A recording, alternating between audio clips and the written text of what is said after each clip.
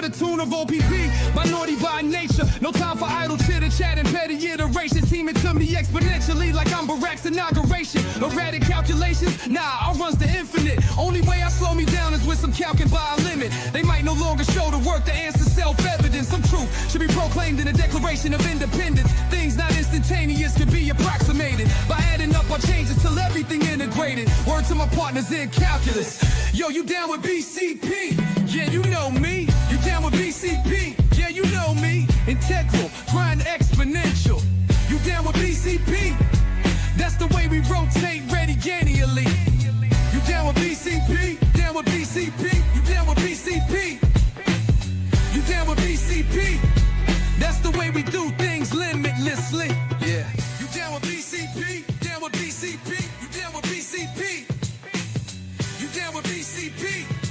That's the way we do things limitlessly. Yeah. You down with BCP? Yeah, you know me. You down with BCP? Let's blow. Switch the flow. What's the 80s dance? Yeah. Respect the pivot, bruh. Yeah, Mean median mode. Accumulate the statistics with my bars each row. Distribute probability depending where you flow. You know what the fucked up thing is? I actually used to be a pretty good dancer for the 90s. I don't believe it. I don't believe it either, Foster. That's why I follow your advice, and I don't believe everything I think. You know what? Good point, man. Good point, dude. You got me on that one. So, was Creighton taking pictures back then? How do you know that I did that to Noah? Like, fuck you, dude. I got my little scoop here.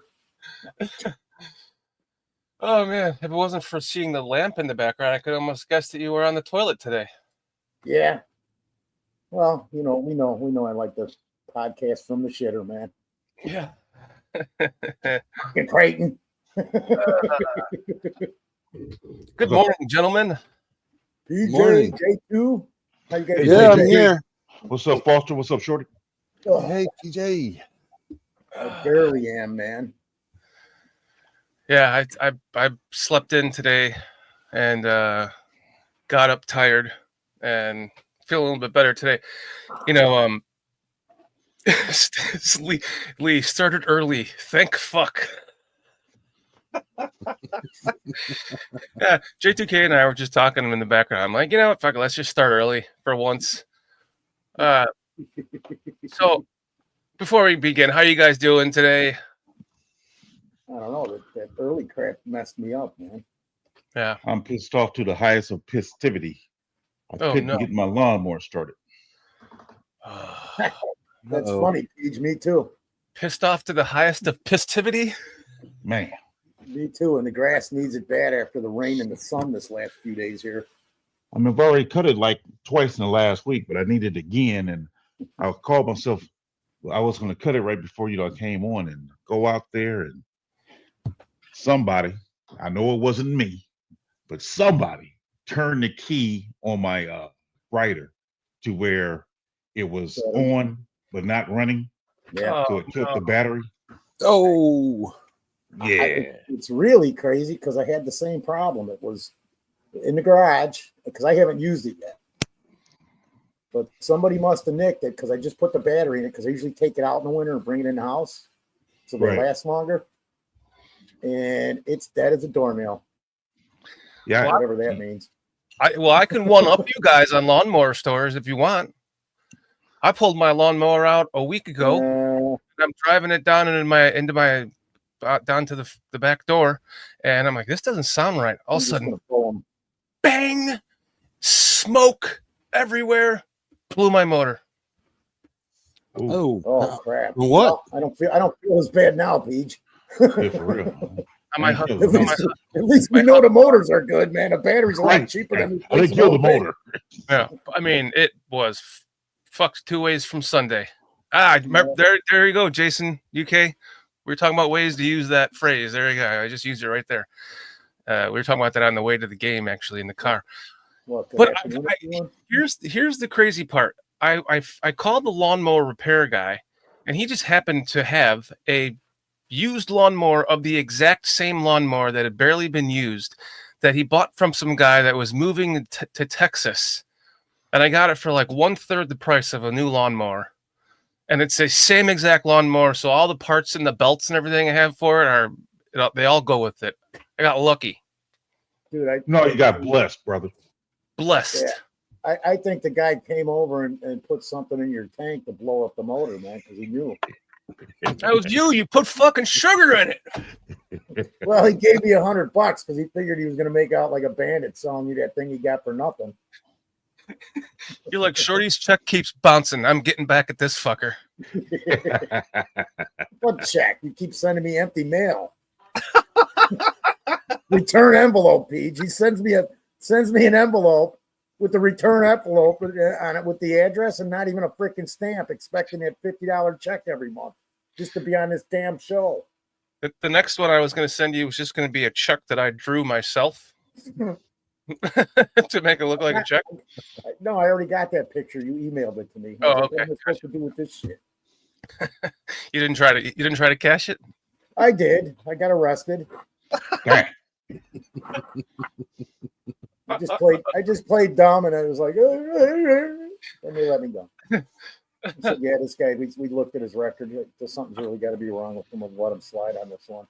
But they're coming after you now, so they'll talk to you. Oh yeah, about okay. you. My doorbell rang yesterday during work. I was worried it might have been them. Well, he told me like Tuesday or Wednesday, so I'm just expecting you not to be here Thursday. What is up, everyone in chat? Squeegee, Chad Speaker, Creighton Wilfong, Tony Moy, Jason UK Bears, Lee Bruin.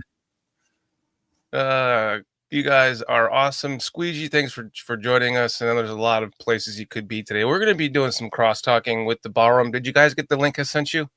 I don't know. Okay, I emailed it to you. I don't know. So later on in the... I know you don't check your emails anymore because you think they're fake checks. Yeah. Yeah. And Creighton, I just wanted to tell Creighton, dude, I didn't convince Washington to cut down the tree. It was a bet, and I lost. Didn't think he was going to do it. Yeah, so we'll be doing some crosstalk, and Aldo will be popping in with us. We'll be leaving one by one individually to go over there and hang out in the barn for a little bit, myself included. That will be fun. And Fieris, what's up? Thanks for joining us. So I feel a little bit better today because A, I got some sleep. B, you guys already cracked me up, so now I'm ready to go. And C, I did my homework last night, and I came to the conclusion why I was so upset about the Luther Burden pick. It's because I didn't even look at wide receivers in this draft because I didn't think we were going to draft one. But had I looked at wide receivers, I would have fallen in love with that guy, and I would have been ecstatic that we drafted him. I mean, what a perfect fit he is for Ben Johnson's offense. I mean, perfect fit for like a little chess piece. Mm-hmm. I'm excited.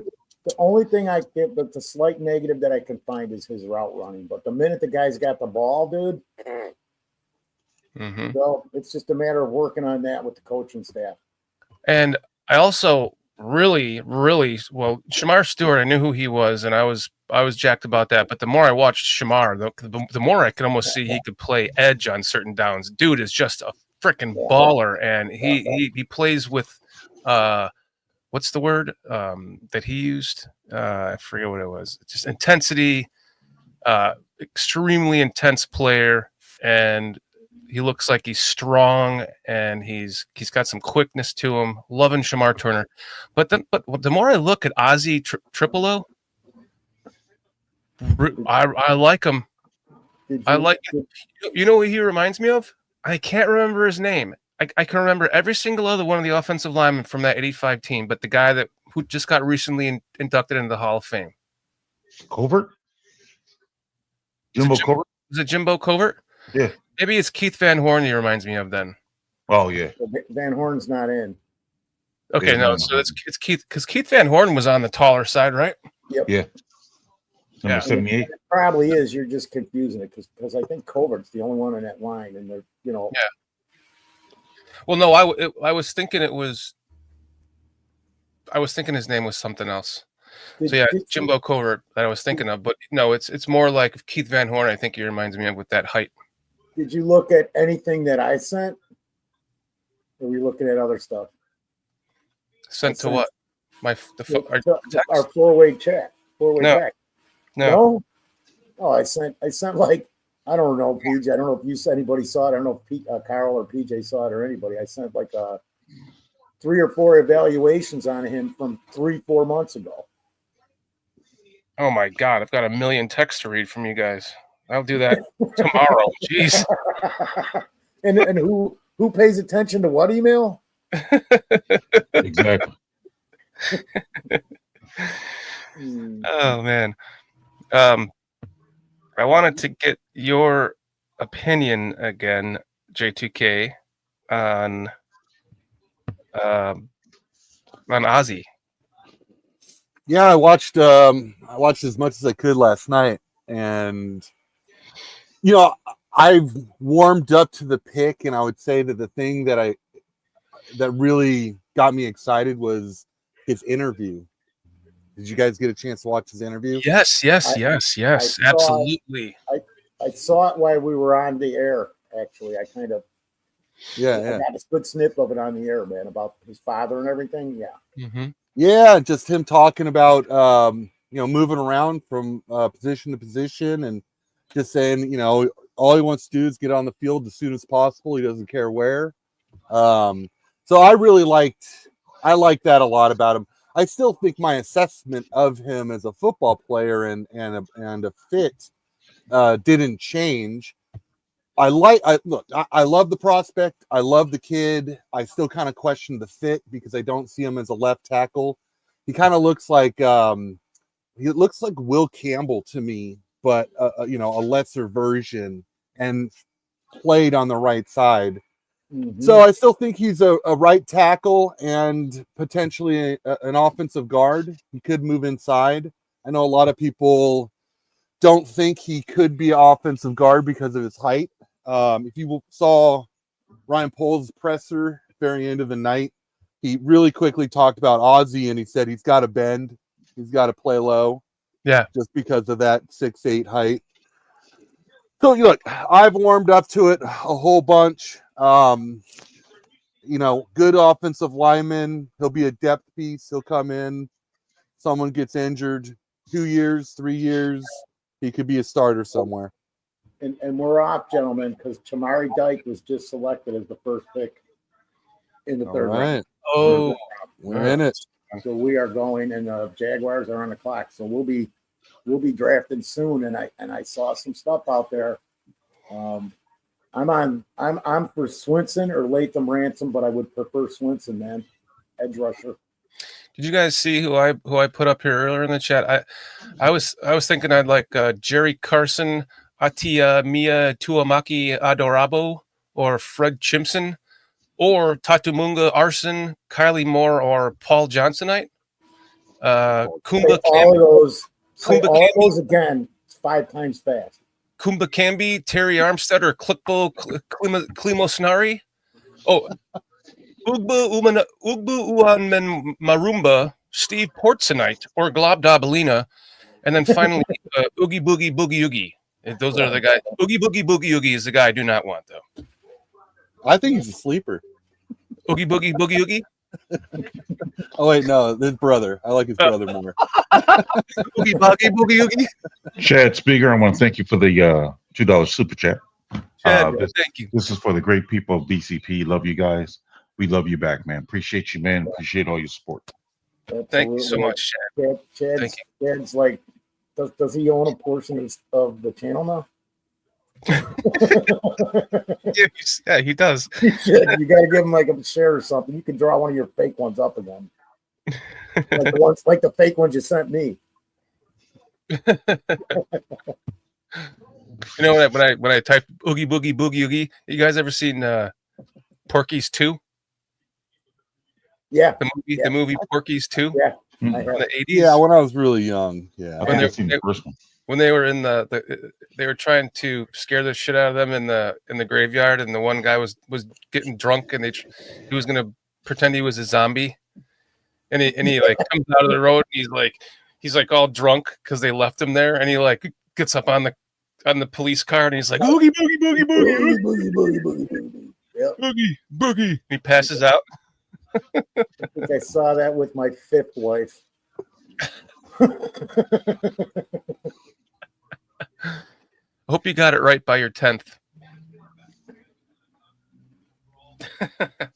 Oh. So what do you guys think, man? What do you think, Pete? Ashton JT? Tootin just What are went. you guys That looking was at? a speed running back. Let's pull up this since J2K was nice enough to put his time into this. Yeah, So does any of this apply to the 4th now? Since we don't have a 5th, do we? Or do we have? Yeah, I mean, we looked at these guys. You know, I could see if they liked someone they looked at around that 5th round range, and you know they're adamant about him, that could move up to a 4th. Hey, Jaden Blue, Jackson Slater. That wouldn't surprise me if those guys went to 4th. Yeah, I really like Jackson Slater and Baron Sorrell from Texas, the edge. Mm-hmm. I think he's a good developmental piece, but yeah, long. But you know, given how this draft has gone, I kind of think that they did a lot more Zoom calls with prospects they're interested in. And they took guys that they didn't even check out, like Luther Burden. Yeah. So I'm wondering if, you know, now that we've seen Ryan Poles in the draft room more and more, he's getting, you know, less of a need to draft his top 30. Another interesting thing about this year was that a ton of these top 30 visits were actually 7th round UDFAs, like far more than the last 2 years. Mm-hmm. So I think that importance of bringing guys in personally has kind of gone down, and they're using that for the back end of the draft. Yeah, I saw a Greg Gabriel post. I'm starting to think that that the Bears use, that Ryan Poles does not talk about the players he's going to draft. He uses it as a smokescreen to talk about players he's not going to draft. Which makes sense. Well, it's sure different from the last couple of years. Obviously, Randall L must have talked to that wide receiver because he was super excited, and when he hopped on the phone with him, said, "I told you," or something like that. Yeah, Scatterboos off the board, guys. Running backs are going. Yes. I don't know. I'd rather take Swenson. I'm in on Swenson right now. Did anybody see Shamar Turner's interview with the press after the Bears, with the Chicago press after? Yeah, it was great. Well, I was like, the guy seemed really like, at first I was like, okay, he doesn't really have much personality, it seems like, or he just doesn't want to be a Bear. So then I watched some other stuff on him. He has a personality. He seems like a really bright kid. It just looks like he was dejected that he went to the 2nd round and kind of had no words. That's what I took from it. Luther Burden you're talking about? I'm sorry, Luther Burden. I said Shamar Turner, didn't I? You sure had me confused. Yeah, Shamar Turner was jacked. Yeah, he was pumped. That was great to see. Yeah. That was great. I thought Burden, I thought he was visibly upset about dropping, and you know, the response to that was he went to go work out and he had his girlfriend run the jugs machine for him. Yeah, 1 o'clock in the morning. Right. So there's a fire there that, you know, he's gonna walk into the draft or into the NFL with a chip on his shoulder, and I like to see that. Me too. Yeah. Yeah, I refuse to give much credence to a person's personality as far as them being an introvert or an extrovert. It doesn't matter to me as long as you can perform. I don't care. Damn it, I knew you were going to say that, PJ. I'm going to keep my mouth shut the rest of the fucking day. I'm just saying. I mean, I think we give too much credit. I mean, credence one way or another. I mean, a person's personality, you can't. I don't know. Okay, allow me to rephrase that. I thought he would have been more excited and had more to say. How about that? Is that better? Okay, choose my words carefully. That sounds better. Okay. But see, I heard the same thing about some other players. That's what I'm saying. I mean, it's not just you, but I hear that a lot. It's like, why are we giving so much credence to a person's personality?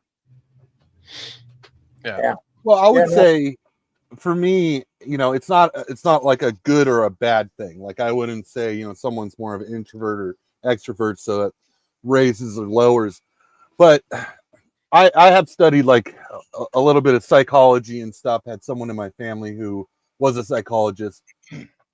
So there's certain ways to kind of interpret how they're going to, attack the aspect of growing in the NFL or getting into the NFL, or when there's success, when there's failure, you kind of see a personality trait and a type and go, oh, I wonder how he's going to respond to this and what he's going to do with it and stuff. Caleb Williams was really interesting to me because I really was curious how he'd respond to failure.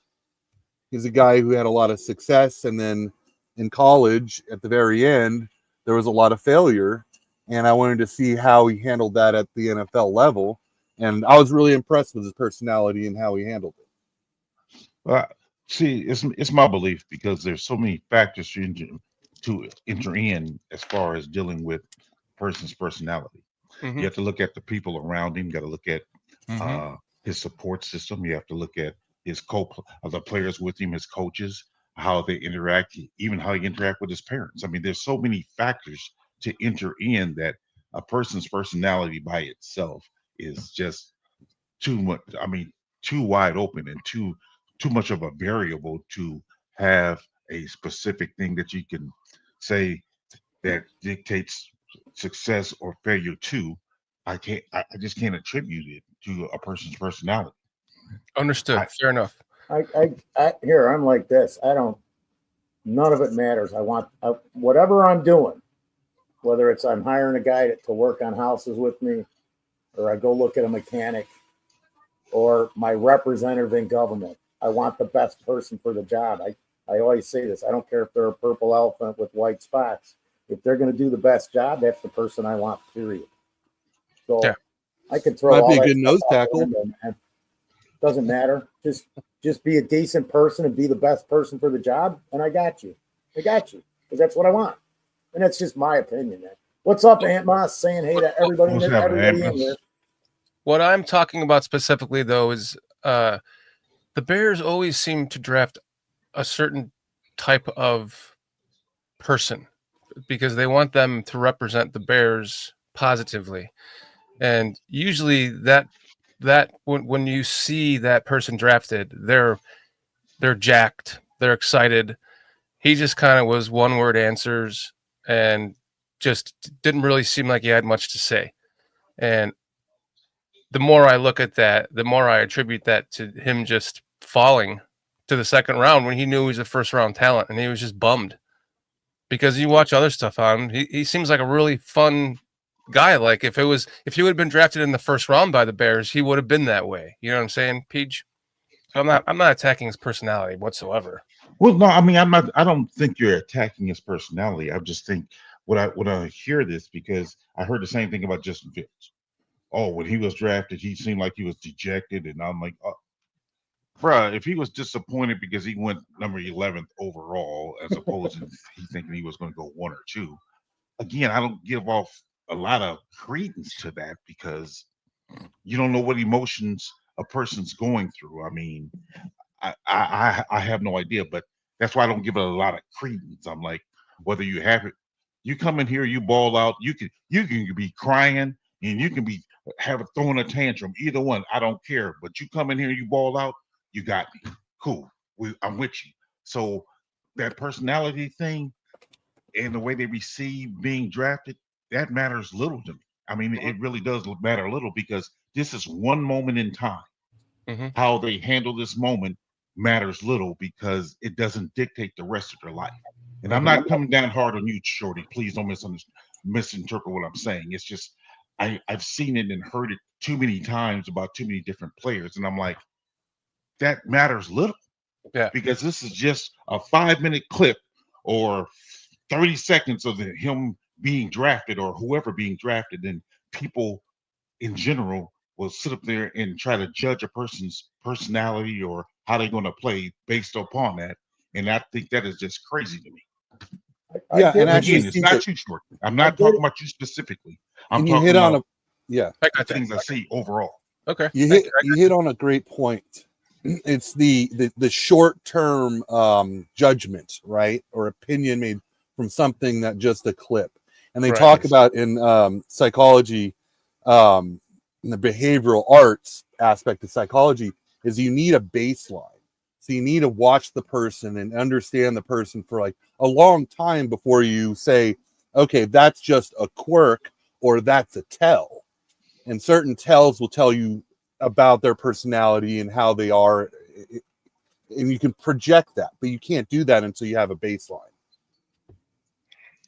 100%. Yeah. I just here's the thing, and people do this because it's talked about. First impressions.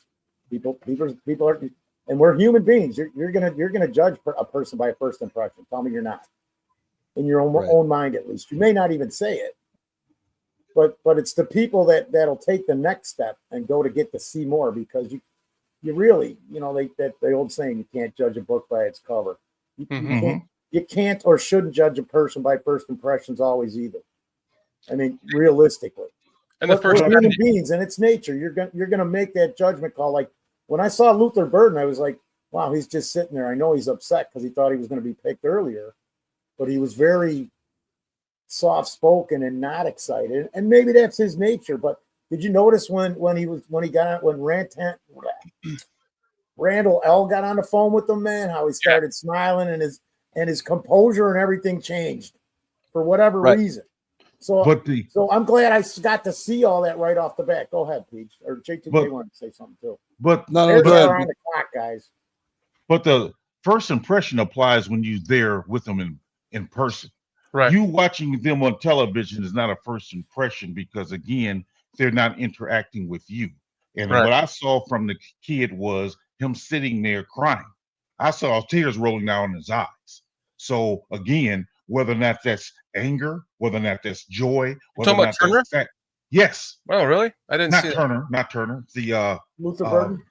Burden, yeah. Oh, I keep getting How mixed. did you see the tears in his eyes? He had sunglasses on. There was a tear rolling down his left cheek. I missed it. Oh, yeah, I saw it. That's what I'm saying. I saw it. That's why I'm saying at work. I can't say if that's joy, sadness, anger, whatever it is. I saw a tear rolling down his cheek. So I'm like, I missed. So again, I mean, that's why I'm not giving a lot of credence to it. I'm like, I don't know what's going on through his head, what things he's got going on. I have no idea, but I saw that tear rolling down his cheek. And even with his sunglasses on. See, now I gotta go back and watch it because that changed. See that? Sorry, Shorty, but that would change my whole perspective. I missed that. Yeah, so absolutely. Yeah. That's why I said the first impressions don't always work either, because you don't know. You don't know. Even if you do meet somebody for the first time in person and their first impression is bad, that person could have got up that morning, spilt his toothpaste on his shirt, didn't know it. He's on his way to work. He dumps his fucking coffee all over inside of his car, comes home, his dog is dead, and his neighbor took a shit on his front porch, and now you're meeting him for the first time. That's not the guy I want to meet for the first time. The Bears have traded the pick, guys. Ooh. J2K put it up. Lee Broom put it up. I was kind of thinking that Thornton Jr. Raiders. I was kind of thinking that might happen. Are they going to get into the fourth now? I'm sure that was an easy trade, because did you see who was still on the board? You had guys that were ranked 80, 90, still on the board here. I'm sorry. Chris Paul. There were so many options at that pick that I don't know how far they went back. So if somebody traded with Buffalo again, wow, what a relationship, huh? Man, damn. I believe they traded back to the original pick. Hold on. What? What? 40? Because they didn't even give it on the TV. Original?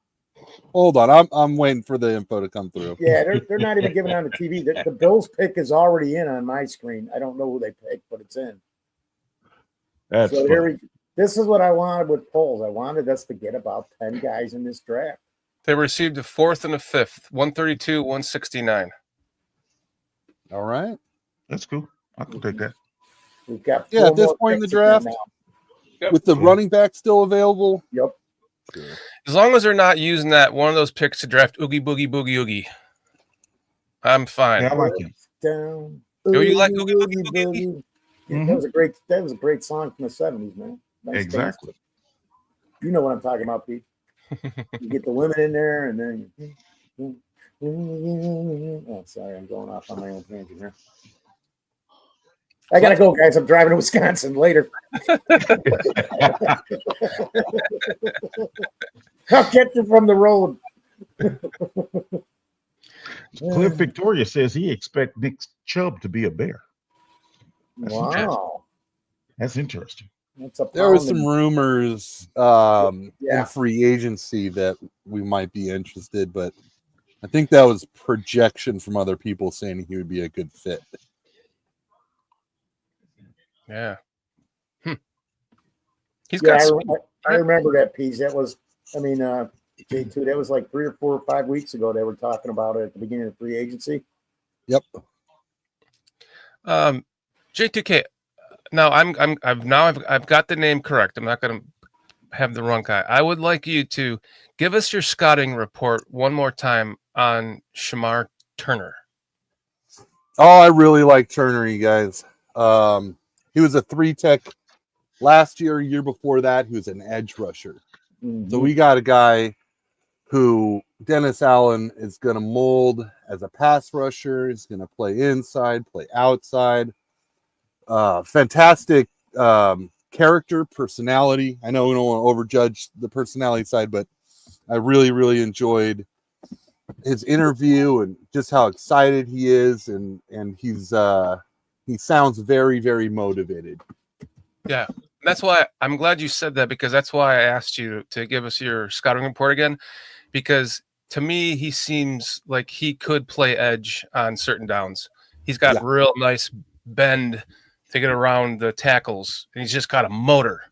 Yeah, motor too. He's quick off the ball, very athletic.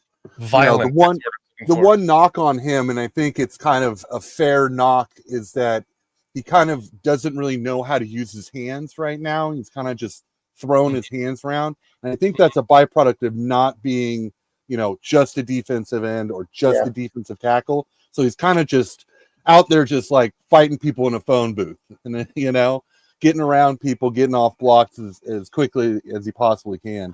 Tell him to come into my school of pass rush. I'll teach him how to use his hands. There you go. And thank you, Ampharius. I appreciate that. Squeegee's saying, yeah, he punched an O-lineman in the junk. so apparently he doesn't know what to do with his hands sometimes, but I'm sure Dennis Allen and the boys will get this straightened out. I would hope. Yeah, so pick 109 was Deontay Walker, defensive tackle out of Kentucky. Yeah, he was huge, right? Yeah. Yeah. 6'7" or something like that. Really, real tall defensive tackle at the Senior Bowl, I remember. Yeah. Yeah. This is one of oh my gosh, what's his name from the Sunday morning Barroom show? No, look at there. Oh, Big on him. He was big on him. He's at the Sunday mornings, the Barfly tailgate show. The dude from Azie. Look, think about this. How I heavy? was high on this guy too. How heavy was William Perry? 308 pounds or something?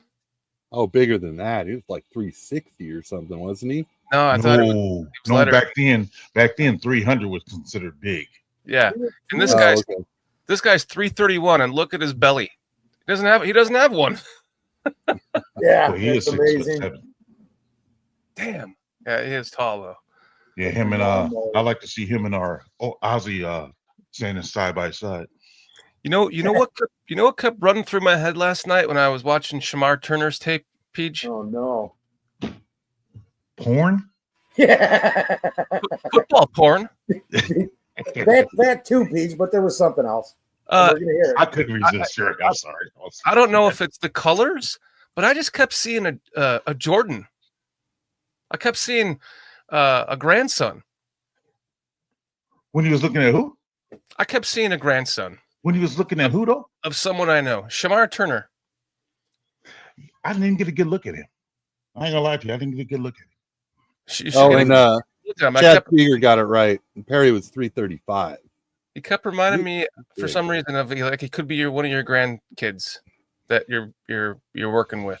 Yeah, but Dan Hampton said, and I got to just throw this in before I forget it. Dan Hampton always said that Fridge was a biscuit away from 350. That's why he got the name Biscuit. I don't know if you guys remember that. Yeah. And Tony He was only Moore what, said 61? and I believe this because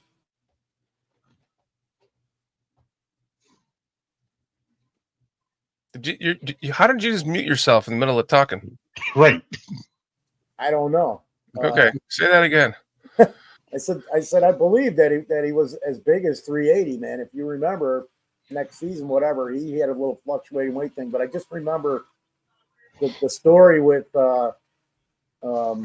Buddy saying he's not an athletic guy, and then they back off the camera, and the guy's jumping from the ground to a table 5 feet off the ground, back and forth. You remember that, Peach? Anybody? Who was that? So he's in the locker room, and they're showing Buddy Ryan saying, this was a wasted draft pick. The guy's not athletic. And then they've got this 5-foot table set up, and Fridge is jumping off the ground onto the table back and forth like nothing. Wow. You don't remember that? No, I don't remember. Oh, that was a big story because they pulled it and said for somebody who's not athletic, for this guy to be able to do this at 350 pounds is amazing. Somebody's got to remember that. Come on, Cliff. You got to remember that. I remember them saying that he was very athletic for him to be his size, but I don't remember that him actually jumping on the table. I don't remember that either. But I remember seeing him run like a freight train when he had a ball in his hand. When a couple of fumble recoveries and stuff. Squeegee said, I do, Foster. It was right on the sideline in front of Ditka. Yeah. I remember, I know there's a drill that, we have players do where they jumping on this like black thing. I'm sure you guys saw it, this like black padded thing that they'll jump on. And they'll stack them higher. Yeah. That's what it was. Yeah. They said the table because it kind of whatever. But it looked, I don't know. I just remember seeing that and I was like, holy shit, I couldn't do that. I couldn't do that at that time and I was 20 years old. Well, 200. I seen this comedian say the other day how getting down from a chair, standing up in a chair after you're 40 is a challenge all by itself. Oh, shit. You said it was a giant block. I hopped on the bed of my truck. I was like, whoa. Right. Getting back down, I was like, whoa. I remember when I used to be able to run. That was fun. Right. I can barely walk anymore, much less run. If I tried to run, my sciatic would give out and I'd go face first. I run every day when I fall down the stairs. And from the police. No. I don't run from the police anymore, dude. You just that ain't happening. That just ain't happening. You lay down and play dead? No, it's amazing now that I quit drinking and doing some of the other dumb shit I do. They usually come here and ask me, hey, Foster, there was a robbery next door. Did you see anything? I'm usually helping them now. It's so backwards for me. They all like me, man. I had one. This is a funny little story. I'll throw it in here where I was. So there's an argument going on. I'm rehanging a garage door right here in my neighborhood, and I know the lady real well. She goes to the same church I go to. So there's an argument. Then her son gets in a fight with this guy arguing in the next yard, and they're literally like fist fighting over the yard. And the cop comes over and he's like, "Hey," he goes, "Man, your parents work really hard for you. This is a nice house. What kind of crap is this?" And I'm like, "I'm sorry, officer. I'm not his father. I'm a friend. These are friends of mine, and I'm saving him a few bucks and making a few bucks. Blah blah blah." And he goes, "Let me get your name." So I tell him Foster, and he goes, "Foster." He goes, "Didn't you used to live over on Fullerton and Geneva?" And I'm going, "Yeah, I'm still there." He scratches his head. He goes, oh, we thought you moved because I haven't been to your house in 6 or 7 years. And I'm like, nah, I just quit drinking. He goes, oh, good for you. That probably explains why we're not at your house every weekend. And we just started cracking up. And now I'm really good friends with the guy who used to hate me. That's hilarious. So people can change, and first impressions are not always what you see. Got a really nice compliment from Amphiaris G2K. Thanks again for your draft analysis. Really helped make this draft extra awesome. Absolutely. 100% agree. 100% Yeah, agree. thank you. 1000%. That is a fact. Alex is my name-o joining us. What's up? I'm so Sorry. I'm so soft right now. We could have had Mike Green, Ursary, and Scadaboo if we never traded back. Well, I was really, really wanting Scadaboo, but after talking about the concussion stuff, I think you kind of shed the light on that a little bit for me. J2K. Yeah, I really wanted that Mike Green. Yeah. Jeez. What, he went in the third round? I think so. Yeah. Raven. Yep, Ravens. Bob Billings. We got we traded for pick 132 and 169. So now we're down here. So that means we have a fourth round pick. We didn't before, right? They just trying to keep us here all day today. That's all. Well, at least they're making it interesting, because it would really suck if we're just going to sit here until the seventh round with no picks. Yeah, that's true. It's not like I got to cut my grass or anything. Yeah. Well, you do. Or did you get it cut? No. So you Well, it's do gonna that. take you extra long now. You got to use scissors. First, you got to fix the lawnmower. First, you got to get the battery straightened out. Yeah. Get down there on the ground. Hey, Hey. Foster, where you at? The only time Peach needs me to help him do something, and I'm not there. Jeez. You ever tried to use scissors? My weed whacker broke, and I was like getting really irritated with this one spot of weeds. I tried to use scissors, and it doesn't work. No. I'm No. thinking I've of just never getting a tried that. goat. I'm thinking of just getting a goat, and then I'll run down the block and see if the neighbors need their back lawn done and just pay me to let me use my goat. Let's see. Alex Dynamo said, if we ended up with DJ Giddens, Devin Neal, or Damian Martinez, I'll be happy, particularly in that order.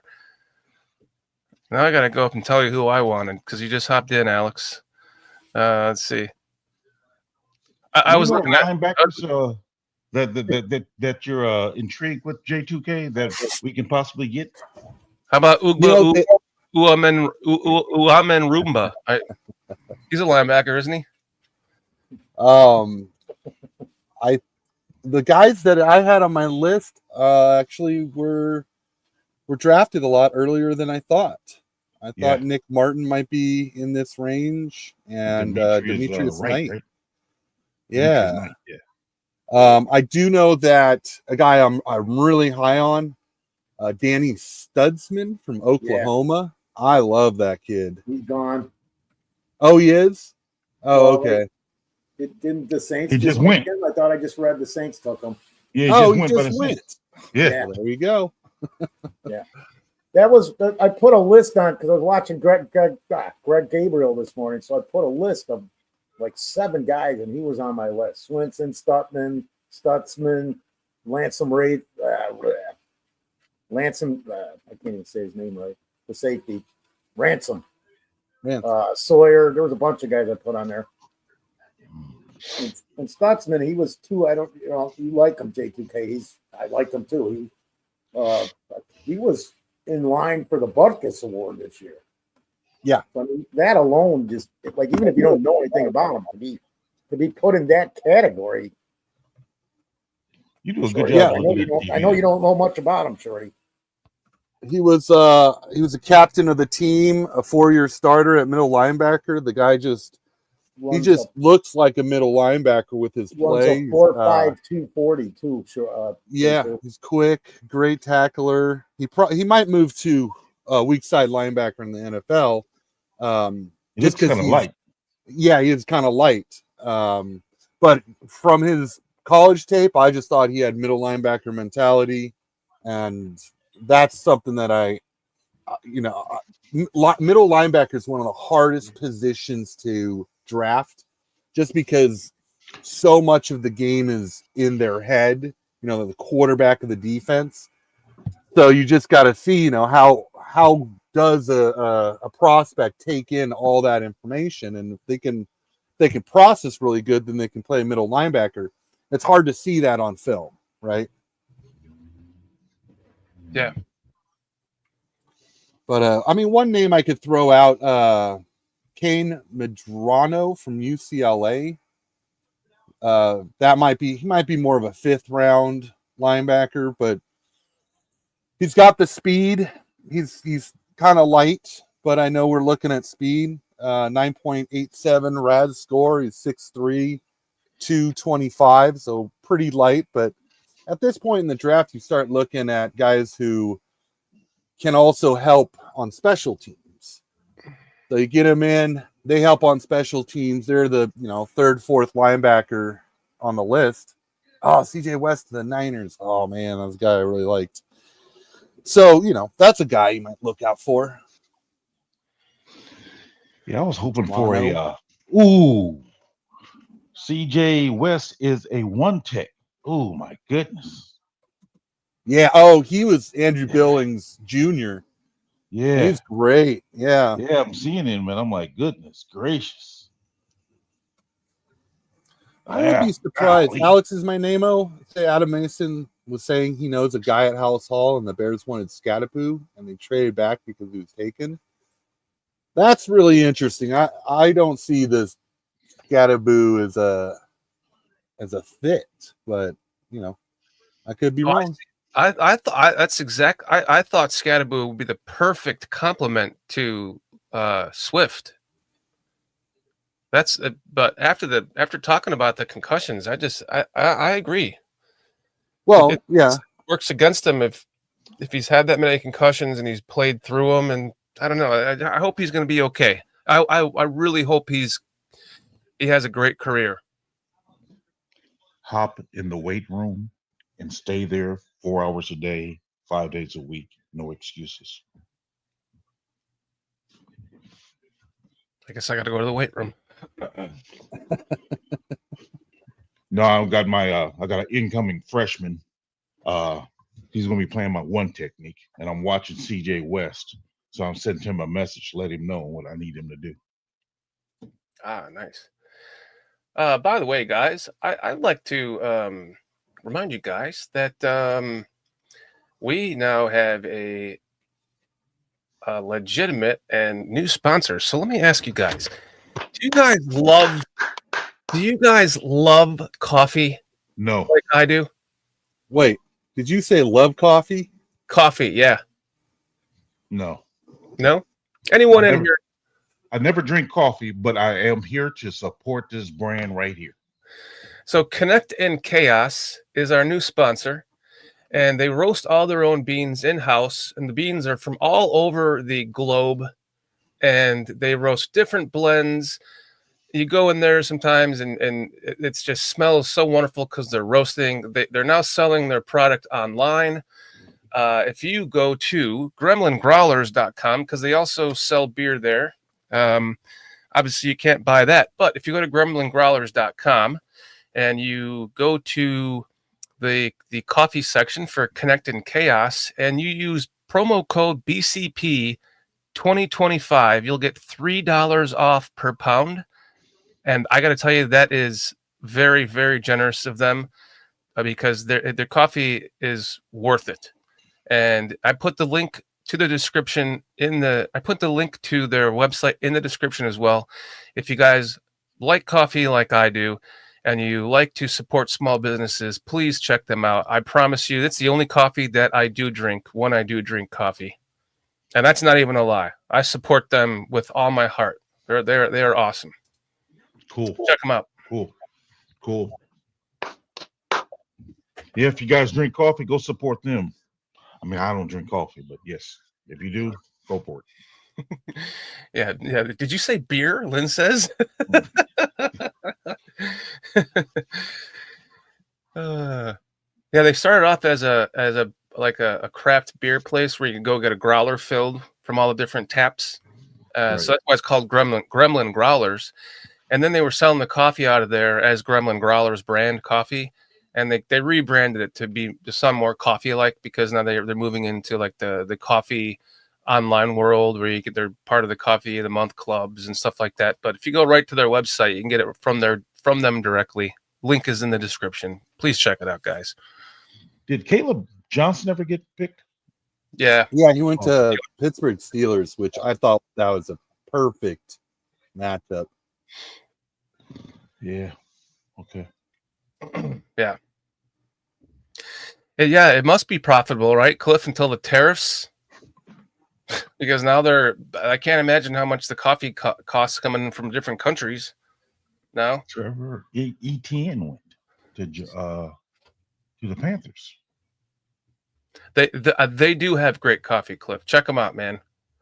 Check them out. Please do if you like coffee. I always get the whole beans and just grind them myself. What do you think about Trevor Etienne there, K2K?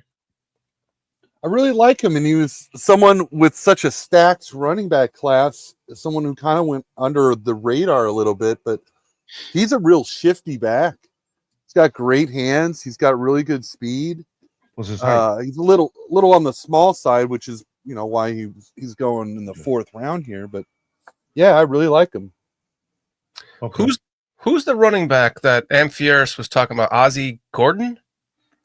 Azie Gordon, yeah, he was actually in conversation for potential Heisman going into the season, and he didn't have the season I think he wanted to. He's a good running back. I didn't see the Heisman hype necessarily with him, but he had good size and decent speed. I think this running back class is just so deep that if you're not at the very top, you kind of fall into this whole group at the bottom. But yeah, he's 6'2", 225. I think he plays faster than he timed. Yeah, he's an option, but I think Poles or Ben Johnson's looking for more of a athletic type, an athlete at running back than a guy who runs over people. I know a lot of people want a compliment to Swift, but judging by who they've kind of looked at, and Brashard Smith seems like a match made in heaven for the Bears. So I'm kind of expecting that guy to be the pick. Oh man, I kind of wanted Cody Seidman, man. Dang. See, he went to the Cardinals, linebacker out of Ohio State. Oh, he went to the Cardinals, linebacker. Yeah, I kind of wanted him, man. Brashard Smith, what's his 40? Oh, he ran really fast at the combine. I think it was a 4.38. Holy but cow!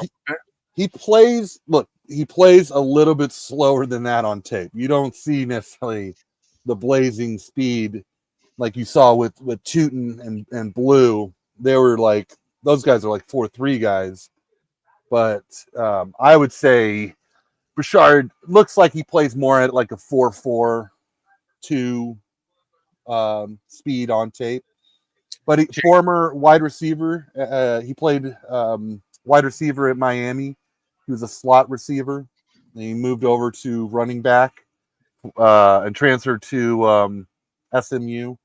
He had 1,400 yards and like 14 touchdowns in his only running back season in college. He's a kick returner, so he really navigates space really well. Great kid, too. Great personality. I'm looking at. Correct me if I'm wrong. Isn't the Cardinals just drafted 4 straight defensive players in their draft? Is Jordan Birch outside linebacker, edge rusher? Am I correct, J2K? I think so. They also drafted Walter Nolan. Yeah. And the cornerback out of Michigan. Oh yes, Will Johnson. Yep. Yeah, and then they just drafted my guy out of Ohio State. So they went 4 straight defensive players. Yeah. Yes, Wow. they did. Fixing that defense. I'm watching some Jaden Blue as you guys are talking, and yeah, Yeah, Jaden Blue, he's a speedster. I know we were at the pro day, or our running back coach, Eric Bieniemy, was at the pro day, so that's a potential conversation they might have had. He had front row seats to him. Yeah, I love Jaden Blue. I think the limited carries was a little bit of a concern because you just didn't get to see enough of him, enough tape. But he's very quick. So yeah, I mean he's option 2 back in this big Good round. call there, Tony Moy. He said that the Eagles and Bills. Bills did the same thing, drafting defense. yeah, Jeez. man. And we're doing the opposite. No, I'm just playing. Yeah, it's very much interesting. Very much a Ben Johnson draft, right? For sure. You can tell they're trying to load him up with toys. Toys. Yep. You got to kind of even it out, though. I want a balanced team. Yeah. Well, that's why I like the Shamar Turner pick, is because we basically got an edge and D tackle in one pick.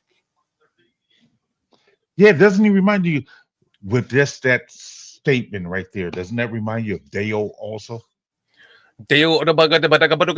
Yes, but also very different body type. Right. I agree. Deo's tall and long, and Right. Shamir is more compact and quick off the snap, where Deo's a little longer legs and longer limbs, kind of a thing. That's the biggest thing I try to teach my players is quick off the snap. But go ahead. I'm sorry. Yeah. Oh, absolutely. It's a huge thing for me. So that's why I liked Turner. I also like Norman Lott, just that quickness off the snap. And actually, I had Norman Lott above Turner as a 3-tech, but I got to thinking last night about Turner playing defensive end with Dennis Allen, moonlighting and going back and forth and stuff. And now I think I like the pick more because of the fact that he's so versatile. Yeah. Good point, Lee Bruin. Dale Turner as well as Dexter. Is that who's Booker? I'm sorry, who's Booker? Oh yeah, Booker. Okay, yeah, Booker. All right. Guard. Yes, we have guys that can move inside and outside, and it's just it's going to be get the best pass rushers onto the field in a obvious passing situation.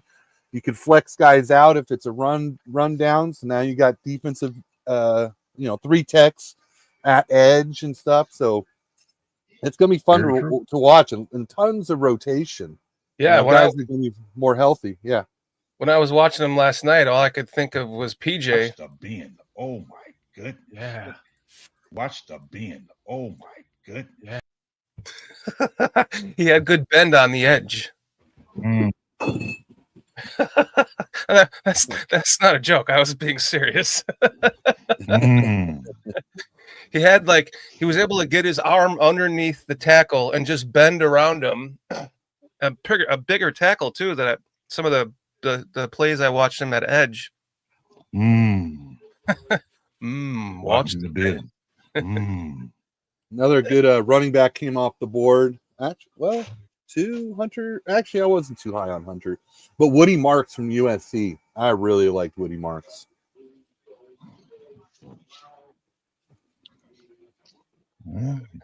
Got good size. Well, watch how I say that. He has interesting size to him. Where? 5'10", 207. Woody Marks. So you're looking at? That sounds familiar, huh?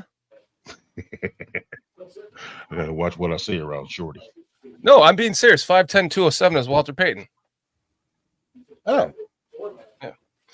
Yeah. After who was it that Foster was talking about from Jackson State. Mullings?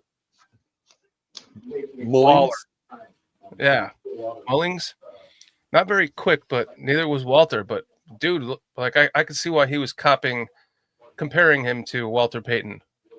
Obviously from Jackson State too, makes that easier. But the dude runs through people. Tony Moy, bin size and long tie. I see you, Tony Moy. I see. Ben size and long. What does guys have such long ties for? Oh, I should have. If this wasn't such a marathon, I would have made a clip of that. Oh man. I'm just saying, man. I remember getting talked about for wearing my tie long once, so it stands out to me now as a young man. Someone pointed that out, said your tie is not supposed to go beyond your belt line. Yeah. I'm sure it was just it just looked like it was that way because they were sitting down, right? Had to be. Nah, man, those ties was long, bro. I was like, jeez. So Atlanta got a pretty good player here with Billy Bowman, someone who is mocked to the Bears as a potential safety fit. And I know Atlanta already has a really good safety, so that's going to be a very good pairing. Yeah, you are right though. They could Coach Johnson could have used that tie as a drippy dick, right? Oh, just kept going all the way into his underwear.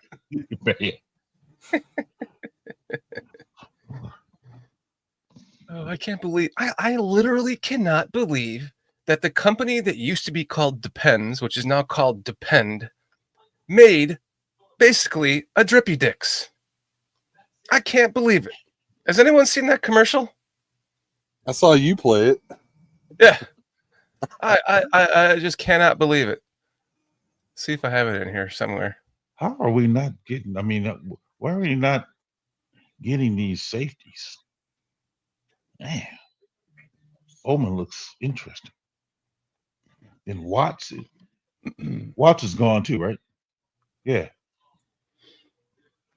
Is Watts gone? I thought he fell, unless he was drafted today. Hold on. Was he taken by the Falcons? Falcons took Billy Bowman. Let me go and look at safety here. Oh, that's best available. No, it looks like he did get drafted somewhere. Jeez. Because he's not on best available. Man.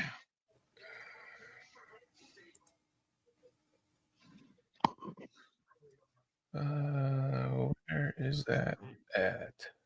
Barrett Carter, speed linebacker.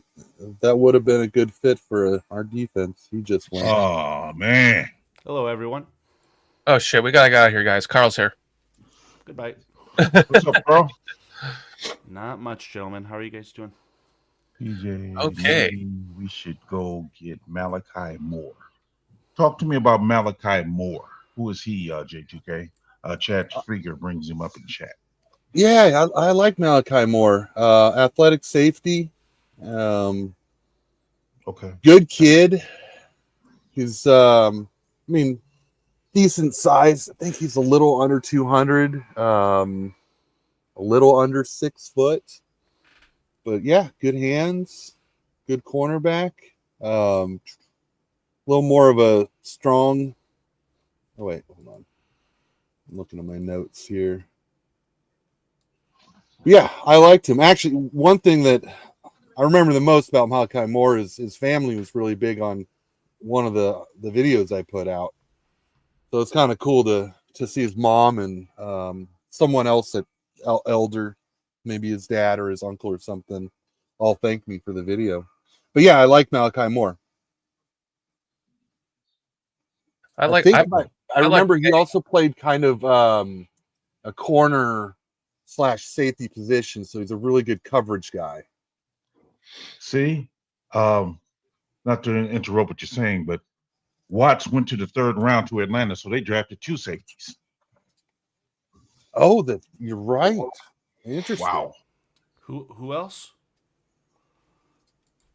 You said they drafted a safety, PJ, a second safety? Yeah. Who else did Atlanta draft? They just drafted one just now, Oh. not too long ago. It was Billy it's only- Bowman. Here we These- go with the depends. These fucking thieves. These thieves. They're gonna thieve this video by claiming an ad on it. Nah, I've already played it before. These thieves. I should sue them. I should sue them. You wouldn't be able to, No, unless you got the government on your fun side. out of it. Titans get Gunnar Helm. That's a good pick. Yeah, that's another good name. Gunnar Helm. Anyone That's the named tight end that? I wanted the Bears to get. I can't believe you're Yeah, so. Billy Bowman and Watts both at Atlanta. Are you feeling better about Loveland now? Yeah, I mean, just from the optics of my favorite college player, or a player from my favorite college team going to my favorite NFL team, I love that. But did we talk at all about the picks yesterday? I mean, I strongly prefer the Luther Burden pick to Loveland.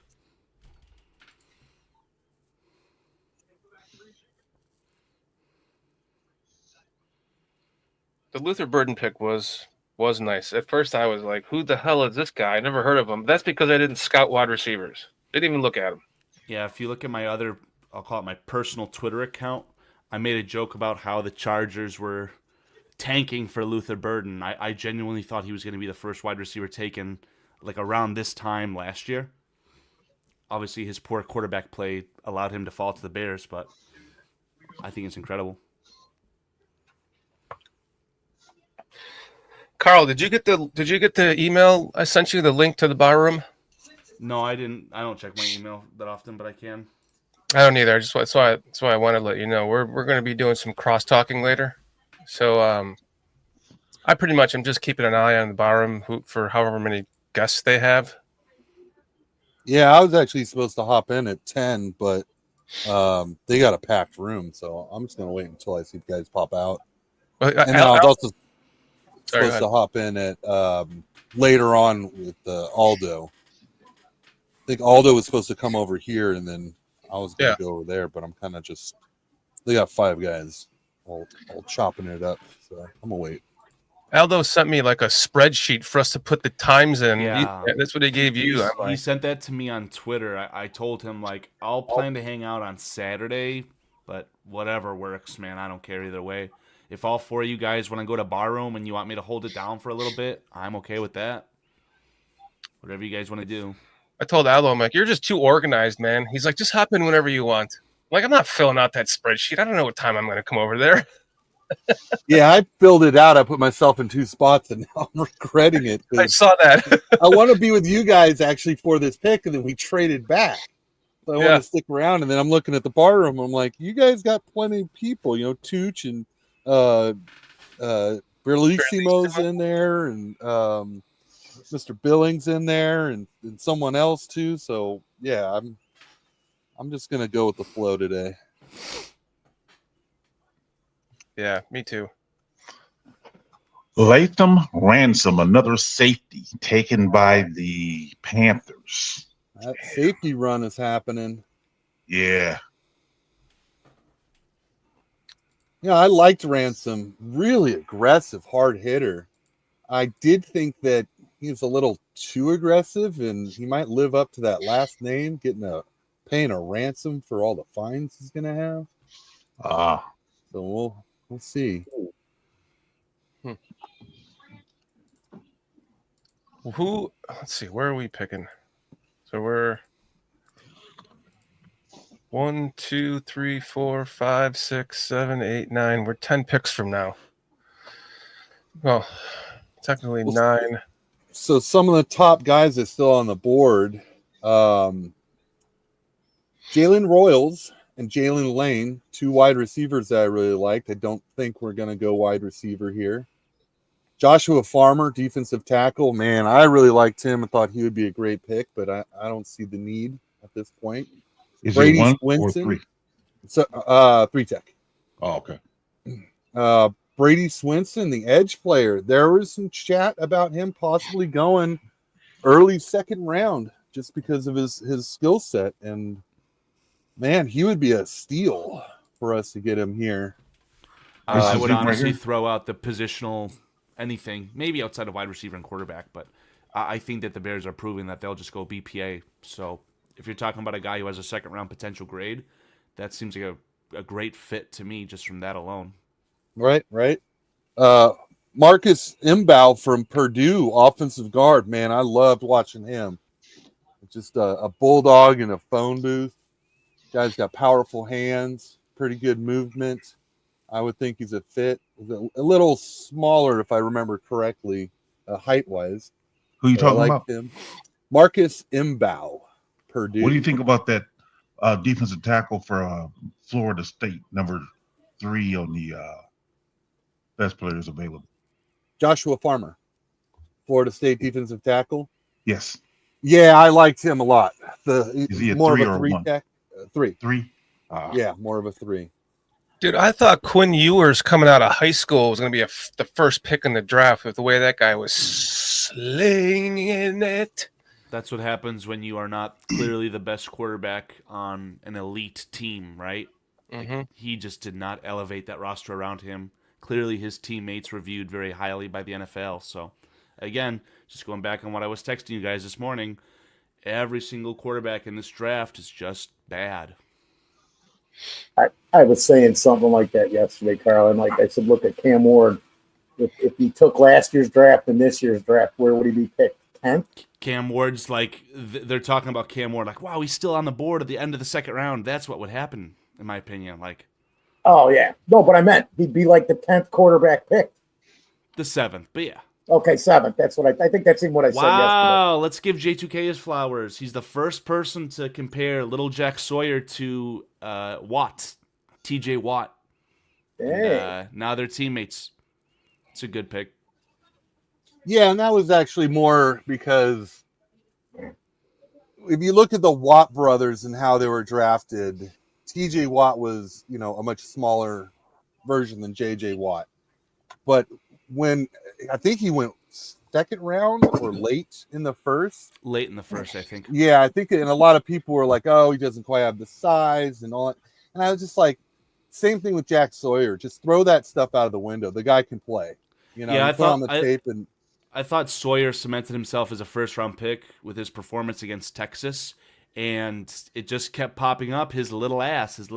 So I don't know if he's going to be doing a lot of training or get a BBL. I don't know what he's going to do in his rookie year, but the kid can play football. There's no doubt. Oh, I was wrong. Who's the safety that went in the first or second round? I thought it was Malachi Moore. Starks. Malachi Starks. So there's 2 Malachis. Starks went to Georgia, right? Yeah, so Malachi Moore was the guy that I was. Green Bay pick is in. Let's check Twitter. Is that Shador? No, I don't think so. What'd you guys think if we took Shador? It'd just be the opposite of what I feel about this coaching staff. It would just really turn my opinion on that staff upside down. Just to develop him and trade him. I wouldn't even take Yeah, Sanders but just at go the Mr. logic. Irrelevant. Why waste your time on that? You've got 3 quarterbacks already, dude. Yeah. We're not, Yeah, I don't we're see not the in fit. market. And then It would be a deterrent to Yeah. the it wouldn't be cause. good for Caleb or any of the other guys on the offense. Yeah, I mean, all it would take is we literally saw this fan base. I think part of that fan base is on the screen right now, chanting, "Sell the team, sell the team." What happens if Caleb Williams throws 2 interceptions in one game? This fan base would just be, you cannot do that. Cannot do that. Carl, that will happen someday at some point. Watch. It'll happen this year. Okay. See, there you go. But I mean, I'm not going to be like the Seattle game, dude, when we were literally sitting in that game. Remember, Shorty? Yep. Sell the team. Yep. Sell the team. And then a great play and everybody's cheering. And I'm like, Still sell the team. Still sell the team. It was hilarious. And they get 2 first downs on 4th downs, and we're still chatting it. Still sell the team. What do you think about Jalen Reed at our next pick? Who's that kid? J2K. Oh, I know what Jaquan Brisker feels about him. What's that? They're not legit teammates, but they're from the same school, same position. He would love that. He was, I don't know who he was tweeting at. It was either him or the other safety. He said, they sleep, essentially saying it's a steal if you draft him. Packers took Baron Sorrell, the edge out of Texas. So we're getting no-name defensive players from Texas before their starting quarterback. So, again. That was a guy that came in for a top 30 visit. I was going to say, that's not a no-name, Carl. That's actually a good pick. You know that I'm being silly here when I say that. He's walking out. And Shorty, to answer your question you asked me about Jalen Reed, I really liked him. He's a little bit on the short side. He's not quite 6 foot, but got great speed. He's a good hitter. I think he was like 210, so he's a little bit light, but yeah, I really liked him as a player from what I watched.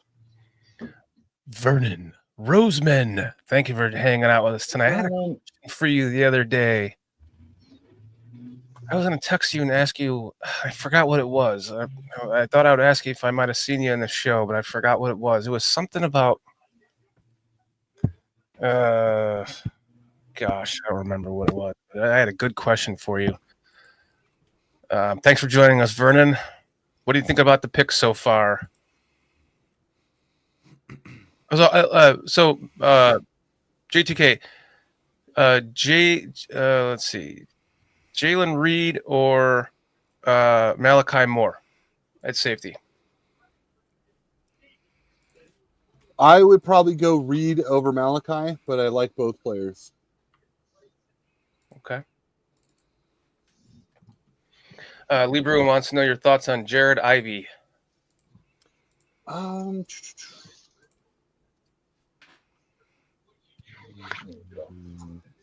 Did you stump him, Lee?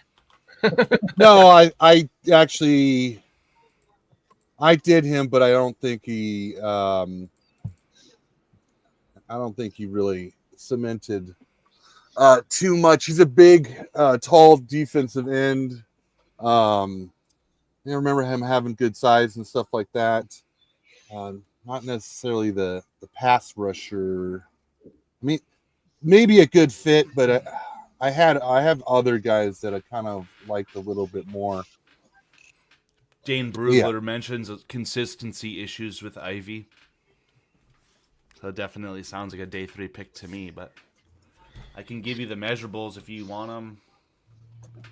Yeah, I think it was he's 6'5", 6'5" and 7, whatever that is, 7 quarters or 7/12. I don't know what it is. 274. He's almost 24 years of age, 23 and a half.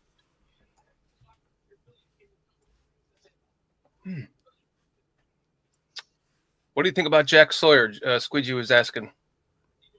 Good player. I loved Jack Sawyer. Throw out the measurables, just look at the tape. Mm-hmm. Kid can play. And going to Pittsburgh, that's a great pairing on that defense. And he's kind of has that. They took a Nate Herbage a couple years ago from Wisconsin. And he was an edge, and he kind of started off really hot in his rookie year. And I think Sawyer kind of had some similarities to that, so I think he'll find some time to play. Steelers took Derek Harmon too, right? So in a perfect world, they drafted Cameron Hayward's replacement and TJ Watt's replacement, but we'll see about that. TJ Watt's replacement? I said in a perfect world. You mean future replacement? I'm kind of I'm not poking fun at J2K. I'm just highlighting J2K had made that comparison, or he said he heard that comparison, right? So again, no, it was my comparison, but it wasn't for a player comp. It was more how people treated the shorter arms and the smaller stature of an edge rusher. But when you throw out the numbers, you look at the tape and you go, this guy can play edge, like just throw out those numbers. When Jack Sawyer not having the arm length, not having the size, throw out that tape like people should have with TJ Watt. TJ Watt, I thought, should have gone much, much higher based on his tape, and I thought he fell due to just measurables. And Same I don't thing know with anything Jack about Sawyer. Yeah. Different players, but there's a commonality there. I don't know anything about TJ Watt's situation. I think he went to Wisconsin too, right? I can tell you Jack Sawyer was surrounded with elite talent on that defense, so that's probably why he fell to day 3.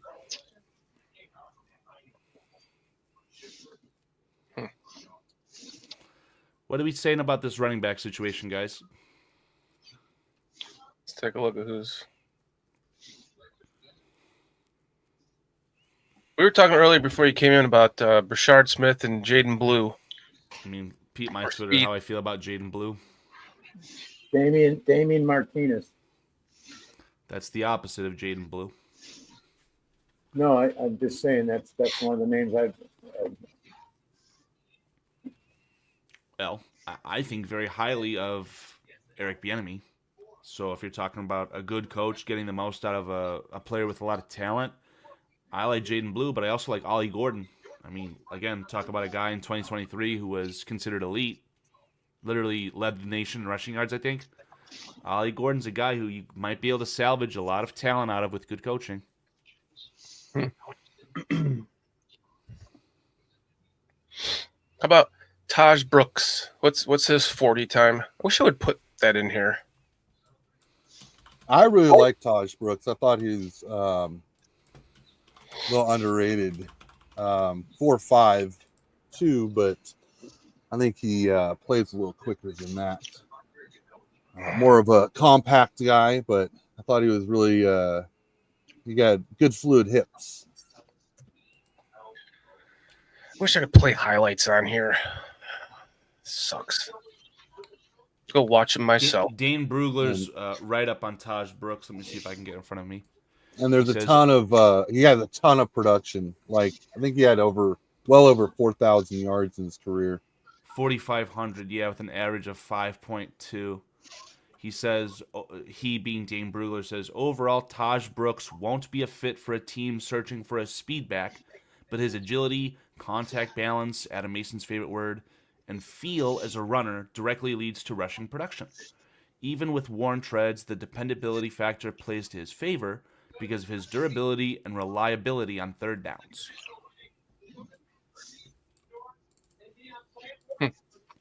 I like Taj Brooks. Yeah, I mean, I agree with that write-up.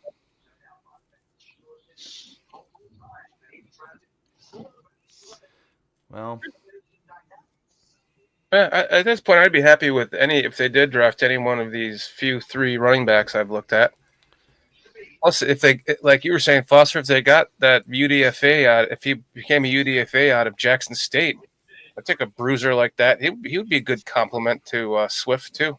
well, there's a player on that list that is no longer available, and the Cleveland Browns really studied what was happening at Columbus. So,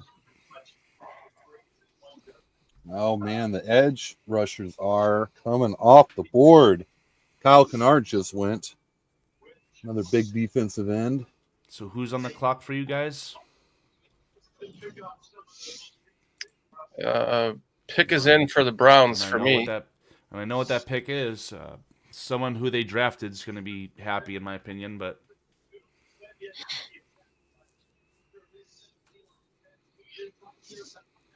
The Yeah, they Browns. took Dylan Sampson.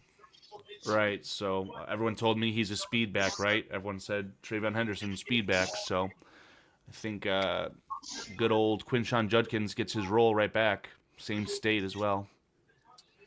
The Cleveland Browns turning great potential players into busts, player by player. Yeah, the only difference there, saying Dylan Sampson struggles in pass pro. So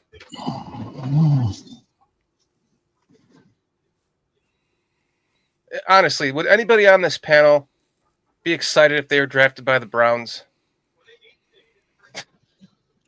I mean, the mere Yeah, fact that they're you gonna get get a new drafted is stadium. exciting. I would, if anybody would ever draft me, because it'll never happen. I'd turn into Cedric Benson and start crying. And Wow. but my biggest problem is I'll never be in the Baseball Hall of Fame because I'm on steroids. I mean, hot take: baseball was better with steroids, but That's the first time when I had to jump off. I had to take my steroids because I don't feel like dying. At least not today. what are I you? like Are you what Squeegee- foreshadowing BCP's next guest, Barry Bonds? Like, what's going on here?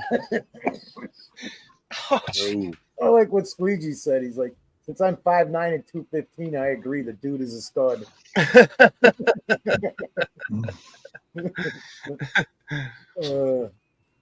So Jalen Travis, offensive tackle from Iowa State, just went to the Colts. Colts, This guy's a yeah. monster. There's like 4, I think, offensive tackles in this draft that are 6'7" or taller. Have the Skins taken it back yet? And that guy's really smart, J2K, because he was playing at Princeton before he went to Iowa State.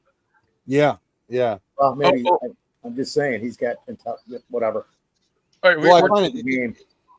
I find it interesting because we took Azie, who also was one of these, mammoth offensive tackles, and I'm not sure, how big of a gap there is between Azie and Jalen Travis, but I've warmed up to the Azie pick. I like it now.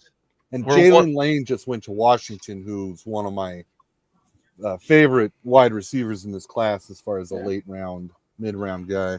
I want to get to this before it happens because I can always predict who the Ravens are going to draft. So, who do you think is a fit for the Ravens? It's got to be defensive Jalen Reed. player has serious allegations or character concerns. Any of those guys left, J2K?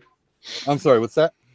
Are there any defensive players on the board who have serious allegations against them or character concerns?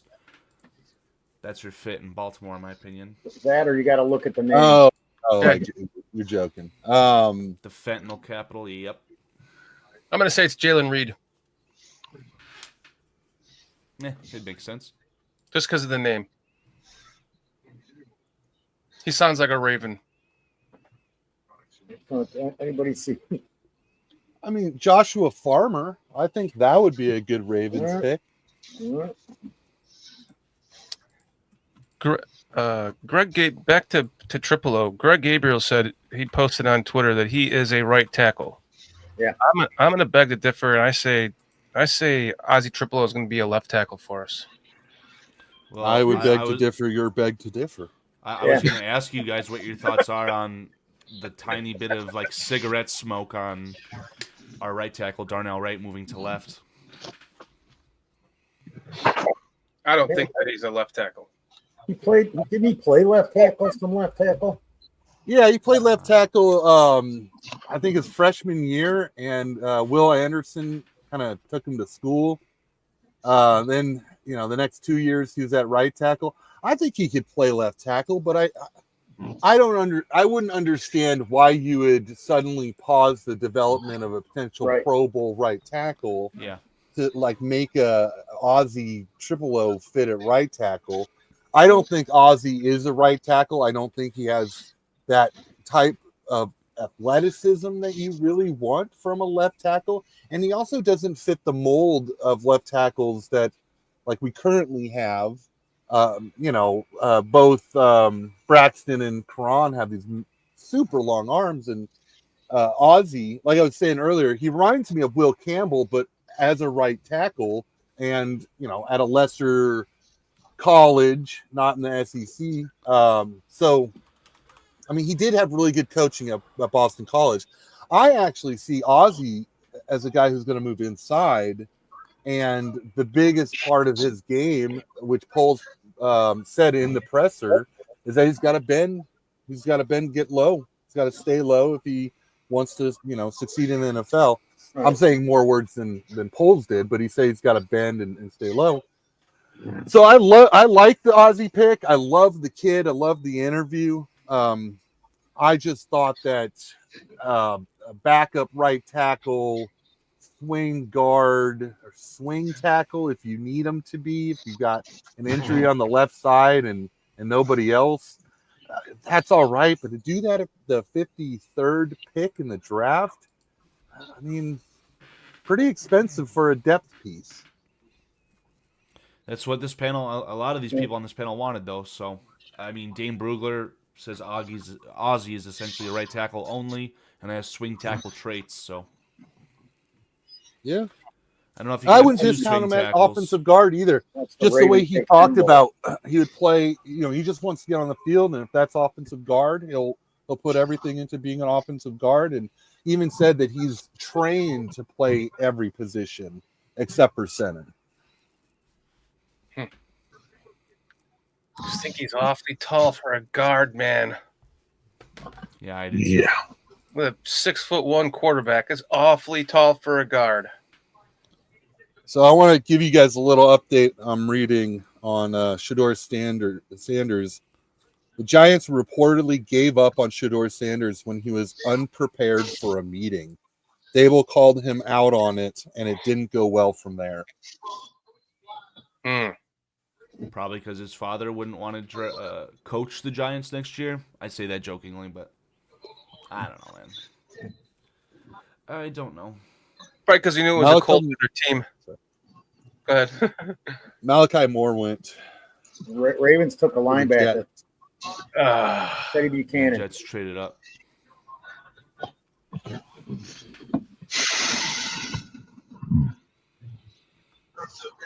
Who's the best available coming up here for us then? So I want to go back to Azie again. That's what I'm going to call him from now on, is Azie. So I was doing some research last night laying in bed. I actually sent all you guys, I don't know, 3 or 4 things on him. And there's a channel called the Draft Scout or something. I sent it to you guys. I think it was one of the first ones I sent. I like the Draft Scout. Yeah, he didn't get into.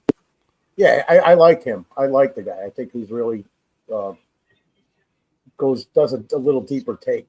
He didn't even show any highlights. What he did was he was sitting there talking about him, and he believes because Ozzy's played right tackle, left tackle, and right guard in games.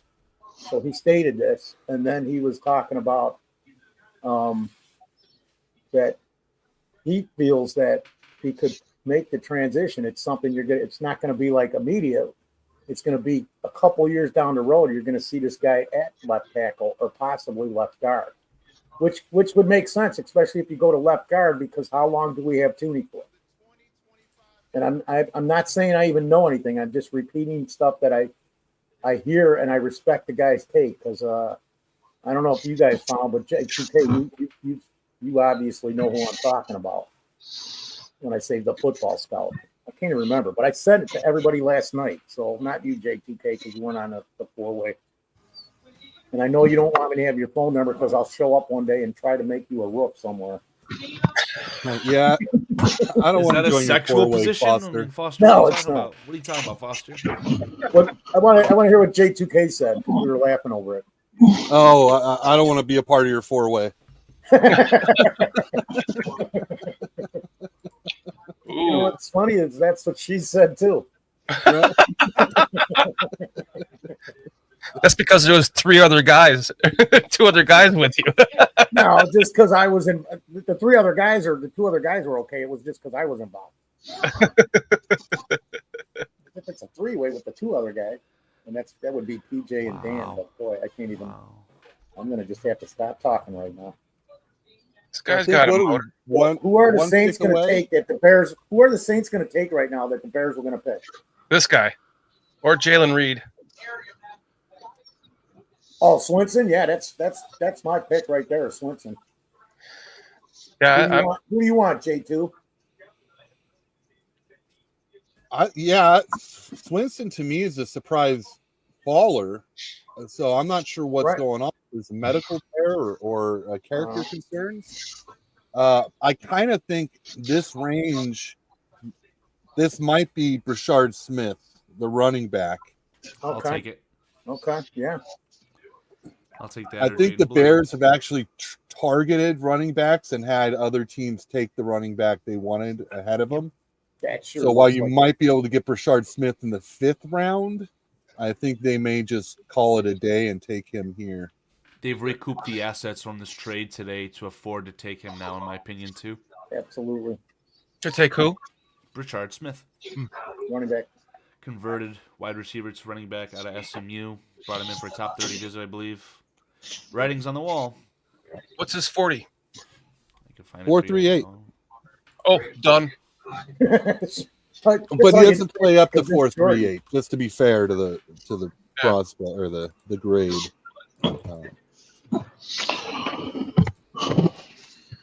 So the Saints pick is in, and it's neither one of those guys. At least I think I might be wrong. Let me see. Bears are on the clock, but I don't see the Saints pick yet. Yeah, I haven't found it either. Quincy Riley, cornerback. Oh, yes. This is going to be interesting.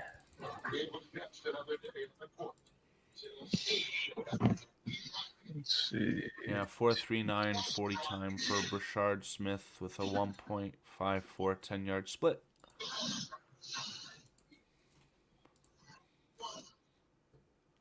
Got the 10th pick in the 5th round. Nice. All right, Bears on the clock. Let's go.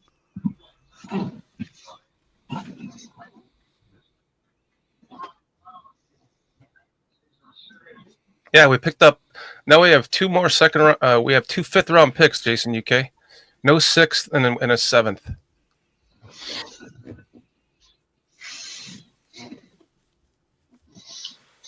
Yeah, nothing's happened yet, Jason. So you didn't miss anything because the trade down. Well, that's something that happened, but yeah, Well, yeah. picks have been made. You missed that we got extra picks.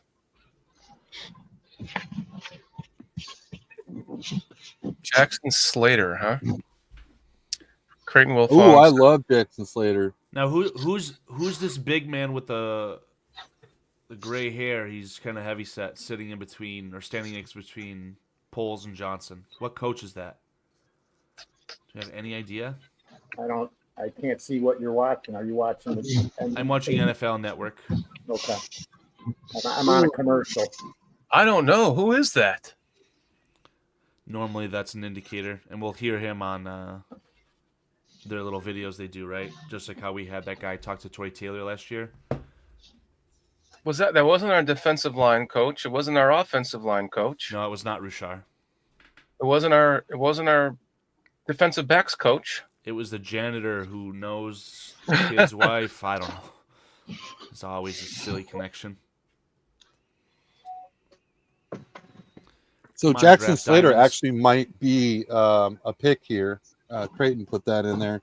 He was a visit, and man, I really liked his play. I might be a little surprised because, I think Azie can play interior, but Jackson Slater was a guy who left guard, mauler. I mean, pretty athletic for being a mauler and this much further down the draft board. Very compact build. I think there's nothing I didn't like from what I saw from Jackson Slater. Just a dog out there. So definitely a What good does this woman backup have piece to of say? Booney. So Here we go. we'll see.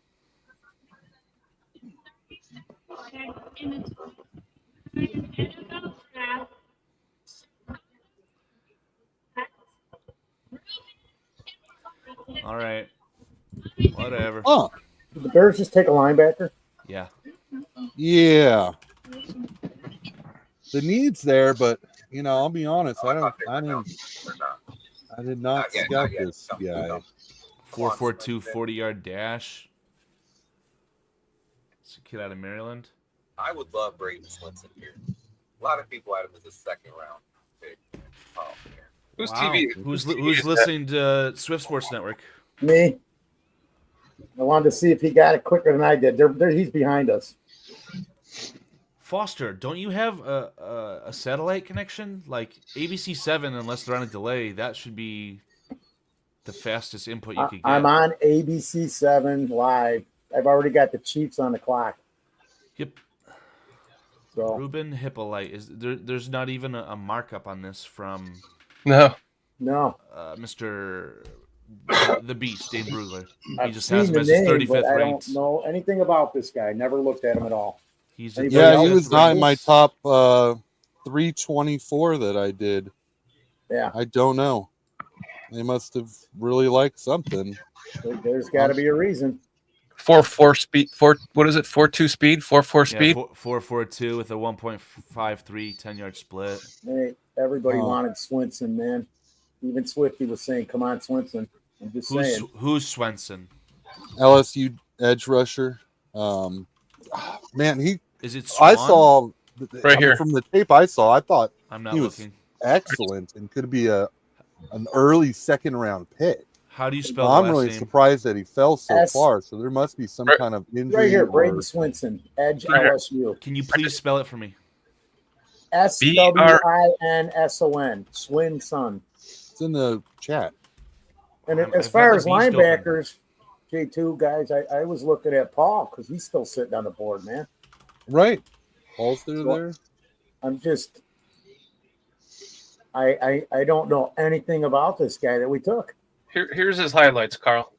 I'm reading the Beast, guys. Braden Swinson is the 17th ranked edge by Dane Brugler, a 3rd round grade. So I don't know why we're passing up on this. That's everybody's talking about it over on Swifties and in our own chat. How many people? Jason said, "I want Swinson." I just saw it. 6'3", 255. Is that the large edge that apparently Yes. Mr. Dennis Allen likes? Yes. Oh, well, no, it's not him. We took a linebacker. Another instead. one of these. He failed at Oregon, transferred to LSU. He actually had 8.5 sacks this year. You know, His we got. arrow's clearly pointing up. Why are we passing on a player like this? I don't know. Even and this is T Roy, who's watching us on X, Twitter, is in our chat.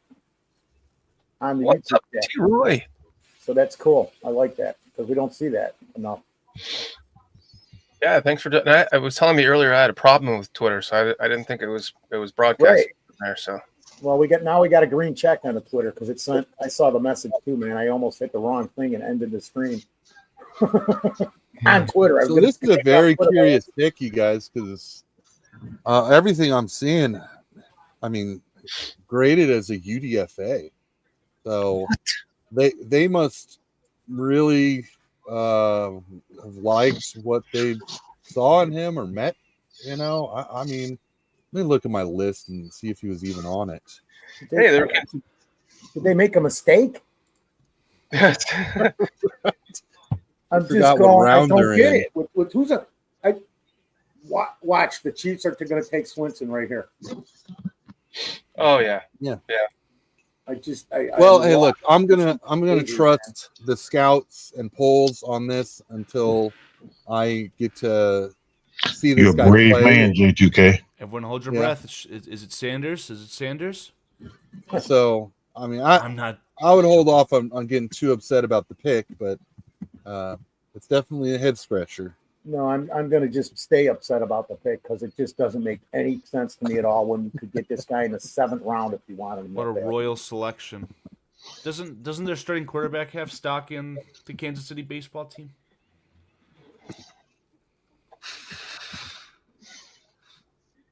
Well, this continues their tradition of them drafting players I've never heard of.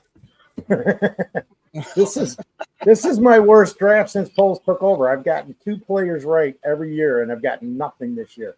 Yeah. Like I was hoping Swinson was going to be my first correct pick.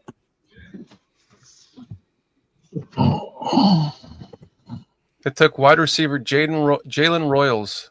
That's a good Kansas pick, City man. did. That makes sense. Totally makes sense for them. All right, we're the 10th pick in the 5th round.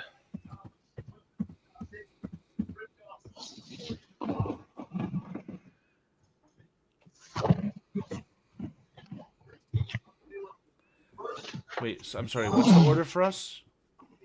Huh? See up to, I see. After San Francisco, I gotcha. That threw me. That totally threw me. Taking it, I just don't. I'm gonna have to do a deep dive on this guy because I just can't. Is that what she said? She better have said that. Who, that Katie girl from the bar? No, Have you called her yet on stream? I went actually and hung out with her yesterday. I was trying to get through some interviews, some people in there. So. Is that why her mustache is so clean?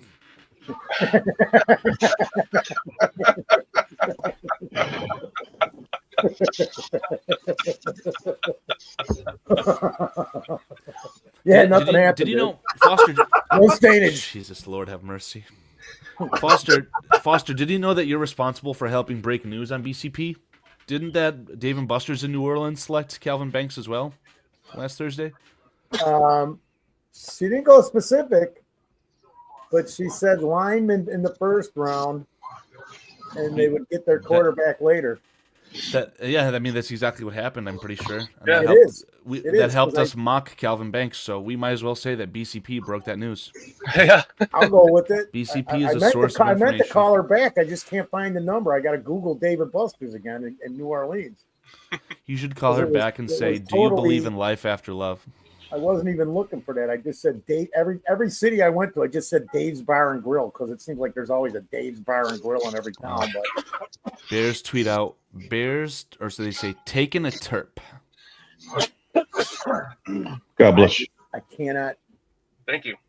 It was a cop, but thank you. I'm I thought I having a muted. hard time grasping that Not line. gonna lie, yeah, it's another Noah Sewell pick, right? Just another failed. Like this is probably trash. Dennis Allen must really like him, huh? He's got to, because I just can't figure it.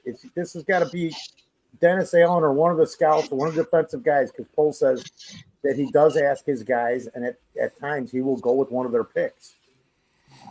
So I just Apparently, I'm seeing here that at his pro day, Ruben ran a 4.39.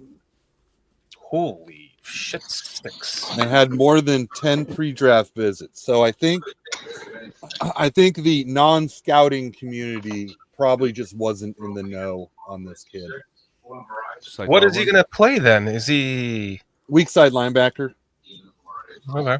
Very, very interesting. So he'll be like the Sanborn guy, and then obviously it feels like a high enough pick. I mean, 4th round pick is not worthless, right? Like maybe next year you let Tremaine Edmonds Sanborn walk. played Sam linebacker earlier on. I think he was the backup Will. yeah, he was the backup for every position. Sanborn was. Right. Yeah, Sam is the third string linebacker, right? The Hunter Hillenmeyer position. So that's what I'm saying is you could have him play that role to get acclimated to the NFL, and then move Edwards into Mike once Tremaine Edmonds walks. Now, so the Sam linebacker that's a guy who's going to deal with a lot of trash. So you really want a guy who's got the size to handle getting blocked by tight ends right on the line, or if they're kind of doing some wide zone scheme, you've got a guard pulling and a tackle coming at you. And it doesn't sound like Ruben has that size. No, Ruben's a speed linebacker, so he's going to be on the opposite side of the field of the Sam at a weak side linebacker, where he's basically, his job is to just get to the ball because everybody else is doing their job. So in the 4-3, kind of the history of the 4-3, when Jimmy Johnson designed it, he designed it as the weak side linebacker is the free linebacker to run to the ball carrier. So what they're looking for is their speed at that will spot. I'm guessing that, I think you're right about moving Edwards to middle linebacker either once Edmonds is gone next year or maybe even this year. But I would think that this is the weak side linebacker position for next year, or at least the hopes is. But also I point out that at this point in the draft, generally it's kind of the 5th round and later that you start looking at guys who have special teams ability, and this kid would be a fantastic special teamer. That's got to be it, J2, with the speed and the size. Yeah. He's going to probably So jump I right in say on special teams. lack of size. Yeah, no, definitely. Well, that's what I'm referring to. Mm-hmm. Maybe a little Rosie Colvin roll. Or no, so we're not a Sam linebacker, a weak side linebacker. Sorry. Will, We the took Will. a kid out of UCLA last year, the UDFA.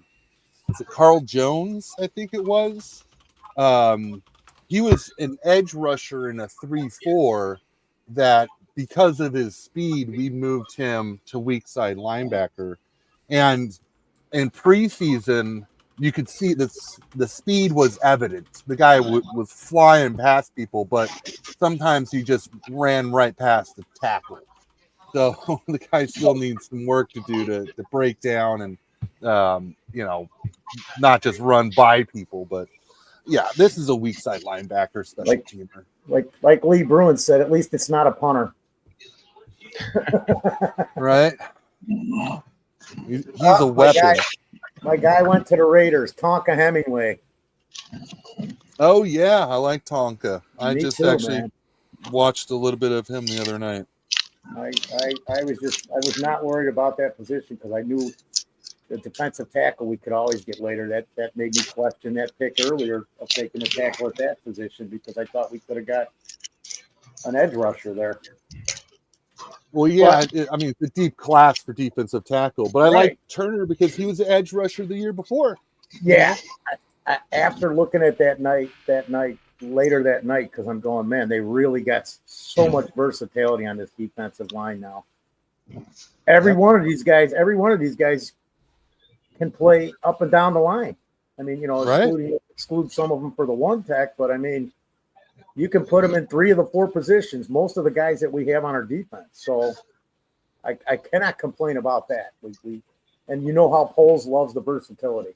That's one of his big things. So, well, and Dennis Allen likes he just likes mismatched nightmares. Guys who I'll put you out at edge if they've got an offensive tackle who isn't that good. Maybe a little light. Well, I'm gonna put Turner out there or Dexter out there. Right. Move you guys inside and create a NASCAR package. So yeah, it'll be fun to see Turner in this defense for sure. So Chad and Squeegee just were looking at the linebacker we just drafted, and Chad said, I just watched highlights, and he's fast with good feet, and he gets to the ball, and then Squeegee says the tape looks like he's got thrusters on him getting to the ball. So these guys got to know something we don't to pick him this early, where from where he was projected. Let's hope they're exactly right with what they're doing with him, but it's probably at least he's going to be able to start on the special teams. It feels like a traits pick to me. Yeah. It's well said.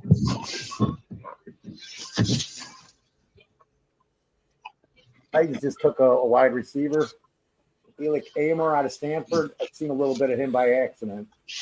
Yeah, big receiver. I liked him. Good hands. Yep.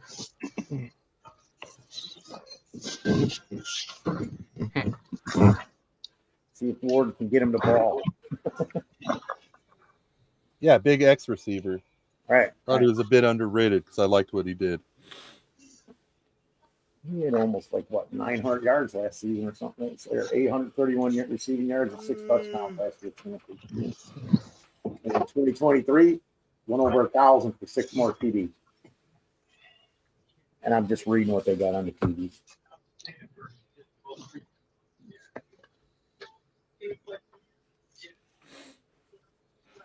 We got 12 picks to go, and we're drafting again. I like these trade downs the Bears have done. It's just kind of ironic. It's all only with Buffalo. Right. Can these be considered a part of the Ryan Bates trade? I don't know, but we've sure developed a good relationship with them. I remember they did some sort of hi, Patty.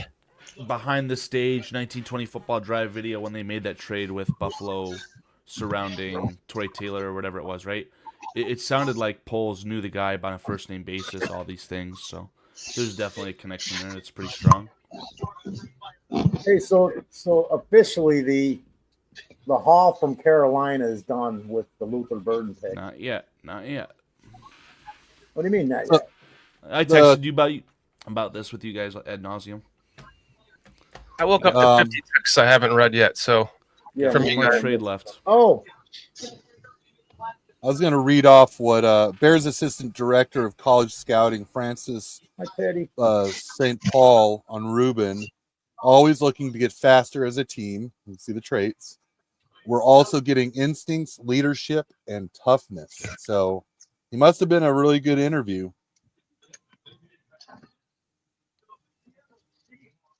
Listen, I love Dennis Allen as a defensive coordinator. So if that's what he wants in the process, I will trust. Hello, Patty. Thank you for joining us, Patty. What's going on, Patty. DJ? What's going on in that mind right now? I'm looking, wondering, seeing. I mean, I was surprised with that linebacker pick. I didn't think we was going to get him there. I thought it would have been better to get Swinson there, but something seems to be going on with Swinson. And I don't know, it seems like we still need a running back. So that pick surprises me, I guess. You guys think maybe we just hyped up the need for running back too much as a fan base? Maybe. Is Homer still there? I was going to Yeah. say that, Jay, too, and then why would they say anything about it? Let everybody, the media, and all the fans hype it up when their opinion is we don't have to draft a running back. We know what we have, and we've interviewed enough guys where we're going to get one later just to add to the mix. Ian Wheeler, by all accounts, should be ready to go, right? So Well, maybe they're high on him still. You would think, but I mean, we had this a couple years ago with the kid out of Baylor. Bear down, STC. Thanks for joining us. So it's just I don't know. But again, I'm going to go back to this. Johnson, as you know, he's looked at these guys thoroughly. Everybody on the roster.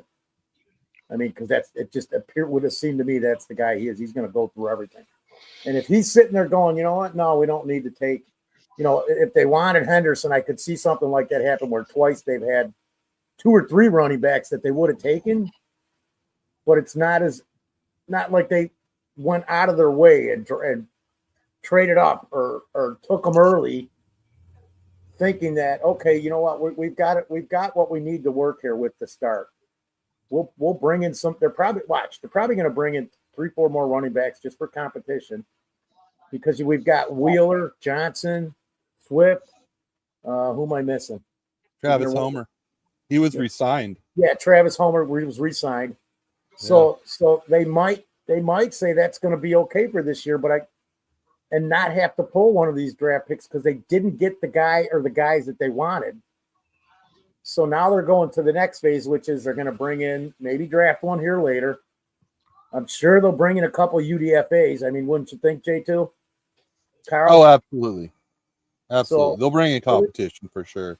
Yeah, they're going to bring in plenty for competition, but we don't know because we're not sitting there talking to Johnson for polls, specifically Johnson, because this offense.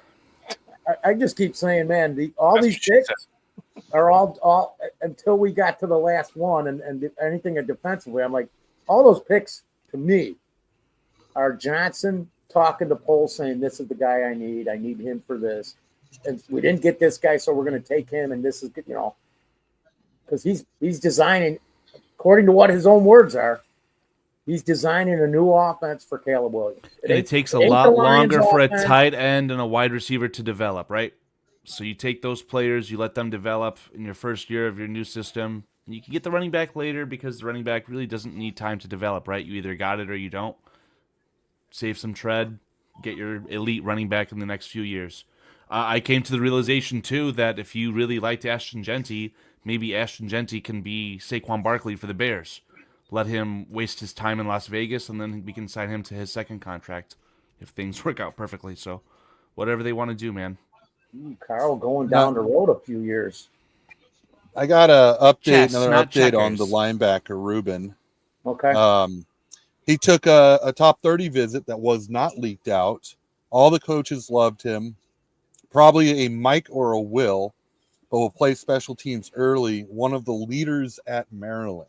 Courtesy of Adam Hoagie. And Courtney Cronin says that according to our director of college scouting, he quotes, "We're getting more than just speed.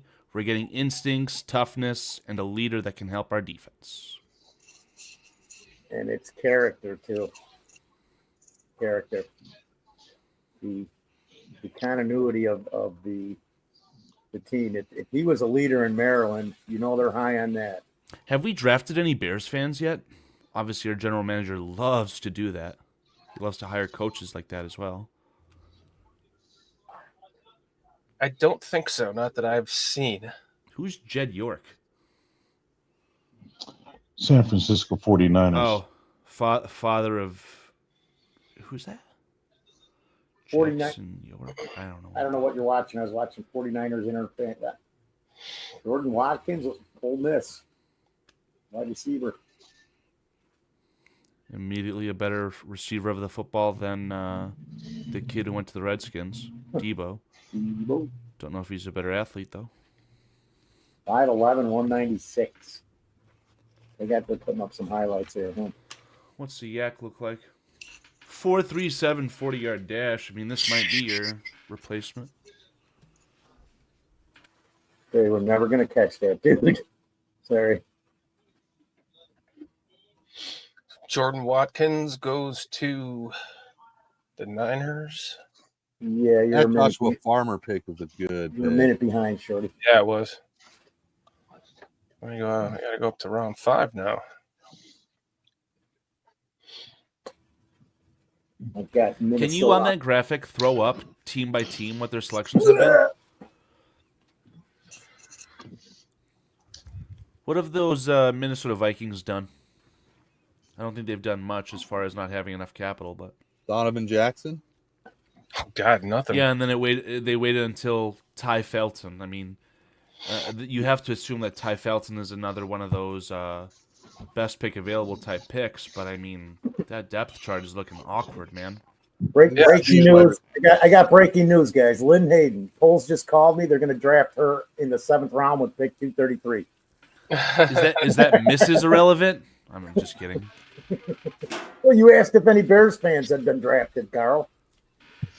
Oh, Lynn, perfect. Thank you. Yeah, that's exactly what I'm looking for. Oh, they are going to draft me on the 20th. 7th. I knew it wasn't me. They wouldn't even talk to me about a UDFA contract. Do you know who would be a really good coach for Shedeur Sanders? Brian Flores. I can agree with that.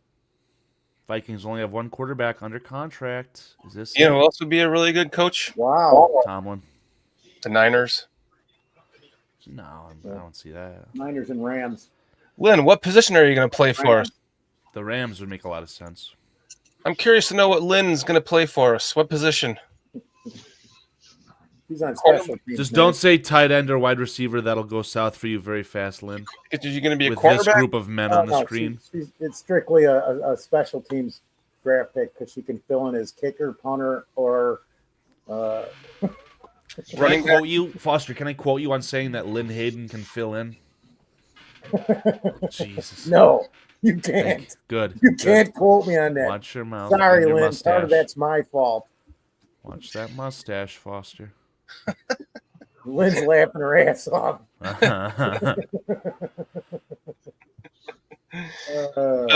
look at the Lions, too. What do the Lions do? Squeegee wants to know what your jersey number is, Lynn, and he wants your autograph.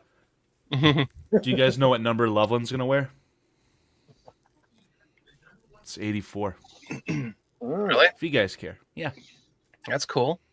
This is the 84. Lions? No, that's the Packers. No, I was just looking at the Packers, but yeah, let's look at the Lions. Fuck That- Green Kitty cat's Bay. doing. What are those little kitty cats doing? Those little kitty cats. I That's like a- the first two pick. I'm So not do I. sure about Tesla, but They traded up for that little guy, too. I watched a little tape on him last night. He didn't look too bad. 6'4", 215.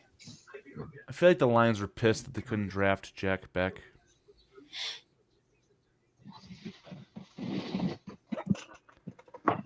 He ran a 4.340 at the combine. Holy poop! A 6'4", 214 dude ran a 4.340. Mm-hmm. Holy poop! Megatron.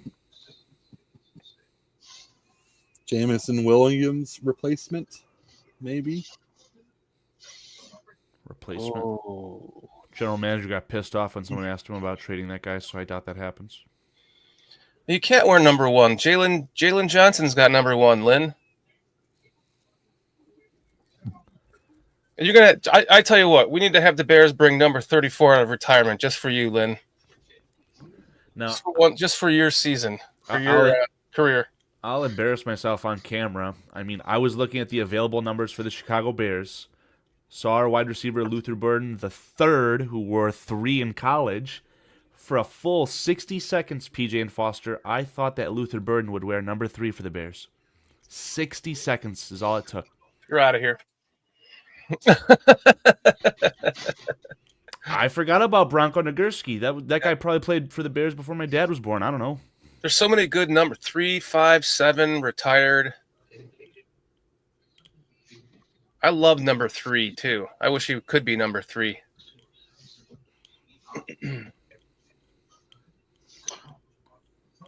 Yeah. Sam Howell was traded to the Vikings today.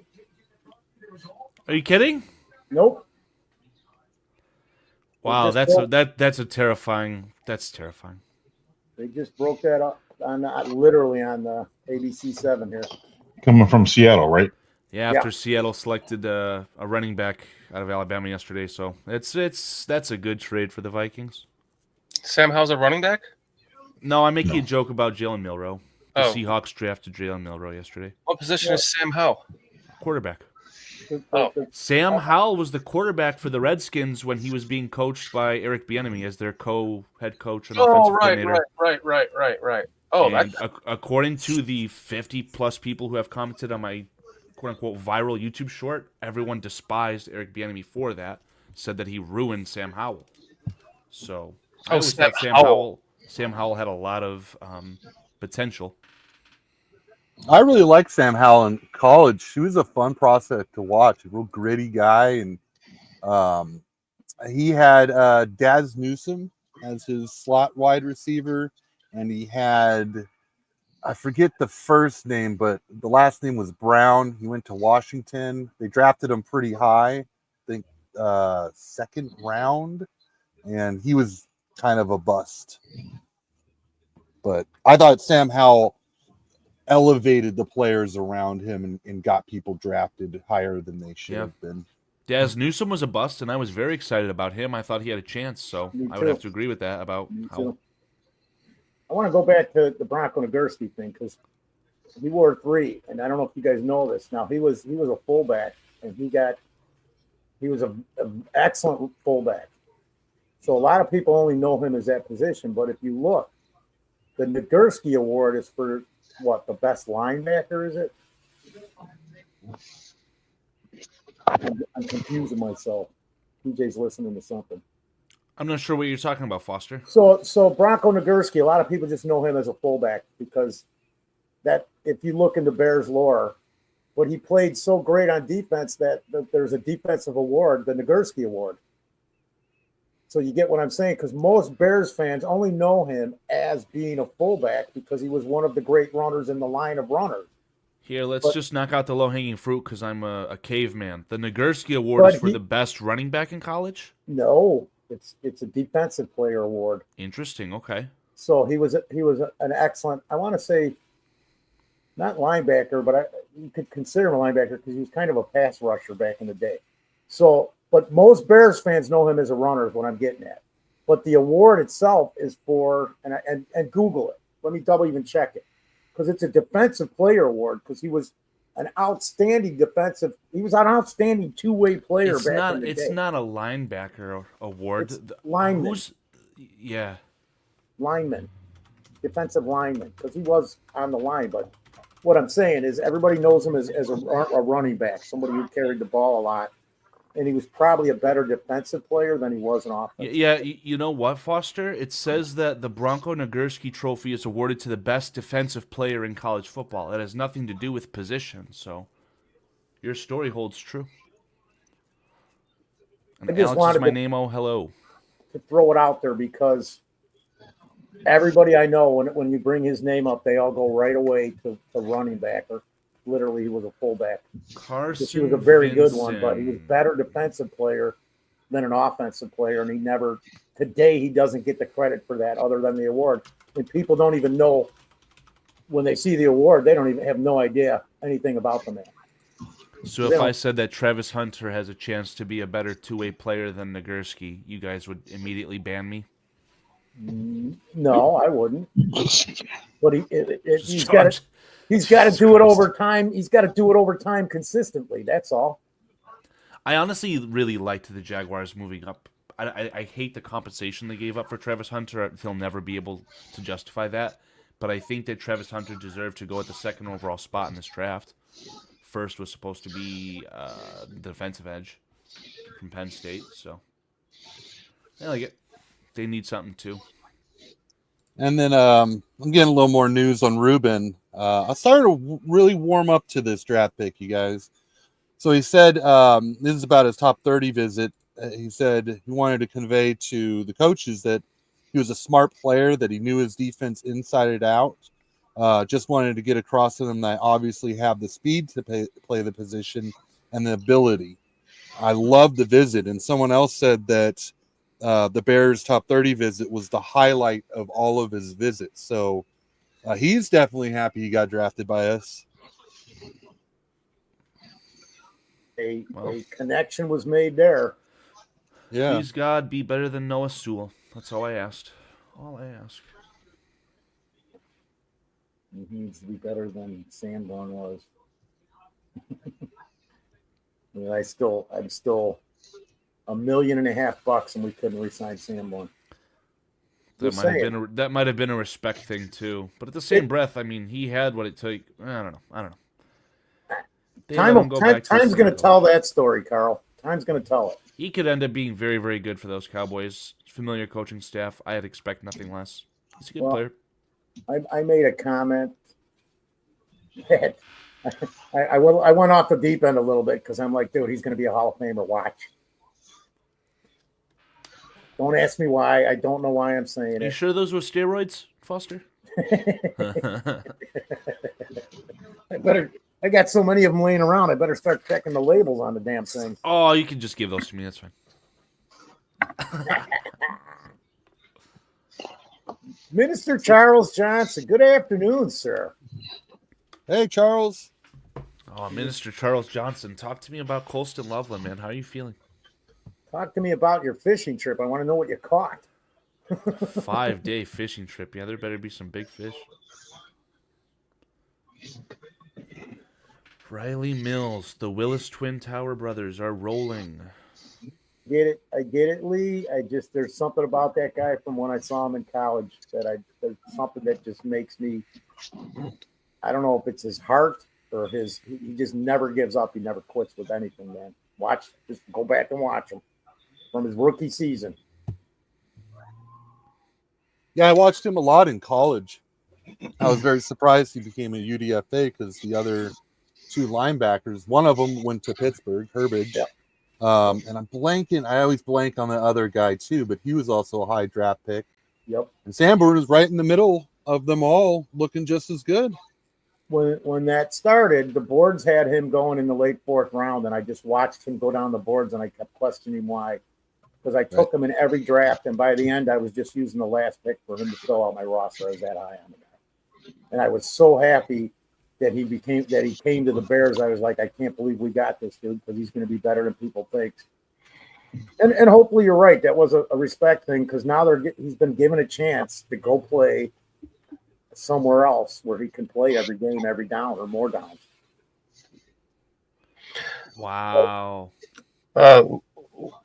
Lynn was asking me if it's okay if she mentioned her show on Monday, and of course, so I'm going to do it for her. Lynn Hayden, Let's Talk Chicago Bears. Check it out. She's going to be doing her only show until the season starts this Monday On BCP? on her channel. So please go check it out. Simulcast with BCP? No, I'm serious. Didn't Dan do an No, episode sure. series with her? Yeah. So what's the dealio? She had surgery. She had a knee replacement surgery, and that kind of derailed it for a while. And then we just kind of never got back to it because The Jordan Browns for a while have to recover traded from that. in front of the Eagles. Lee, the money difference between the new linebacker and Sanborn can't be that much because Sanborn's only getting $1.5 million in it this year. Because Lee Bruin asked, true, but what is the money difference with our new linebacker and Sanborn? I don't know what does anybody know exactly what fourth rounder is going to get from the Bears for season 1? I was told it wasn't a lot of money, but it's a lot of money for me. So Yeah, well, it's got to be Somewhere in the 100K. fourth 200K? rounder. what? How about 800K or $1 million? Yeah. It Oh, ain't. really? It ain't. I want to say 850K for another 150,000. We're talking per year. I'm just going on one season because I don't know. Sanborn's only got a 1-year contract for $1.5 million, 750,000 guarantees. So what's the guarantee? The UDFA is like a 250 or 133 a year. So Well, what's the guarantee for a fourth rounder? Is it? Oh, more I've than got it. seven- Okay. Is it more than 750,000? No. Yeah, it's- Shorty's happy. It's 4.5. for a 4-year contract totaling 4.5 to 4.8 million. So Yeah. we're talking $300,000-$400,000 for a season difference between Yeah, what Sanborn's getting and what the new linebacker from Maryland's getting. And Lynn Hayden says, Shorty and I will do shows again this year, and I can't wait for that because I kind of got into it. And then you had to have your surgery, Lynn, and you guys had to stop doing that for a bit. Well, So PJ, right when I was the getting wait is into over. it, Lynn, you left. And I'm joking around. Oh, wow. I like Lynn a lot. The wait is over, PJ. He did go to the Browns, huh? Yep, just like Shorty wanted. Oh no, I'm sorry, PJ. That's going to be an insane quarterback room in 2026. Shador Sanders and Arch Manning. and Achilles, bro. Oh, my God. Deshaun Watson, Shador Sanders, and Arch Manning. Arch Manning, yeah, what a draft. What a quarterback room. That'll definitely be whatever it's called. They got Kenny Pickett as well. Max. And Flacco. Flacco. Kenny Pickett's probably going to be the sacrificial lamb to start the year. Yeah, Pittsburgh must be real proud of Mason Rudolph about right now. Maybe Pittsburgh is the dark horse trying to tank for Arch Manning, so who knows? How does a team that gave up so much draft capital for Deshaun Watson have so many picks? They traded away number 2 overall to go to 5. Okay. Didn't they have a comp pick in there too? I'm sure they did. Something else happened, I thought, too. They Yeah, signed the Cleveland's kid a mess. I'm from... glad we're not there anymore, or I hope we're not. They signed the wide receiver from... Or traded for the wide receiver from the Broncos, Jerry Jeudy. I don't know. Trappakeepa says, this we draft didn't sucks draft- for us. We didn't address trenches, running back, Yeah. or safety.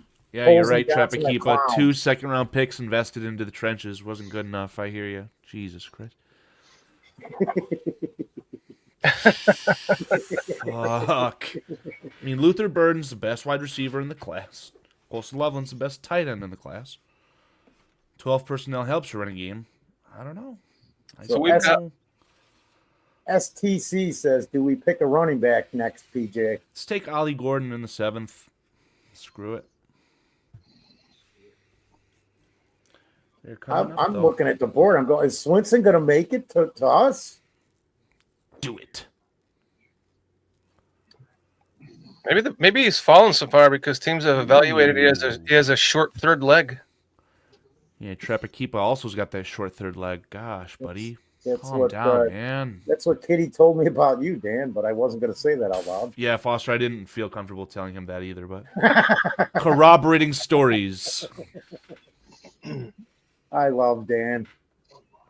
I love Dan, even though his first impression was terrible. And I'm totally joking because I can't even make up a story. I was going to try and come up with something, but I can't. Well, I thought you were gonna make some BS about being like affiliated with Adam Sanders, and you were on that movie set that Dan always talks about. I don't know what you're gonna say. Luigi says Alan said Sanborn sideline to sideline coverage speed wasn't fast enough. Ruben won't have that issue. The guy has tons of quickness. Agreed. But he's a Luigi. little guy, so he's got to get bigger. But the thing I'm going with is it wasn't fast enough, but he did the job. And there was another guy who was super fucking slow. His name was Dick Butkus. Yeah, I remember that guy. but He you sucked, did- right? Yeah, and how many he was interceptions terrible. did Dick Butkus have? And Trevor he was too slow to be in coverage, but he was probably led the league as a middle linebacker in receptions for Do you want me to 4 share years. the Ruben video that the Bears just posted? I think you can share that video. I try to go for ESPN or Twitter. No, it's just a video from the phone. This is not copyright. Oh, okay. yeah. Agreed, Lee. Sanborn's going to show you the end of my story. Wait a Trev second. is saying, be honest. If you saw our official draft in a mock, would you like it? Yeah. If it meant passing on Tyler Warren, I would have loved it. So I don't know. What do you think, PJ? Because if I saw it, Chicago was good. Ruben Hippolyte the second here checking in. I would just Can't wait to get to question Chicago. I'm the excited for Ollie this pick. opportunity. Appreciate and then everybody the in advance linebacker for all the pick. support and love. The other stuff I Right would be now, okay man. with. I Let's think. do it. Chicago was good. You want to start that over again now that Foster's not talking? Yeah, All shut right, up, are we ready? Foster. Are we actually ready?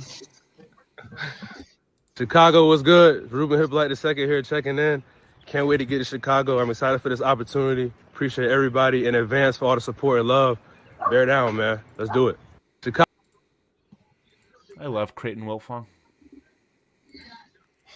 Foster says, get a tripod. Me too. I love. Creighton's been on me for 2 days, dude. I don't know if you saw the stuff he was laying out yesterday, but it was hilarious. I did not.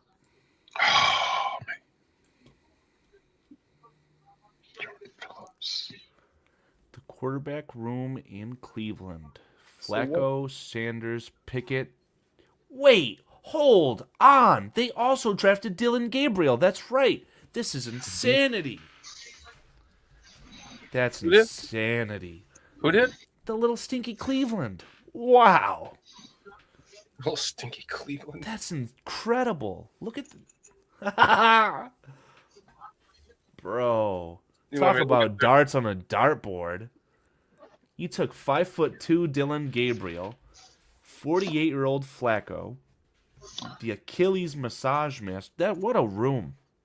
I would Yeah. hate to be a Cleveland. Dylan Gabriel is clearly better than Shador. Clearly. I agree that I don't know about Clearly.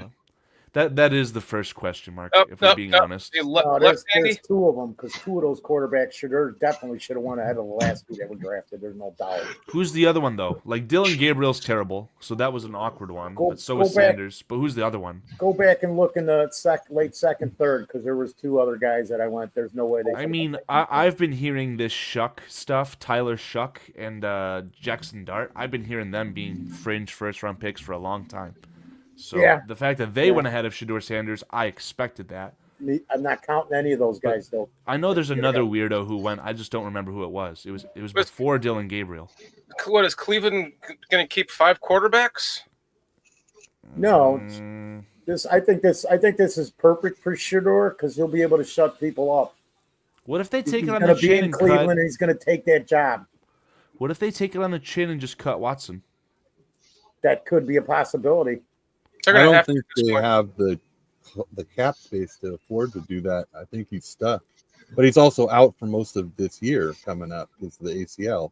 Well, what And if also, they- as far as Dylan Gabriel, I think he could be the best quarterback out of this draft. I really liked him.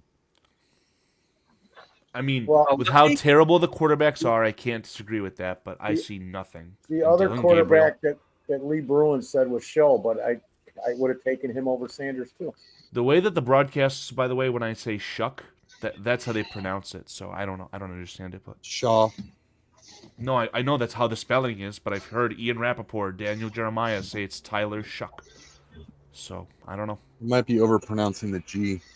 But Dylan Gabriel, that guy, I mean, to me, he could potentially be the next Russell Wilson, the good Russell Wilson, the young Russell Wilson. I mean, I think he put it all on the table with his performance against Ohio State. I just see nothing in that quarterback. You lost me at lefty. You might have to watch more games. Lynn Hayden said the problem with Shooter Sanders is his dad and his big mouth. It's a personal that no team is taking him. I've also heard that teams do not want to be involved with his father at all. They're worried about that. I don't know. See, that was on earlier today on like 5 things. From everything I understand, is Shooter Sanders has just been like uninterested in any kind of interview draft process. I mean, with the Giants, they completely cut him off of their draft board because he showed up unprepared to the meeting and Dable flipped out on him. Yeah. And you look at these other interviews that he did just with the media, and he's just like, I don't care where I go. Look, I'm going to get drafted by somebody. Like, who cares? So I honestly, like, and it sucks because I never really saw this out of him prior to that. But I think he just burned a lot of teams with his attitude. Well, Sean Payton said, and go back and look at the interview with the GM and Payton, that he showed up, was asked to do things, would not do the things he was asked to do in the interview. And he's standing there with the ball, and they're asking him to throw the balls, and he wouldn't do the workouts too. You'd have to go back and look at that interview. I watched that this morning because it popped up in my feed. It's on YouTube. Gentlemen, Mike Vrabel. Yeah, Mike Vrabel has proven me to be correct. The Patriots did, in fact, invest heavily in the trenches. Congratulations. Yeah. Seems they had to, Carl. Oh, Brady Swinson just went, man. Oh. What just happened here? Did the Bears? Right before the Bears, because the Bears are on the clock. I'm 2 picks behind myself. Well, the 49ers are drafting Jordan James, running back out of Oregon. So are the Bears finally going to be forced to do a running back, or what are they going to do here? Well, they just traded out of it. Did they? They traded again, Pete? How many times is Foles going to trade back? Yeah, unbelievable. This sounds like a mock draft. Yeah, let's just keep trading back. Bears wanted to load up darts on a dartboard. Yeah. Yeah, we're getting 7 7th-round draft picks for 2027. Yeah. Well, K2K, you talked about it though, these visits. So, but and the delge into 6th, 7th rounders and UDFAs. Yeah. So what is that? They've done some deep homework. So they obviously have got ways to fill this roster out, apparently, that we have no idea of what they're doing. So that tells you Braden Swinson was the guy they probably wanted, right? I agree. Yep. That's why I said a couple minutes ago, man, is Swinson going to make it to the Bears again? And they didn't again by a pick or two, which has happened 3 times in this draft, I believe, where we had our guy and we didn't get him. Is Mike Vrabel sticking it to the Bears for the Bears not hiring him immediately? Feels like it a little bit. All the wars, all of them, Creighton. Come on, you got to come up with something better. You were on a roll yesterday, brother. Wait, what? Wait, what? Wait, what? What? So we traded. we had 2 5ths and a 7th, and so you're telling me we traded the 10th pick and the 33rd. The Bears traded away 148. I don't know what we got in return.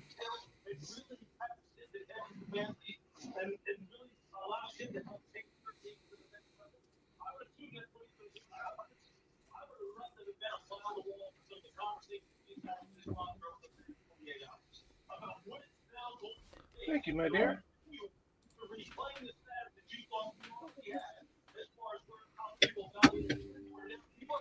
Bears tweeted out another one.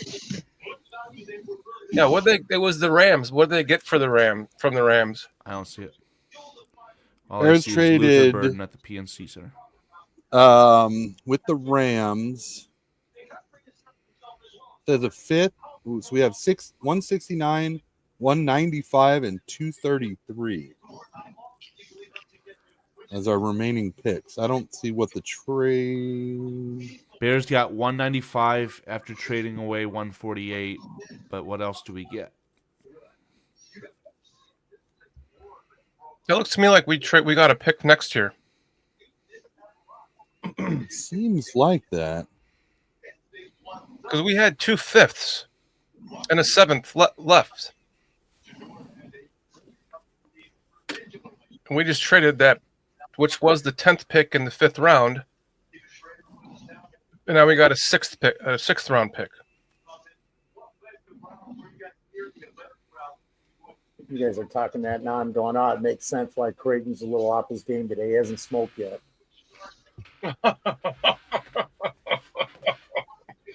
GG. Oh, we get a 2026 4th round pick. Whoa, okay. That's very, very good. Yeah, next year a 4th rounder. There we go. See, and I was talking about this when we were doing the mocks, and like, we're not taking next year's picks. And I'm like, you have to. It's an asset, dude. 4th rounder for next year. They weren't getting the guy they wanted, which I'm going to say is Swinson. You make the move, grab a few more picks, get a pick for next year in the 4th. I'll take it. Yeah, but for the sake of doing a mock draft, you're not doing it next year. You're doing it this year. So that's why I just ended that whole conversation quickly. Thank you. God bless you. Yeah, I mean, Sorry, Shorty, I had to, just dude. finish. See, look even Lynn agrees with me, so I know you're full of crap, Shorty, and I'm joking around. No. They Hi, took, Hamilton. yeah. No, it's what the Cowboys did. God darn it. Son of a bitch. I have the pick is in for the Cowboy. Oh, they took Blue? I'm gonna fucking cry. Did they take Blue? Yeah. God darn it. They just upgraded Tony Pollard. Unbelievable. Oh, so Poles got back the pick we traded for Tooney. And Farias says that. I mean, it can't be exactly unless the Rams in a roundabout way acquired it. No. Wait, no, that's a mistake. But it's going to be close because the Rams are going to be in the playoff. They're look at what they did at the end of the year, man. We beat the Rams and they almost went to the Super Bowl. They were one play away from the Super Bowl and the Bears beat them. Did we trade with the Rams? Mm-hmm. Okay. Yeah. Okay. So the Bears tweeted it out. It says the Bears received pick 195 in this year's draft in the 2026 round 4 for pick 148. Who's got something on in the background? Shorty. Oh, Shorty's muted. Probably PJ. What was that? I'm gonna mute. We can hear your TV. Can I mute Your PJ? sound is breaking into the. Yeah.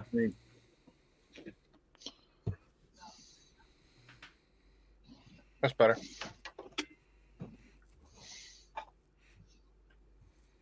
I'm muted because I'm eating lunch. Should have gone to Chick-fil-A for breakfast. Yeah, I read that, Carl. That's what I did. We know. Who eats fried chicken sandwiches for breakfast? It's a burrito. I got a burrito. A fried chicken burrito? There's a little bit of chicken in it, yeah. With egg and potato. It was fantastic. I cannot stand PJ being this quiet 2 shows in a row. PJ, What's going on? talk to us, Goose. I think Bears traded out because New England took that defensive end, Swinson. Yep. I do believe that. As far as the compensation, I guess it's all right. 4th round pick next year, 5th round pick this year. I guess it's okay. I like it. At least we're adding picks as opposed to getting rid of picks. That's true.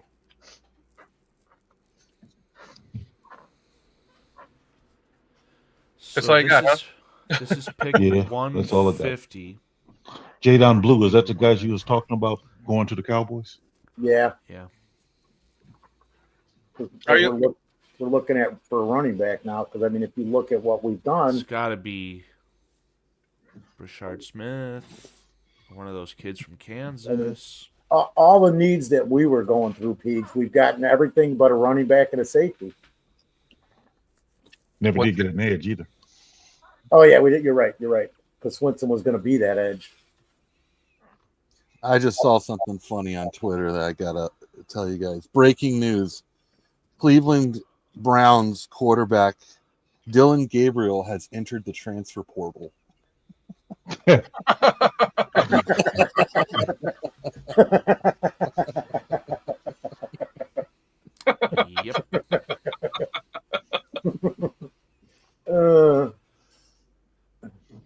Yeah, and Craig says we need a guard too, and I would agree with that. I'd like to see another guard now that we've got these picks. I'd like to see an edge rusher. Jackson Slater's still out there, Sacramento Right. State. I really Well, like him.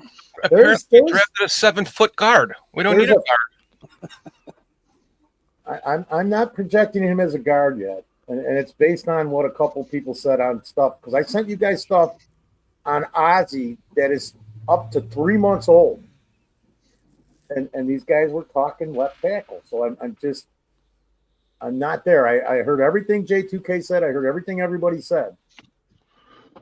But I'm just not going to throw in the towel that he's a guard. But he's also played guard, so he is a guard. I agree. I think he's going to be our left tackle. I don't know what he's going to be. He could be the left tackle. Maybe they do. Once Wright gets comfortable and they have a conversation with him, because you always want your best tackle on the left, right? And he would be our best tackle. And I don't know if I'm right saying that. I'm throwing it out there. The possibility. The kid from Detroit disagrees with you is my only argument, I guess. But that's it. I'm just throwing it out there, dude. Because the one thing I don't like that we seem to do is we take these offensive line and put them in other positions. I don't really like it. Yeah. Because it messes them up. The adjustment time, it throws off their game. And then again, Creighton could be right. It's competition. Or he just replaced Barroom. I mean, there's too many ways you can look at it. What did you say? What? Peach, what did you say? About what? When you were talked over by 2 other people just a second ago? I can't remember. I don't remember. Somebody's shitting PJ's Cheerios 2 days in a row, man. PJ, you just sound so sad. No, I'm not sad at all, actually. Okay. Not at all. I mean, as far as this draft overall with the Bears, I have really no strong feelings about it, negative or positive. I mean, it is what it is. I mean, I don't have it's not one player I'm really excited about it, nor is there one player I'm really disappointed about. So I really don't have strong feelings about this draft either way. Let's see if this will make you laugh. Where'd it go? Squeegee says, what's the difference between the Packers and $1? And the answer is you can get 4 quarters out of $1.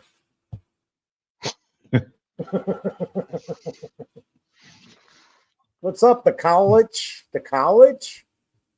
How do you say that? The college? I do have a question for J2K, though. That's my good buddy John, the Kaluch. Oh, the Kaluch. Sorry, go ahead, Pete. Oh, yeah, I mean, his Cowboys stole Jaden Blue. Very upset about that, John. But sorry about that. Ask your question, Pete. Jordan Phillips out of Maryland. What do you think of him, J2K? Jordan Phillips. He went to Miami, didn't he? Yeah, I thought I liked him. He was I watched him and Joshua Farmer from Florida State kind of back to back because I was going alphabetically. I thought he was good, but I really, really like Joshua Farmer a lot more. And But they play different positions, am I correct? yes, yeah. So Jordan Phillips, a little more stout, technique. a little more of a one tech. I thought he was all right.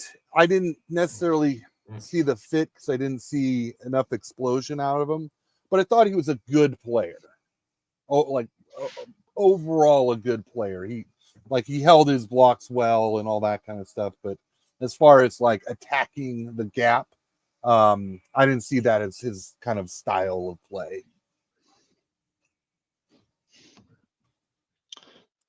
Yeah. So who is your hope that the Bears get in the fifth round? Well, I'm still hoping for Brashard Smith at running back because I think he would be a great weapon for Ben Johnson. Is he fast, power, or what? Yeah, he's the wide receiver, kick returner, running back. He played slot wide receiver in at Miami a year ago, and then switched to running back when he transferred to SMU, and he got 1,400 yards as a running back. And they did a lot of inside zone stuff, so it's not like he was just running around people. It was actually navigating traffic. Another name that I would throw out is the Jackson Slater, interior offensive lineman from Sacramento State. He's someone I really liked. I also really loved watching Sebastian Castro, the safety out of Iowa. Those are the three guys that we brought in for visits. Oh, Castro was a combine visit. You know, I'm kind of, at this point with this draft, the way it's fallen, or the who we've been taking, there's kind of a lot of question marks as far as what we thought was going to be the draft and what we ended up with. Yeah, vastly different. I'm sure not anyone got the their mocks like this one. Exactly. I really didn't foresee polls trading down this much. No, I didn't either. And I'm a big fan of trading down, but It's exactly what Poles did in his first draft, right? He acquired a lot of day 3 capital, so yeah, maybe it's his way of getting more picks for his new coach. Maybe that's the trend that polls tend to do. Staff, yeah, definitely. And when we look at the list of kind of the top 30 visits, a lot of them were late round, 7th round UDFAs. So I think that they found guys that really fell in love with, and they're going to draft them maybe higher than they quote should be. But, what we think and what scouts think is totally different. So I could see some other players that people are like, who is this guy? So wait and see. And Squeegee's right. Sebastian Castro is also a kick returner and a 4-phase special teamer. The safety out of Iowa.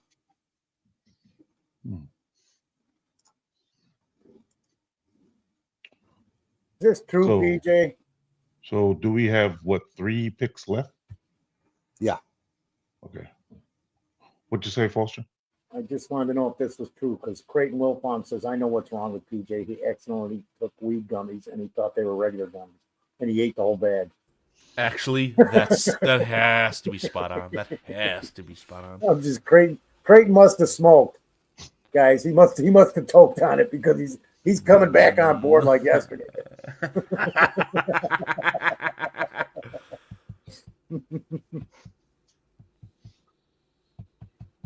There was another guy that I liked that went to Kansas State. I don't know what you have on him, J2K, DJ Giddens. I really like DJ Giddens. Didn't he just get gone? picked? He's gone, yeah. Yeah, scrappy little running back. Good size, good speed. Was a 4.4 guy. Yeah. Absolute playmaker. And 9,000 yards in college, dude. Yeah. Yeah, I liked him. He would have been a good fit here. I think Danny Shimmons had him really high on his top 10 running backs. Like I think he had him like fourth over Trayvon Henderson even. Wow. Yeah. I don't see that. I mean, Same here. I don't see it, but everybody's got their own opinion. Yep. PJ, what do you call a closet full of lesbians? This Creighton's starting to roll again. He must be smoking. A lick. Oh, okay. Or a cabinet. That was the answer, a lick or a cabinet.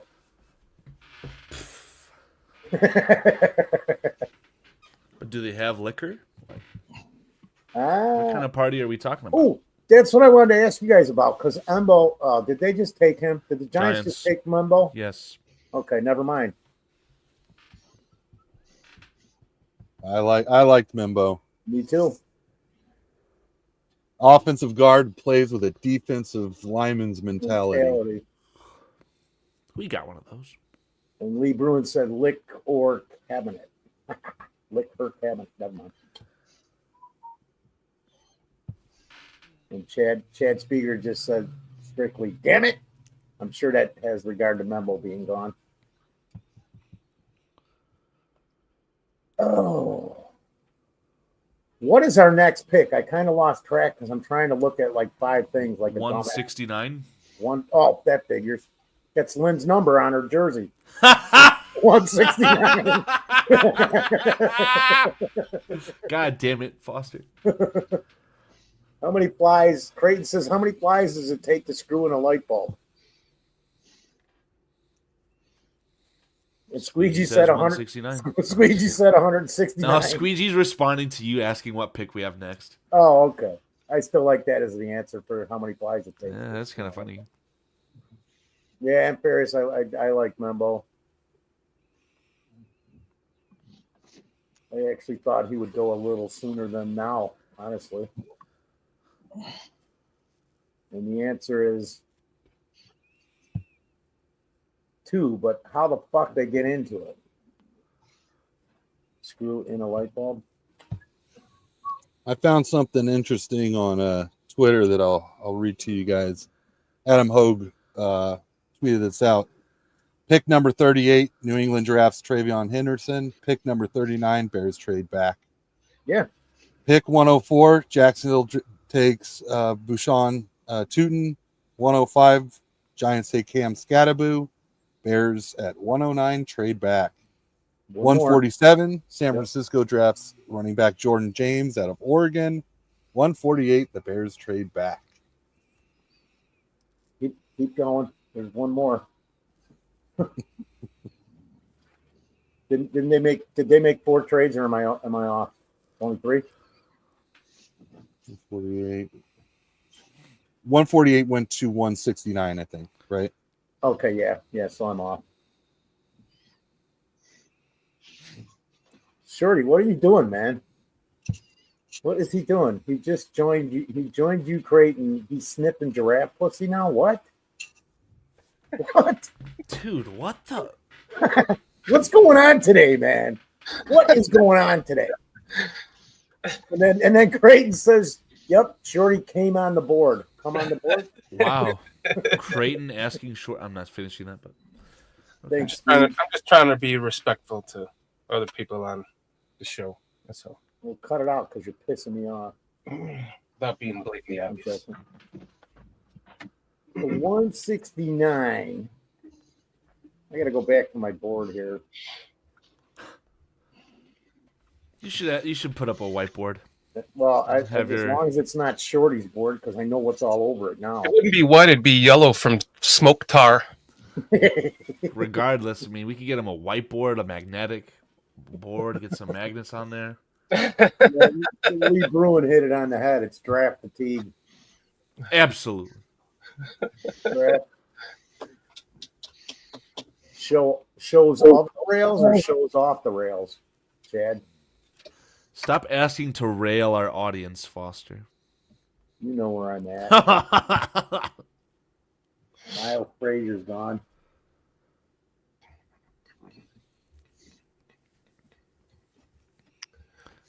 wow. So we have Let me look at this, man. It just,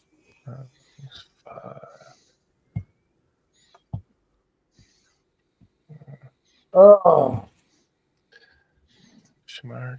I got to take a bathroom break. That coffee just ran through me. Jalen, I bet you has so Jalen Reed hasn't gone yet, huh? Jaden Reed. I don't think so. The safety from Penn State doesn't seem like it. The safety did just get drafted by the Dolphins, but that player went to Maryland. Dante Trader, that's actually a very good safety pick there. Steelers are trading with the Chiefs.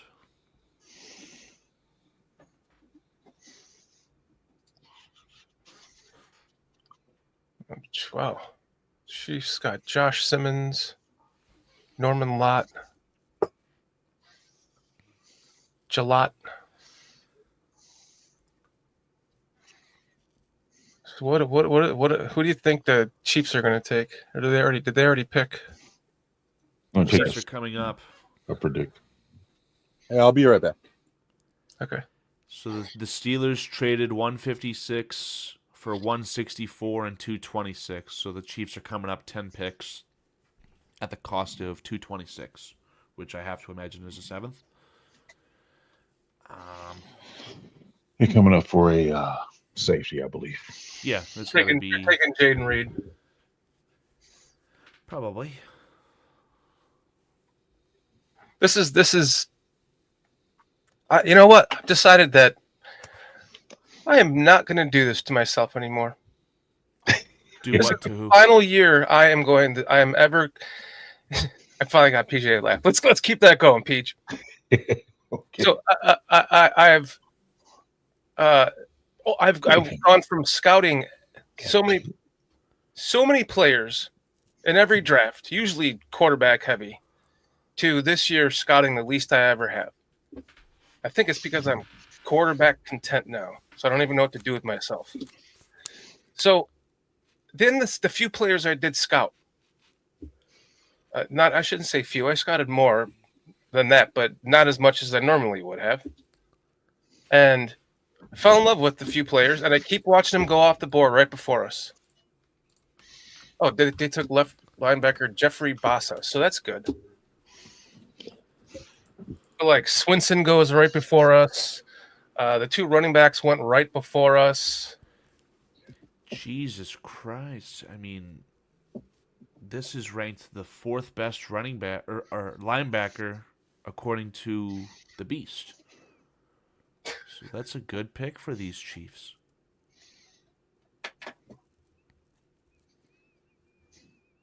You gotta retype that because I can't even understand that, Creighton.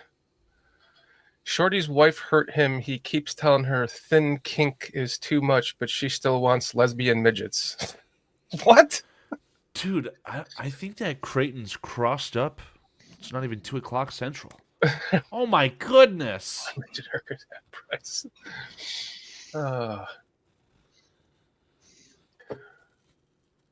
So they got linebacker. So they've gone a lot of defense. Kansas City has. After what happened in the Super Bowl. Well, I know Miami seemed to have drafted 2 nose tackles.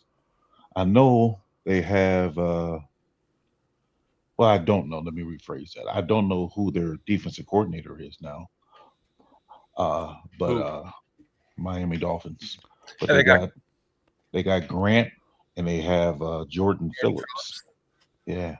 And they got that's a nice guard, Jonas Savianea. Ceviche. I thought he was a tackle. No, That's that's one of those not classic guys. pronounced Play Savianea? tackle. That's pronounced ceviche.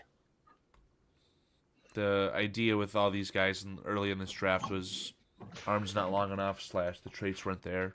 Played tackle in college, moved to guard. Ceviche was definitely one of those guys. I think Jonah can play tackle. Absolutely. But that's pronounced ceviche? No. Oh, okay. Oh my god. Fuck off, Carl.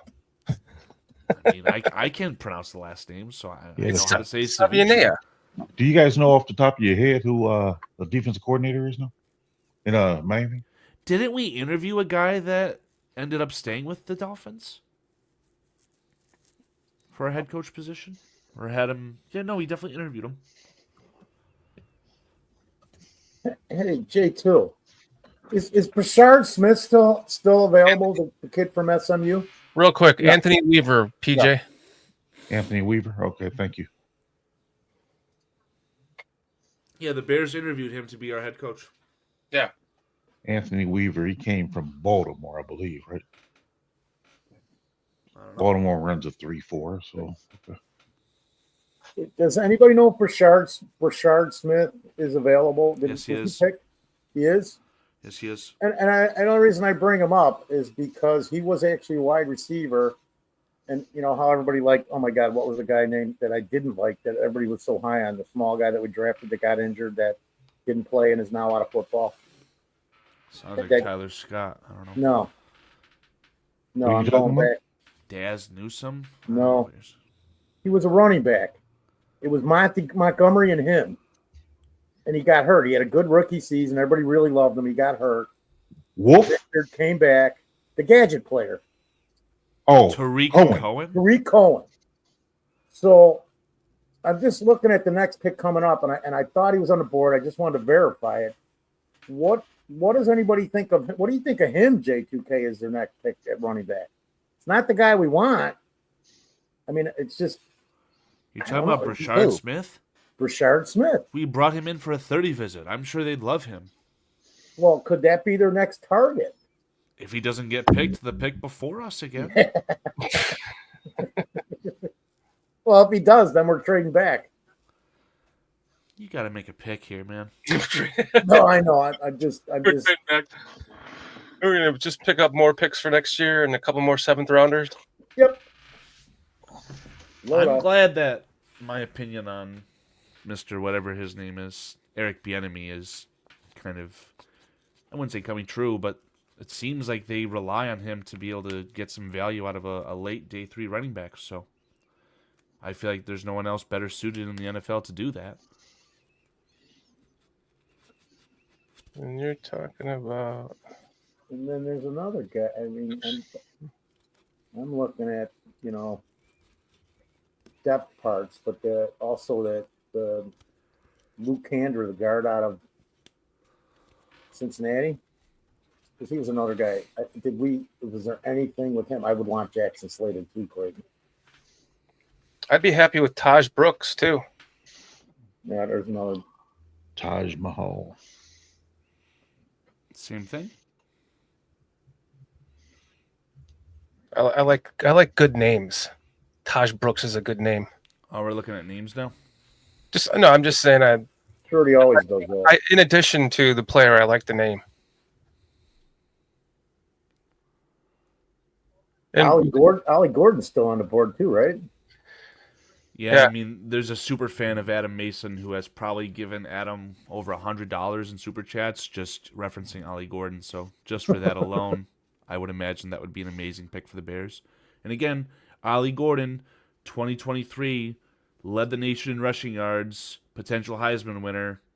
2024, draft stock tanked a lot of bit in this case because one reason or another. I mean, we could have, imagine these players from 2023, if that was our draft class. You'd be saying, wow, these are steals. So, GTK, was it Brashard Smith you were saying played slower than he looks, or plays faster than he ran in the 40? I forget what you said. He ran a 4.38, I think. But he plays. He looks more like a 4.45 guy, to be fair. I'll throw out 2 other running back names that we haven't talked about. Devin Neal. I really liked him. Very instinctual runner. He was, a little smaller in stature. He didn't really run fast, but when you ignore the measurables, you just look at the tape, the guy is just a natural running back. Can absolutely juke people out of their shoes. Great instincts. So I really liked him. Another guy a little bit further down, Montrell Johnson out of Florida. That kid is a super good sleeper pick. He's got great speed, good hands. He's got a little pop to him as a smaller running back. So those are two guys. What the hell just happened there? Sorry, something on my end. Kyle. PJ, what's going on in that private chat? After our pick, I got to go and get my lawnmower started. I really need to cut my grass. Carl says that's what she said. Who was the second? You said Devin Neal and who? J2K, or are we just talking about Devin Neal? Montrell Johnson. So keep going down. There he is, Montrell Johnson Jr. Yeah, I like that kid a lot. Hopefully you don't like Colin Oliver because he's a Packer. I should be doing the same thing, Paige. I'm afraid I got to go get a damn battery. And I got my car sitting out there with a flat tire. I didn't even do half the stuff I was supposed to do this morning. You know what? You know what the irony of all this is too. I remember I told you about the new lawnmower I got. Yeah. It ran fine. I drove it around, tested it out. He delivered it. I took it back to the shed. And right after the guy left, I went to restart it, and it barely started. I'm like, oh no, the battery is gonna frickin' die on me. I took it to the shed. I turned it off, and then I was like, let me just make sure. Dead. So all three of us have to go get a battery for our lawnmowers. Hey, Paige, when you go to Walmart, can you just pick up 3 of them and ship them to us? Yeah, my daughter. And my daughter just now she's returning my truck. So hold on. Okay. Got you. Lee Bruin asked, Y2K, what about Merritt at running back? And the Packers grabbed some more defensive help. Colin I'm Oliver. not sure about Merritt. I don't know if I actually scouted him. Yeah, I don't recognize the name from my likings. I mean, from my Devin Neal, though, was definitely on the board, and actually he was brought up in the chat probably 10 minutes ago. Just a heads up. I mean, because he's been talked about for many teams.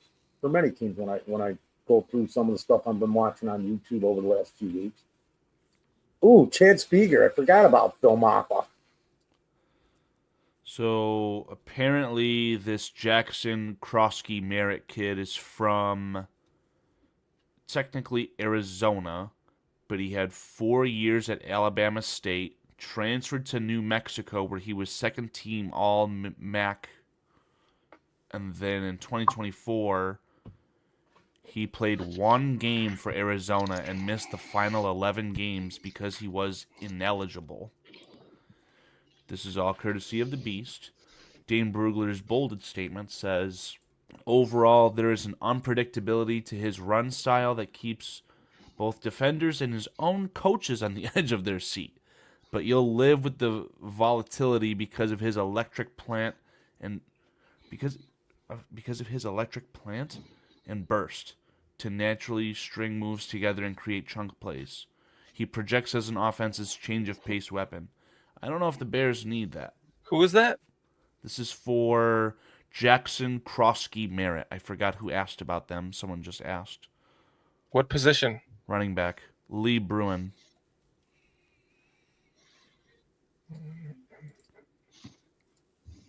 Jackson Krosky Merritt. Right there, Arizona. Yeah. Again, he only played 1 game. Why was he ineligible this year? He didn't get invited to the combine. Is he quite simply ineligible because he played too much? I hate when these kids go to school for 6-7 years. He's 26. No, sorry. That's his position rank. I mean, he might be 26. I don't know. He's 24. Our tight end is 21. A no-star recruit.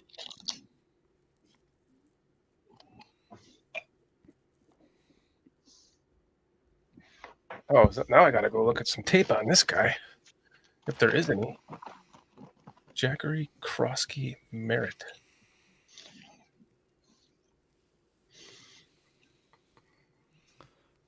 A slippery runner with explosive feet. Jackery. He runs with a cut to daylight mentality.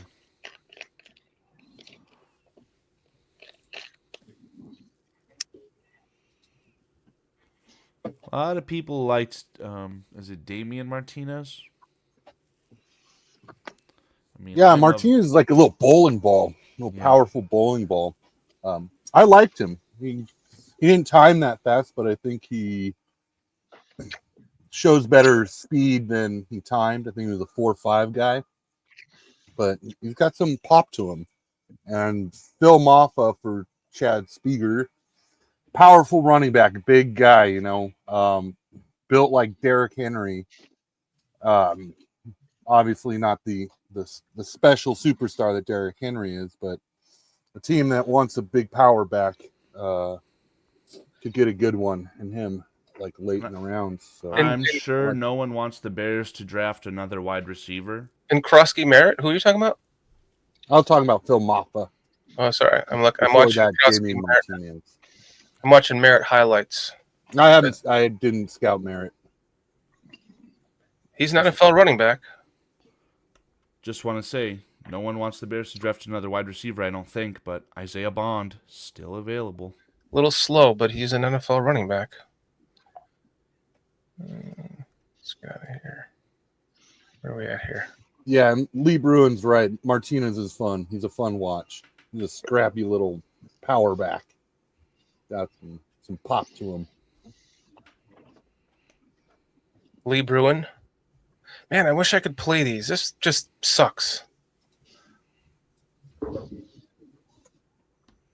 I mean, I guess I could if I just. Sure. You're gonna go pull up some Lee Bruin highlights. I would love to. What are you doing, Lee? Take some sensor. Oh, Lee Bruin. Sorry. Those are his highlights. Who's this? Who's the running back? Lee Bruin. We thought you confused it with thinking it was a player. That's why I brought it up. Yeah, and I can't. Isaiah Bond. Wow. I'm sorry. I was thinking of Devin Neal. I was thinking of Devin Neal, and I said Lee Bruin. Devin Neal. I kept saying if we miss early. And then I fucking typed in. Then I typed in Lee Bruin highlights in my YouTube. Ah, that draft pussy smells good, Brother. Imagine in 2023, we said that Tevin Jenkins and Shedeur Sanders would be teammates. We're looking for an edge. So isn't Jared Ivory and Tyler Barron still available? I think Ivy went already. Yeah. I don't think he did he? Oops. What position? Edge. Hey, Shorty, go to position, go to edge. Tyler Barron, Jared Ivy. Devin Neal. Oh no, Ivy's still there. Yeah, You're right. but Well, I mean, those are the next two guys as far as that I can tell that I would look at for that position. So what are we looking at? Are we looking at running back? Are we looking at edge? Are we looking at safety? Are we looking at depth for guard? Because they're there. They're there. So is a kid from Iowa, right? Did somebody take Chris Paul? No, that trade to the Lakers got denied by the commissioner. Wrong sport. Cameron Williams? Did somebody take Cameron Williams, the tackle out of Texas? They took him. Chris Paul's still there. PJ, were you saying something? No, I'm just. No, I'm just. No. Those gummies are hitting. With these names, Foster. That's all I want to know. What did you say? I just want to know where Foster's going. He's over there looking on another site, seeing who's available, then asking about him. I mean, what are you doing, Foster? Because it doesn't. It's not giving me who's available. It's just giving me who's picked. So I have to question and ask. Serious. Jackson Slater. Ooh. Oh yeah. I'm going. I was doing it the wrong way. I'm going through who's picked and looking at what we need, and then saying, "Well, this guy's name ain't on there." This is my okay. I don't even know. I'm not going to say it because it's going to then. Nope, never mind. I hate this guy. I would never want this guy on my team, Why is ever. that? Why? Just, Jackson Slater? just no questions asked. I'm just telling you. I Does he play hate. center at all? I hate this guy. I don't like using the word hate, but I hate this guy. Strongly hate him. I hate that name. That name is it's a terrible name. So I don't want the Bears to draft that guy. Is Does this the he? son of the guy who destroyed McMahon? Like, You what's the following deal me? here? You following Yeah. me? I got you.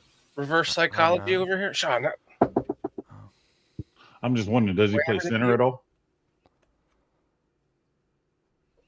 Yes, but no, Ryan maybe. Bates does. No, he's been a left guard his whole time in college. Okay. 1 year rental with Tooney. Mind Nope. and Steelers. You guys are nuts. That would suck to have that guy. Creighton's definitely high. He smoked. Does anybody know where to go to get those numbers that Adam Mason always has? The P, what are they called? The PS. PFF advanced metrics. You got to pay for the subscription, $100 a month or whatever the silliness is. That's why people are so No, into PFF because of how expensive it is. I pulled it up the last draft. It's not that one. Do you want the Beast? I emailed the Beast to you. No, it's maybe I'm not thinking of the one that Adam uses then, but it's the one that shows all of their. We were looking at it last year's draft because we were like going, oh well, unless it was Adam, I was using Adam Mason's account. I'm not sure what you're referring to. It gives them all their rankings it gives them like a ranking, and we were going last year. We kept talking about the draft, saying Ryan Poles loves guys that rank high in this. Rad score. Thank you. Oh, those you can get. Math bomb. Lee. Yeah. Well, if you go to the website, it's a website, but I'm sure the website's tanked. I have all the rad scores if you want a rad score. Okay. What's I have the official rad scores. So a lot of people will take the Math Bomb rad scores and do pro days and attach it to it. So be careful when you Google rad scores for a particular player. You want the Math Bomb one. The other ones are not accurate. I've seen like 3 different rad scores for one player, and I just go to the source. Oh, the Math Bomb one? Yeah. Go to the source. Don't use those other ones because it'll get convoluted. Is it a pro free days site? are always inflated measurables. Sure looks like this is it. I'll put it in the private chat. What kind of trees like high fives? Trees like high fives? I don't know. Palm trees. Would I type in Math Bomb RAS scores 2025? I put in a link, Oh, sorry. but I don't know if you can search for players right here or what you're doing. I've been on freaking Twitter here. Why couldn't a clam finish dinner? And that definitely sounds like a Foster question. Was he shucked? It was stuffed. Oh, okay. Hmm. A skeleton walks into a bar and says, "Give me a bottle of beer and a mop."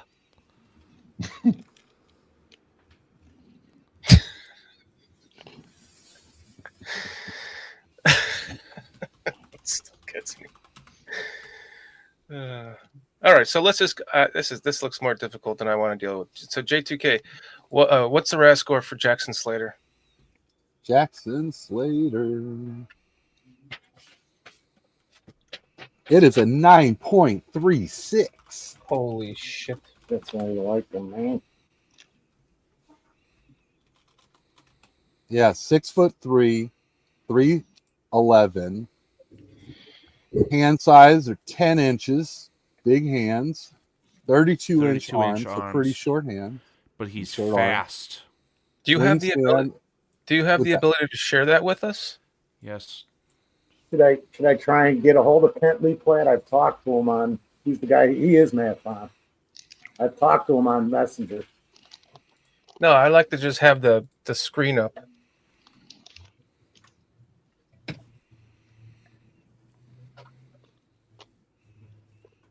Is that?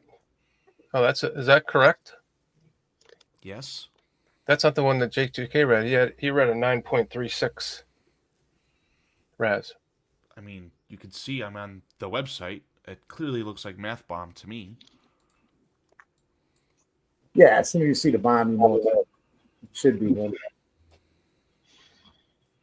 Oh, okay. We'd like to So this Thank has you. added information from when I originally got it. So he's got a 3 cone and shuttle that Okay. I don't have. This is the website. Okay. Let's do an experiment. Let's go look at the players we drafted. Okay. What are their Razes? And the RAS scores that I have are all from the combine. So what's happening is now they're getting pro day RAS score measurables added to it. I'm not much of a fan of that, even though it does mean a lot of the prospects either have a low RAS score because it's incomplete or an incomplete RAS score. But I use the combine just because it's the same for everybody. Who is our third pick? Azie. Offensive lineman.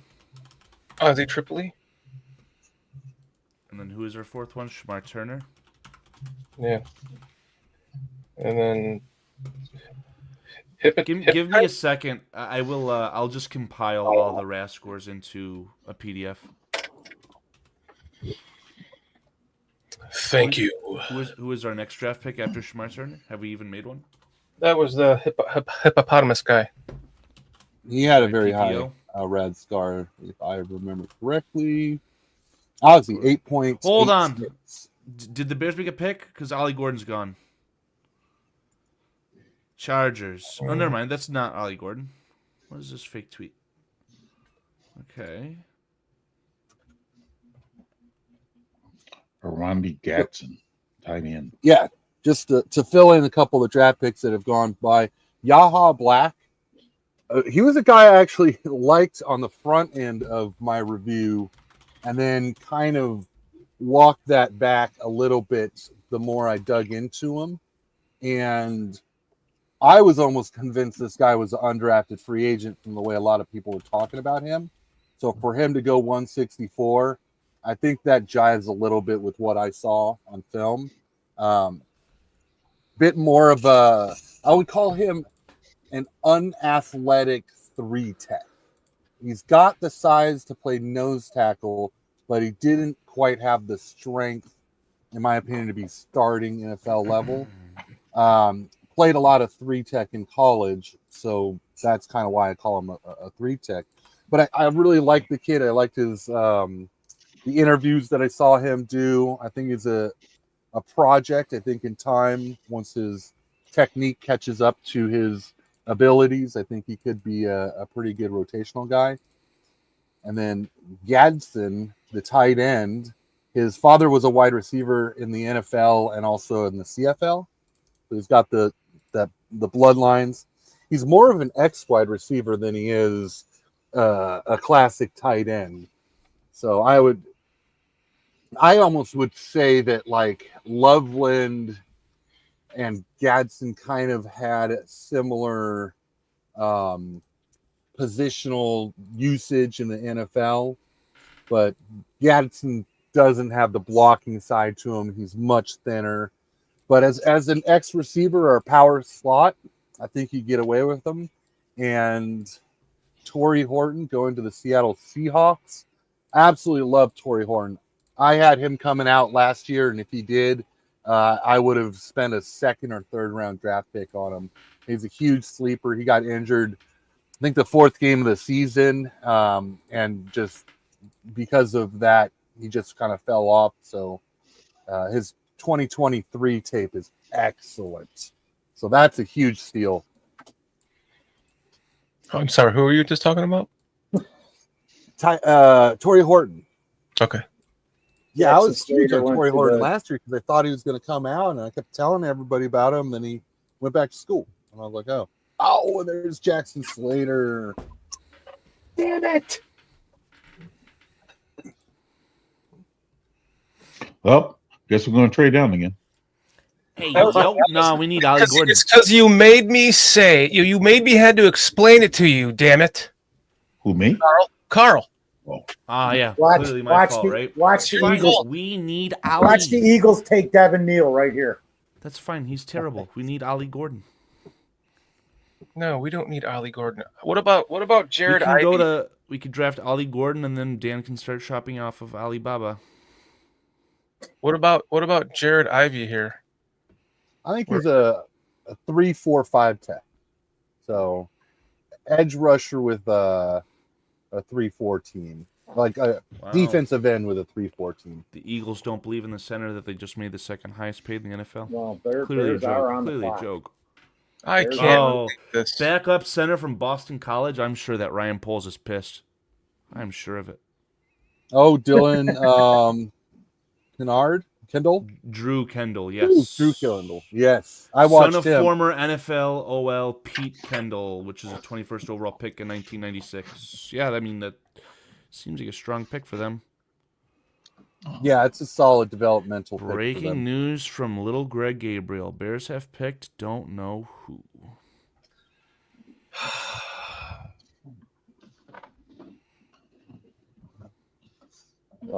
What does that mean? Somebody who doesn't know? No, Greg Gabriel is unaware of what the pick is. He's just been informed that the Bears have made a selection instead of trading back for the 18th time. Tony Moy wants to get funny. I mean, Zavada's coming out into the draft from Michigan next year, so that's when that kicker will be drafted. All We don't right, have to worry Bears about that pick is this in. year. Jalen Reed or Damian Martinez? Is it one of them? Martinez was drafted. Draft Diamonds on Twitter seems to be the fastest source. I'm so irritated right now. Oh, yeah. Of course, the Steelers took Yaya Black. Another guy I liked. Better or worse player than Yaya Diaby?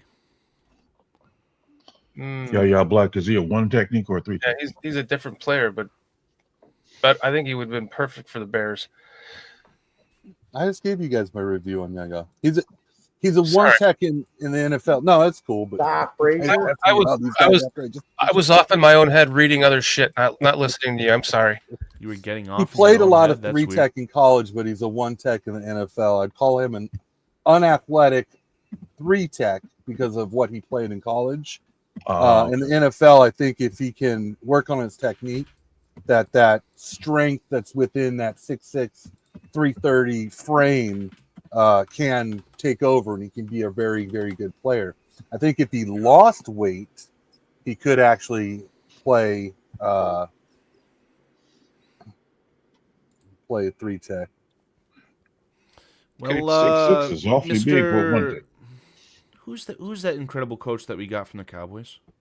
If he lost 30 pounds, could he play edge in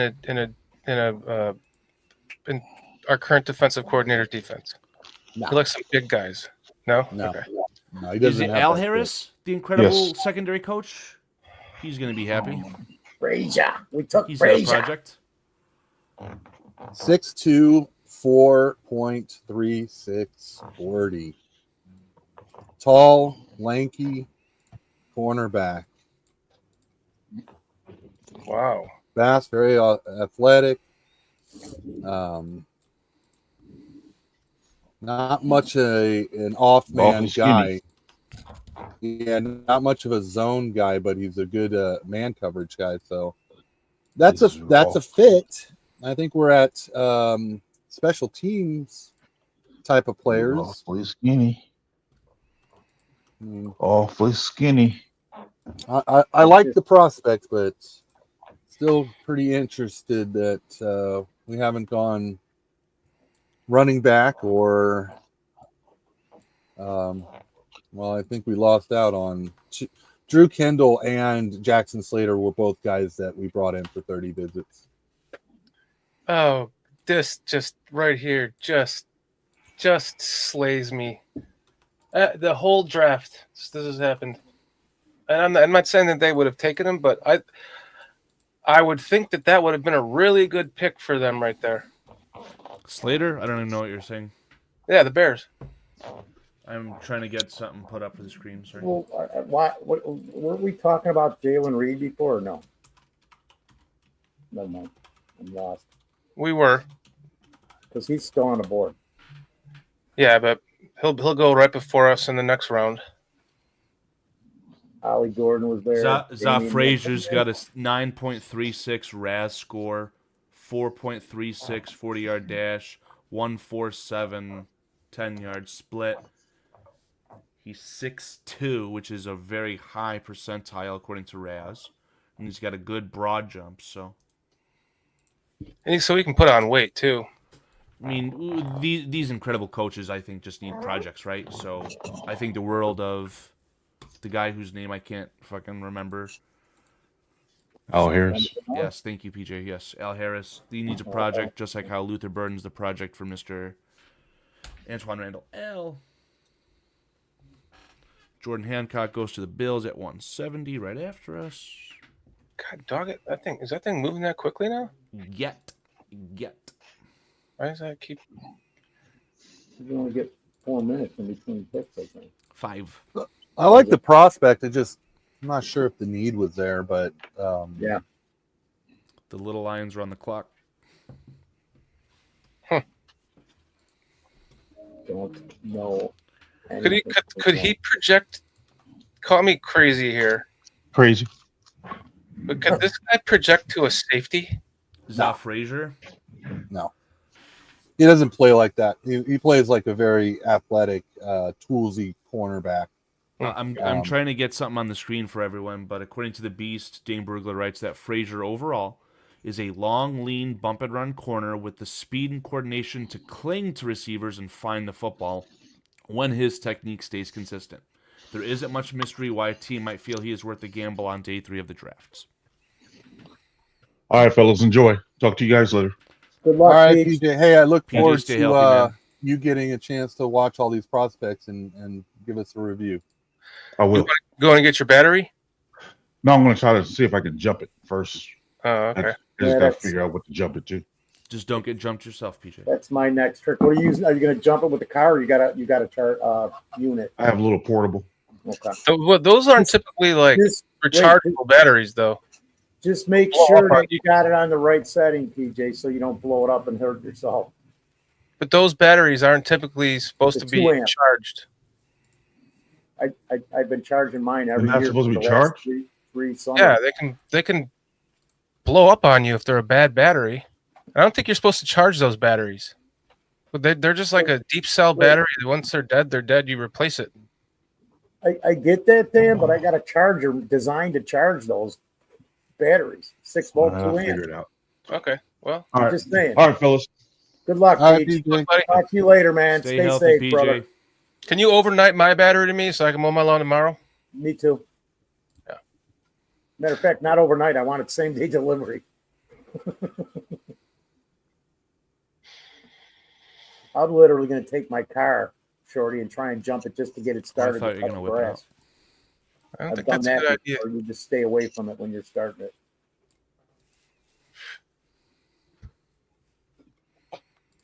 So you got to get like a 30-foot pole to turn the key on. I'm joking around. Draft or keep up. Eagles draft good players. Bears draft pretty projects. Mm, No, well, Lee Bruin says this could be a sneaky good pick. We don't know, man. They know more than us. my computer is on fire. Who are the Lions taking? Because their pick is in right now. Or I don't know if you guys know already. Rams just jumped the Kurt- Bills. Lions jump Bills and Vikings. I Looked don't up see and the said- pick on It Twitter. said pick is in Kirby Joseph, but they were just talking about. I almost said they just picked Kirby Joseph. I'm just thinking they'll add to that defensive backfield again. I mean, Lee, we've kind of talked about this all day, Lee. Like, I don't maybe Ian Wheeler. Sorry, Foster, I didn't mean to interrupt you.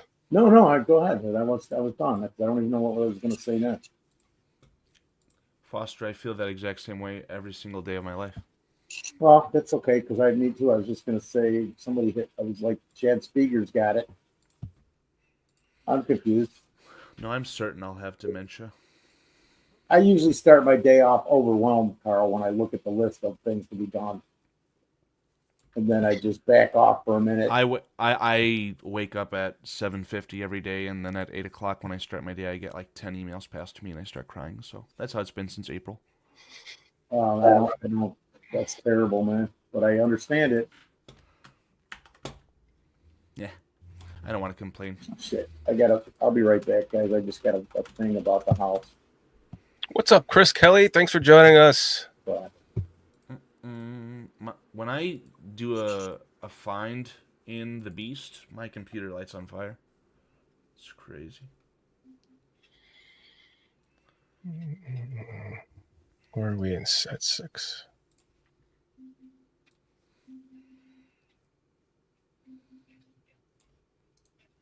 Shorty, I'm getting some stuff compiled as far as RAS scores and summaries from the Beast and our players, and then I can put that up and you can do with what you want of it. Okay. I'm also thinking about I'm plopping up their college stats just because I think it might be a good barometer too.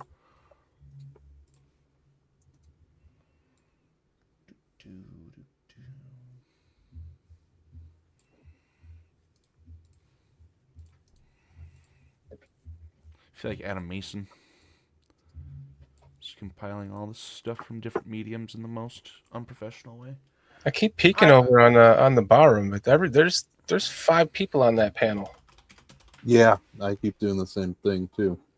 Like you said, if you guys want to, No, I don't want to go inject there. yourself over there. No, there's I too will many hold people. it down for you guys. There's one guy that's not a particular fan of me, and I'm not a particular fan of him because of that. So I don't really want to go over there just because of Can I call a spade a spade? Is it your favorite it's Bears I'm not gonna name YouTuber it. personality? My favorite one. This guy. Are we talking about this guy? No. Not that, Oh, not that guy. I think you guys should do a show together. I saw that Keds had a show. Just popped up at my feed. He has a channel. So I went in there. I was talking to him. And then I realized that person was his guest. And he was being really nice to me. I couldn't believe it. Saying, we got to do something together. So Who you talking about, Mr. Kedzie? I don't think so. No, not Kedzie. The other guy. We're talking about Jonas Ceviche. Ceviche, yeah. Where's Cliff Victoria? I wouldn't have mind He's Frazier on the Bears as a depth piece. Probably over there. Yeah, Cliff's over at the barroom. See that the Rams picked up On the 2 panel? guards. No, Oh, Yeah, everybody's gonna be- everyone's popping around. A lot of people are going to be bouncing around, man, especially when we're sitting there going, Yeah. what the fuck? Exactly. But I mean, I'm doing stuff, so I don't have the camera on because I'm walking around while I'm talking to you guys. And then here goes Chris Paul. But I mean, we already got a linebacker. But Frazier, the Lions drafted 2 guards in this draft, strengthening the offensive line. Have the Bears done that? And we know their line is better than ours. I'm just throwing it out there, brother.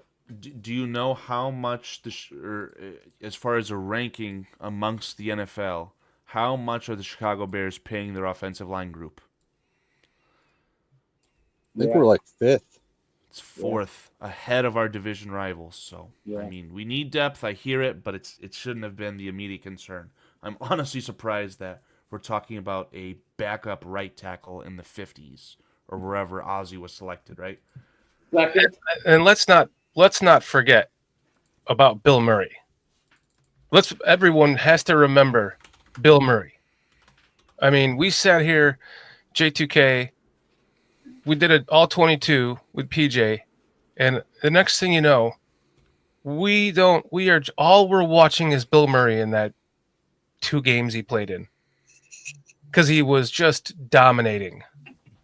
I mean, taking out his own guy, then going over and helping Coleman, and taking out his guy, and then coming back to a third guy and helping another guy.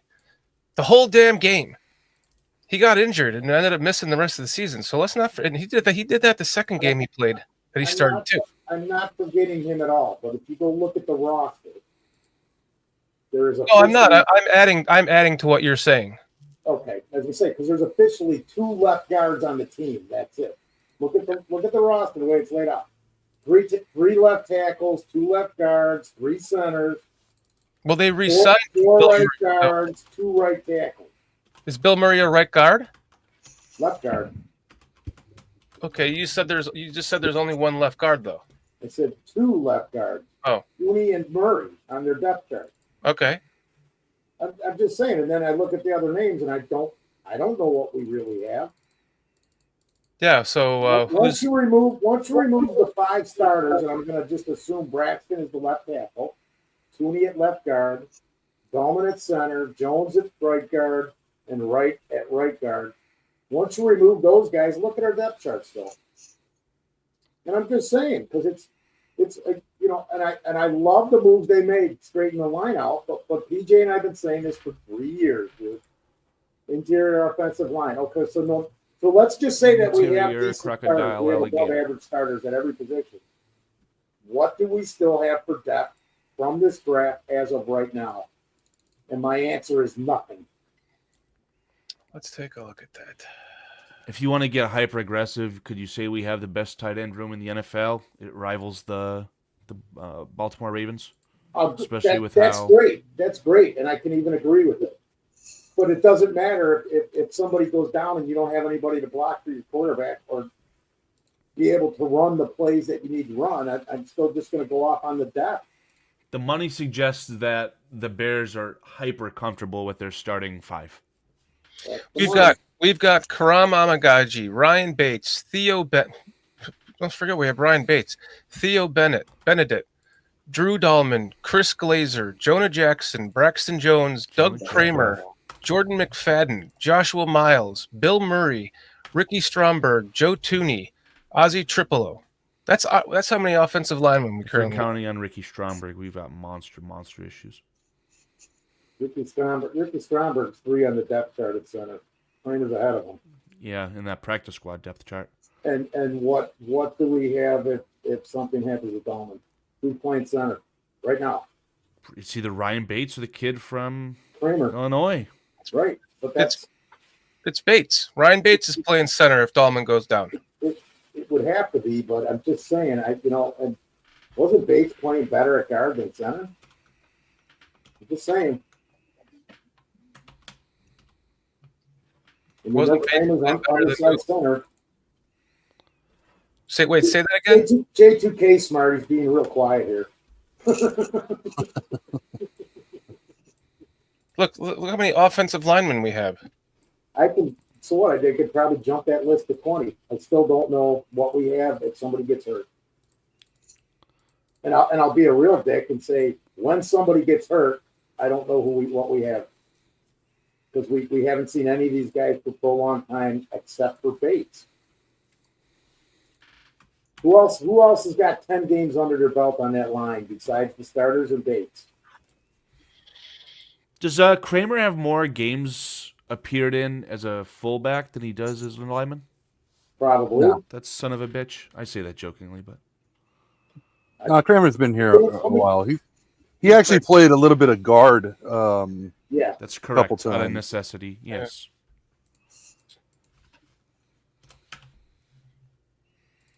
Let's see if we can. Let's find that out. Are you Google searching my silly joke? Please No, I'm going to Doug Kramer. It should say games played. Yeah, he's definitely played offensive line for the Chicago Bears a Yeah, lot but- more than and he's had various- those 2 little stints at fullback. and Farias Jackson's play at center with the Rams was not good. It was his worst of his career. The games, the few times he was playing at center. And I understand them putting that right because he did play a little bit of right guard with the Lions under Ben Johnson, and that's why we picked him up. That was a Ben Johnson hour because he knows he's going to take him, plug him right away at right guard once they got Tooney. And I think it was against Seattle. He had the best game of his career playing right guard. Yeah, but wasn't that a game where it was kind of like chalk? Like they didn't have to play, they just wanted to. Like they benched Stafford for Garoppolo, all these silly things. So I wouldn't put too much stock into that. Was that the game, Carl? I think so. I can't remember. But what I can tell you, too, is his opponent and the guy who was kind of scary for them was the guy the Seahawks traded for. Is it Leonard Williams? I don't know, but... Why is this so... Well, actually, Nicholas Finnegan, thanks for joining us. That's actually what we're trying to talk about, backup linemen here. Who do we have if one of the starters goes down? Unless you're saying all of our linemen are backup linemen, in which case I would disagree with you. Respectfully. We couldn't give Tevin Jenkins $1 million per year, too. Yeah. I think they were just done with him, but Yeah, for as the they money. should be. For the money. What is does it show that? Here we go. Kevin wasn't going to want to sit on the bench and be a backup. And now he'll stay healthy and play even better. Watch.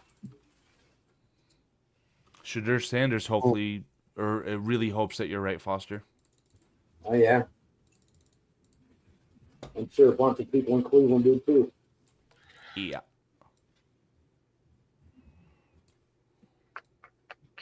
I can't. One of these days, Shorty, I'll get that PC logo on my camera. The one you sent me like a month ago. Oh, yeah. No, you won't. You're right. I won't. Yeah, that doesn't give any of our fans hope for mailing in their damn credit cards for you to put the BCP logo on No, it. it's fine, guys. I've already done that 3 times, 3 of my cards. Foster's a good guy, so we definitely will not use your money to open up more bank accounts. Oh, Aunt Miss, don't do that to me, buddy. Don't do that to me, Aunt Miss. I've been a team player for this draft process. Lots of time spent with BCP and Adam. I thought I went someone else's show. I think I'm just thinking about Barroom Network.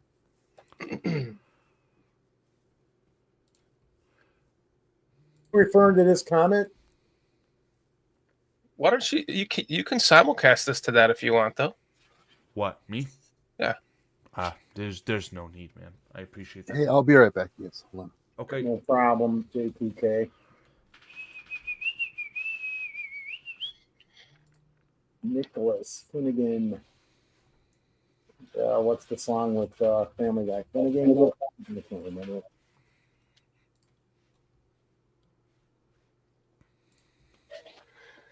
All right, so let's just look at this this depth chart. I wanted to make up our depth chart. I'm sorry I didn't have time for that. Braxton Jones, left tackle. Behind him, I'm going Azie Triple O. I'm not even going Karan. I think Karan's more of a... You got to go Karan, don't man. do that. No, who's You the gotta backup go right Karan, tackle? dude. We didn't have a backup right tackle. That's Azie. Yes.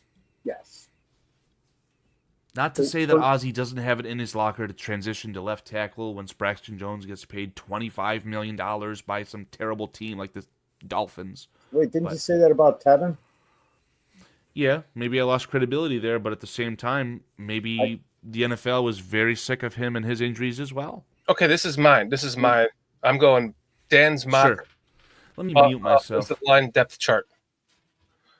I'm going Braxton Jones, left tackle. Backup would be Azie Triple O and Karan Amagaji. Left guard is Joe Tooney. Backup is Bill Murray. And or after that, it would be Karan, probably. No, it would be Bates. Okay, Bates. Left guard, it would be Bates. Yeah. And then Doug Kramer. Bates is backing him up at center. And then right guard, Jonah Jackson. Now, didn't Ryan Bates literally rotate with the failed Nate Davis last year at right guard. Yes. So I would imagine he would be your backup right guard on paper. Did you say that he Doug played Kramer's both. your backup center? Yeah, so Kramer would probably be your backup center. Bates would be your backup right guard. Who's and our then- backup left guard for Tooney though? Bill Murray. Yeah, I like. And then- I kind of like that. On And the then- Bears depth chart, the only people they have listed as left guard are Tooney and Murray. I'm just saying what's on their depth chart as of last night.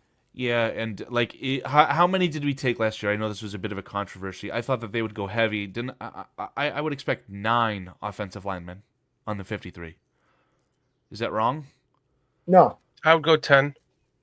Okay, but if you had 9 out of your 5 starters, who do you not have a backup for? I think it's very obviously you wouldn't have an obvious backup behind Joe Tooney. Yes, no, maybe so.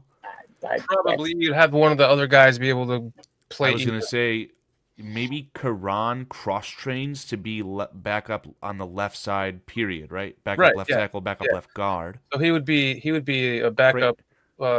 Kramer can come in and play guard in an emergency situation. yeah, agreed. But Kramer or Bates.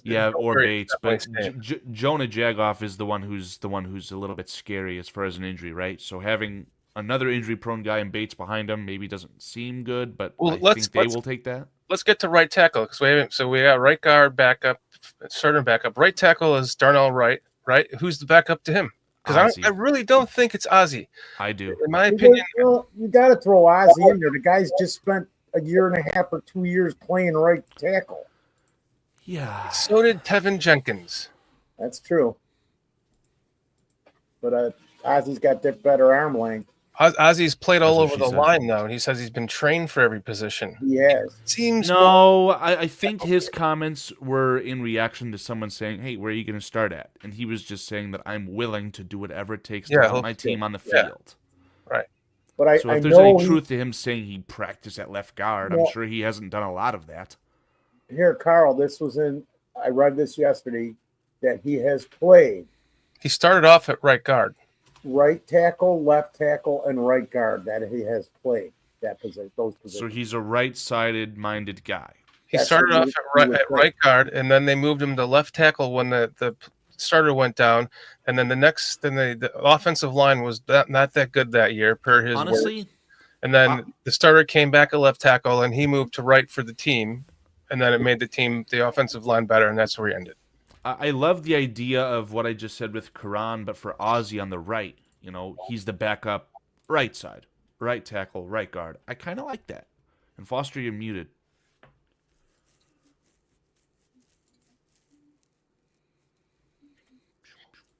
Let's go to this. Sorry, I've got a lot of stuff I'm kind of throwing together here, but I'm trying to get some good stuff for us. Where is it? Where are all their videos? Why don't they have them all on here? What? Oh, here we go.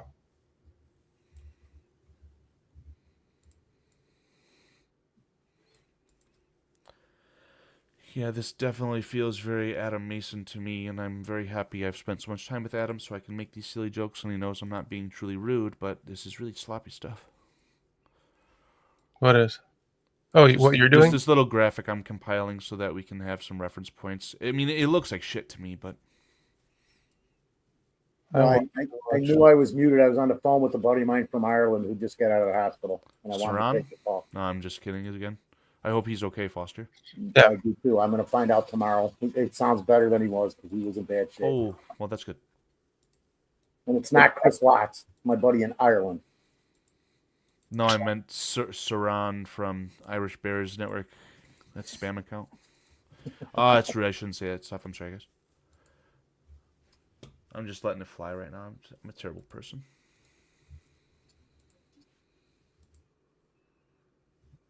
Uh-oh.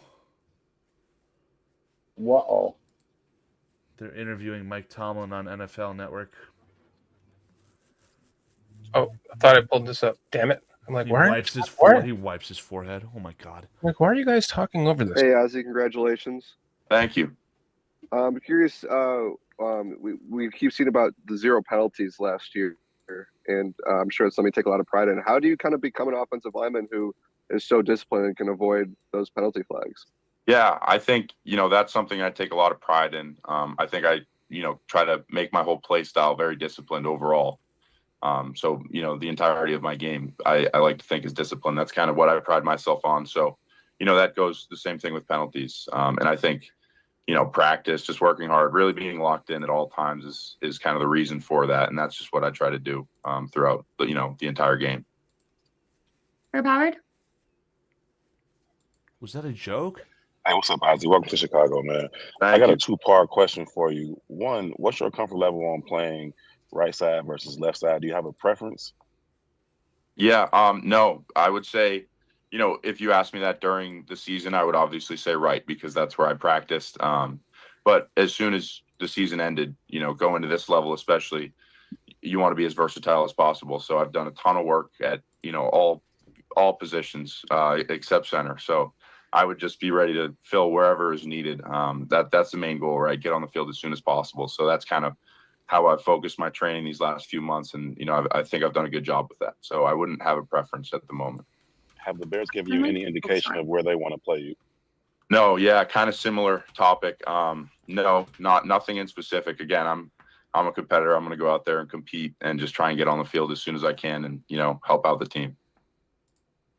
Go ahead, Pat. Azie, you went to the same high school as your dad and the same college as your dad, right? Yep. What does it mean to be a draft pick like he was? Yeah, I mean, it hasn't really sank in yet. My whole family's upstairs. They're super excited when they saw it on the TV. I got the phone call. It's really amazing. This has been my dream for as long as I can remember, since I was a kid. So now that it's kind of finally come to fruition, it's pretty surreal. Again, it hasn't really sunk in yet. I'm sure in a couple hours it'll have sunk in, but I'm super excited. Super grateful for the opportunity, and yeah, I look forward to the future. Ryan Poles has obviously some connections there at BC. How well do you know him? Was he around at any point? What's been your dealings with him? Yeah, I've met with him before in Indy. Yeah, and we talked about BC. That connection, it is hard not to talk about. So we had good conversations about that. And yeah, I mean, super excited to have another BC guy on staff. Ron Hammond? Hey, Azie, congratulations. Thank you. Obviously, everyone sees your size, but what would you tell people about your ability to move out there on the field and your athleticism? Yeah, I think the size can be deceptive, because you see a guy who's so big and you might think immediately, they might not be an athlete. They might not move as well. I think I do a good job, footwork wise, hand placement, sort of those athletic traits. I think I'm pretty well-rounded as a player. So, and that's something that I really work on, being taller. It doesn't all come natural to me, but putting in the work, day in, day out, I think has really helped kind of elevate my game to be well-rounded. Go watch Joe Larry? Alt. Yeah. Congrats on being drafted by the Bears, Azie. I'm sorry if you answered this already. What would you say the type of player the Bears are getting? How would you kind of describe yourself to fans that don't know much about you? Yeah, I would say I'm a competitor. So, every day show up, compete. Coming into a new program, my main goal now is to just get on the field as soon as possible. I've mentioned that before. But well-rounded, disciplined player. I'm going to play hard, play tough, but also play smart and under control. Don't let emotions get the best of me. Try and stay, in the moment at all times, very focused and, disciplined. Alex Shapiro? Ben Shapiro.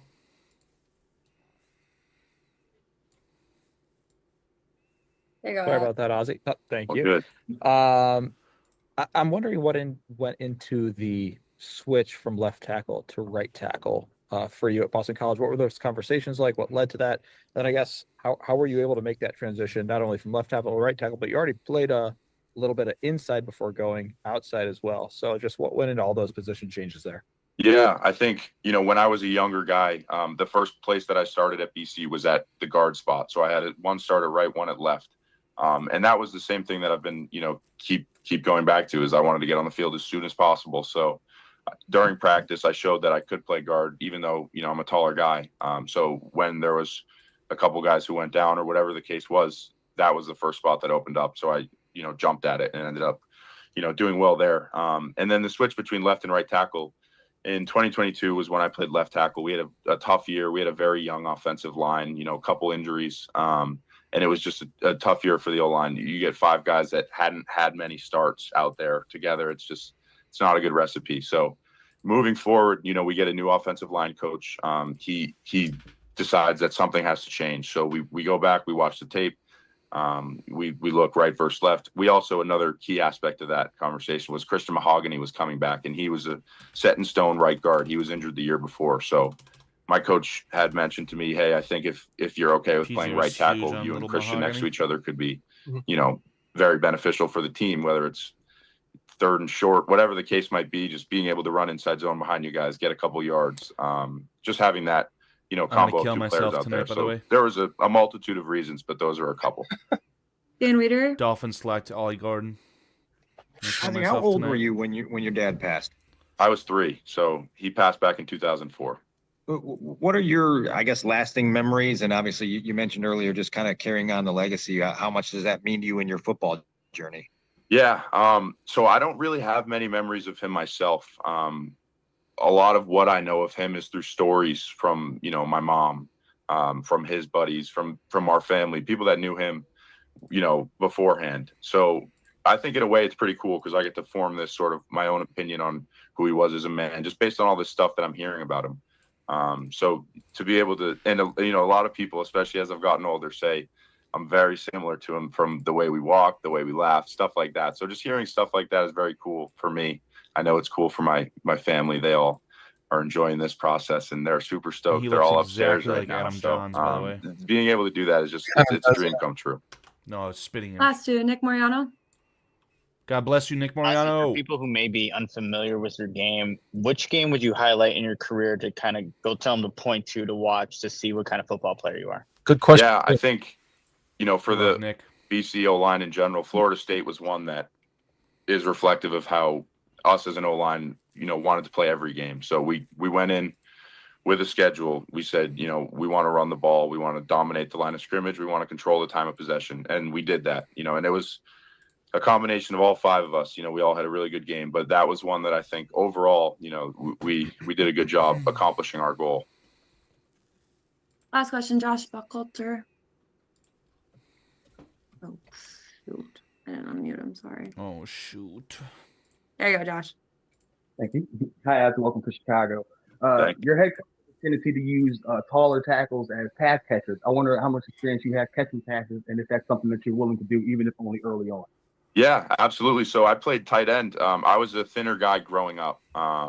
Until my junior year of high school, I was a tight end and a D end. So I do have experience, catching the ball. I made the switch back at junior year. I didn't think I would ever come back. But again, I'm trying to get on the field as soon as possible. Whatever, it might be, I'd be happy to go out there and do it. So any situation, I'd be more than happy to go out there. It's awesome. I like the kid a lot. What a great interview. Oh my God. He just said that he'd play tight end. I mean, isn't that what they did with, is it Dan Skipper? That crazy play against the Cowboys in Detroit where he was reported as ineligible or something? I mean, is that something we should look out for? Wait, what? I know what you're talking about. The tight end. I'm almost certain it's Dan Skipper. He caught a game-winning touchdown pass in a regular season game against the Cowboys, but it was ruled ineligible. I almost said offsides. But yeah. What were you saying, JTK? Oh, it's just a great interview. I love the kid. And I think even though he doesn't look like a guard on paper because of that size, you hear him talk about how much he played it and how willing he is to, move inside if there's a position available to him. So I really like the pick now because I think you've got a guy who's a swing tackle and a swing guard. Yeah. But there he said he played 1 game at right and 1 game at left guard, and then he moved to left tackle, and then from there to right tackle. See, I didn't even know he played. I didn't even know he played left guard because it didn't come up when I researched him. It only came up that he played the other three positions I mentioned, the 2 tackle positions and right guard. So I did not know about the left guard spot, but it's the versatility. And then now he played tight end. Well, he played tight end when he was younger, when he was lighter. Okay. Now, my guess is maybe he's still got pretty good hands, but his body just grew into more of an offensive lineman's body over the time. So I wouldn't sit there and say this guy's a backup tight end or something like No, that. but I would definitely say they might be able to like put him in as a swing tackle and then use him as a tight end in a creative minded head coach like Ben Johnson's offense. Yeah, maybe. I mean, Johnson's got. I wouldn't put too much stock into like a play. Right. You know what I'm saying? No, not like Doug Kramer playing fullback doesn't excite me. I want to see him be an actual good center, right? Good backup center. So, Shorty, I don't know if you want to parse through all this stuff that I just threw on the screen, but there's a lot of little RAS scores, summary from the Beast, whatever you want to look at for any of these picks. So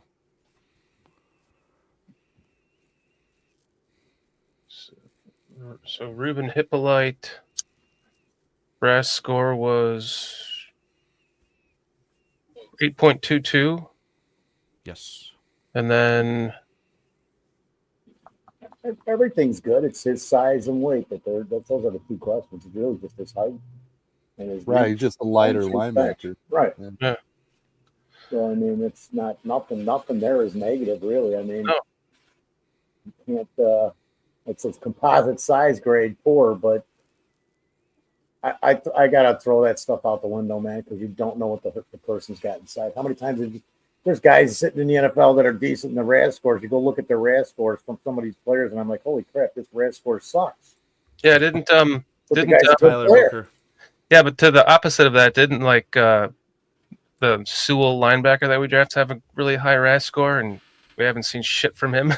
It can work both ways, is what I mean. It's Well, I think the Edmonds and Edwards is a perfect example. Like, yeah, Edmonds, his RAD score is insane, and Edwards was undrafted because he's slow and small. And who do we want to keep around more? Edwards. Yeah. Oh, do you have any others, Carl? Yeah, I have all the draft picks. Okay. He's on it. What's Loveland? Let's start from the beginning. Okay, let's go back. We got an emergency here, guys. Sorry. Okay. Loveland. Hope his house is not burning down again. Loveland was a. Where is it? What am I missing? Oh, I'm looking. Wrong place. What? Okay, I'm fucking blind right now. Where's the RAS score? It's up at the top left. He just hasn't tested. I mean, I can check the Beast again, but there's Oh, I gotcha.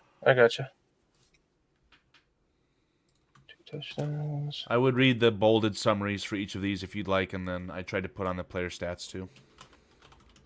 I did see that Colston Loveland at the pro day prior to this year.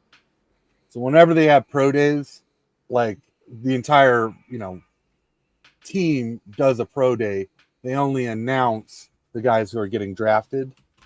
But at that pro day 2 years ago, Loveland ran a 4.54 40. I think vaguely off the top of my head, Greg Gabriel said that the geolocation, I can't think of the term, whatever they use the advanced tool to measure a player's speed, he got 19 miles an hour.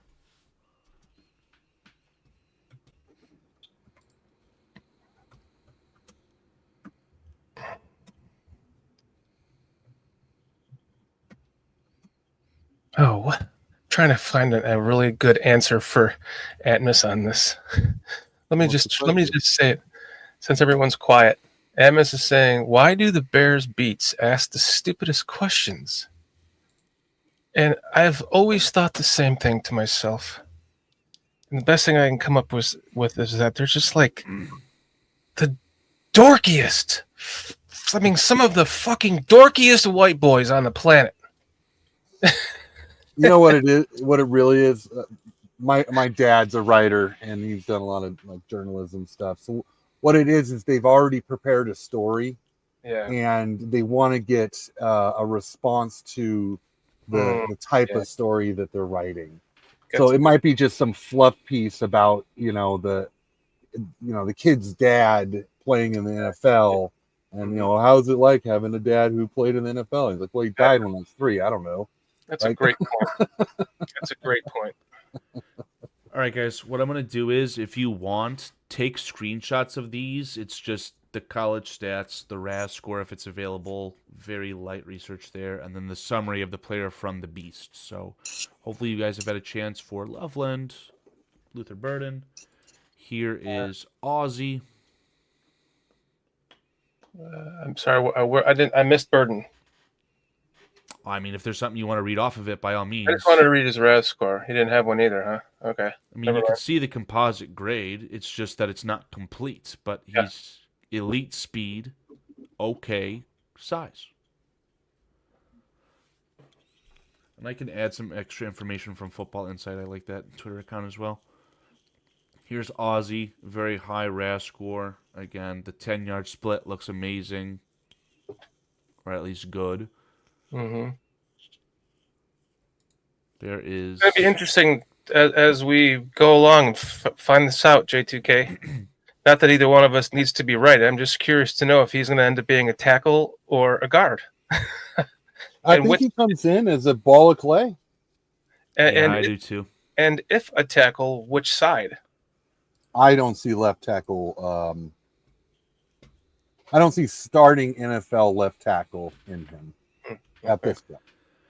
Again, here is Shamar Turner, some added for the audio listeners. Adam Hogue reporting that Shamar Turner says he will be good to go for minicamp. And then there's a blurb. I don't know who Trey Koziel. Wow, so remember I said let's do an experiment?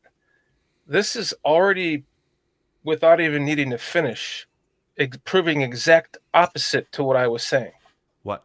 I was saying last year when we pull up the RAS scores, they had one for every player, and they were all really high. They were all in the green. Well, Shamar Turner had a serious stress fracture with a rod put in or something like that, so I don't even know if he was willing to test. That's why I don't think that the site doesn't have it. I think he just chose not to test. Okay, there's Hippolyte. Yeah, Hippolyte's got a pretty good RAS score. We already talked about this. Elite speed, undersized.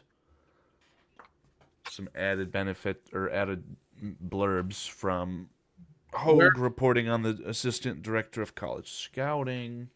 Where is elite speed? Is that just somebody saying that, or is the green, the composite speed? Oh, 40-yard dash. Sorry, 4.42. Okay.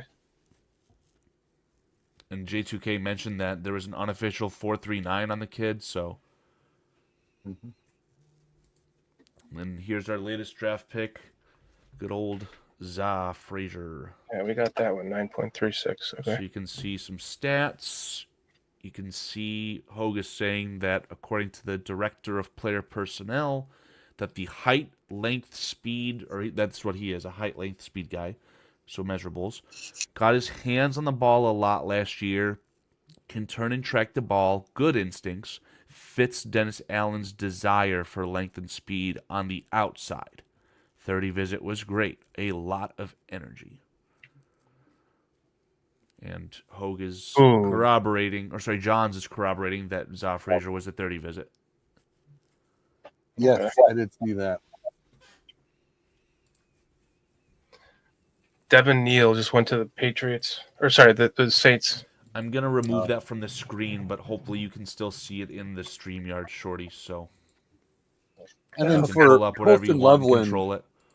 and Burden, and also Shamar Turner, had they tested, those are their skill set, their type, they would have had high RAS scores. I'm convinced. Correct. Okay, Steelers on the clock. This is another team, Mike. You always almost predict what they're going to do. Thank you, Squeegee. Who they're going to select. So what's best available?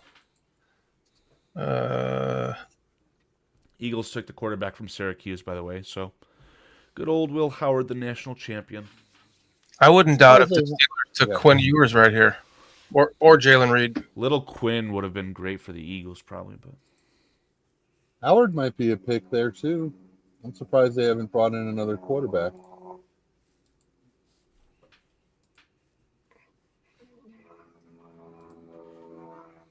Where are they?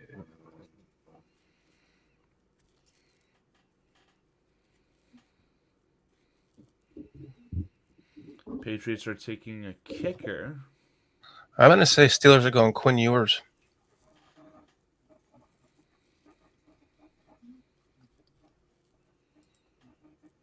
That would be a nice pick for them there.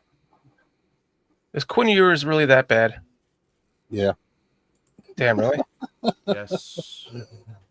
I have Will Howard well over Quinn Ewers. Who else is available at QB? Will Howard's arm is half the strength of Quinn Ewers, though. Yeah, I mean, Will Howard has had uninspiring performances with just the most elite football team around him. So, again, another uninspiring guy. His play down the playoff stretch was really quite exceptional. That tape was really good. Howard's? Yeah. Kind of synonymous with Jeremiah Smith, but I hear you. Or Joe Burrow. Yeah, that's one of those situations where LSU proved me wrong time and time again. I was very high on Neighbors and Brian Thomas Jr. Transitive property. I was very low on little Jaden Daniels because of that, but LSU just pumps out elite talent at quarterback and wide receiver, so not doubting that school no more. Aha! Steelers took Will Howard. Congrats. Yep. And the Saints took Devin Neal. Wow. I was just typing, no, Tony, this is why I think they're going to take Quinn Ewers. Tony Moy, they did. All right, so let's Has see. the barroom cooled off at all yet? Nope. Nope. Nope. I'm just going to text Aldo and be like, you got a full panel, man. I didn't expect that the whole show.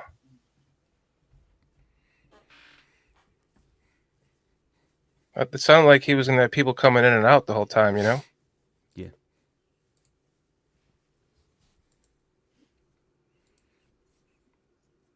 Kind of wonder if he's given Tooch the opportunity to kind of run the show because he's looking for Tooch to kind of have his own thing. Wait, say that again? Aldo was referring to giving Tooch a show in the future because he said, you know, he was thinking about retiring and he was going to come back one more year and yeah, Tooch was going to be his guy and that Tooch, they had some plans where Tooch was going to have his own barroom show, unlike the, you know, Draft Goons, or Betting Goons, whatever that show is. So I think that's kind of the case right now. Yeah. Let's see.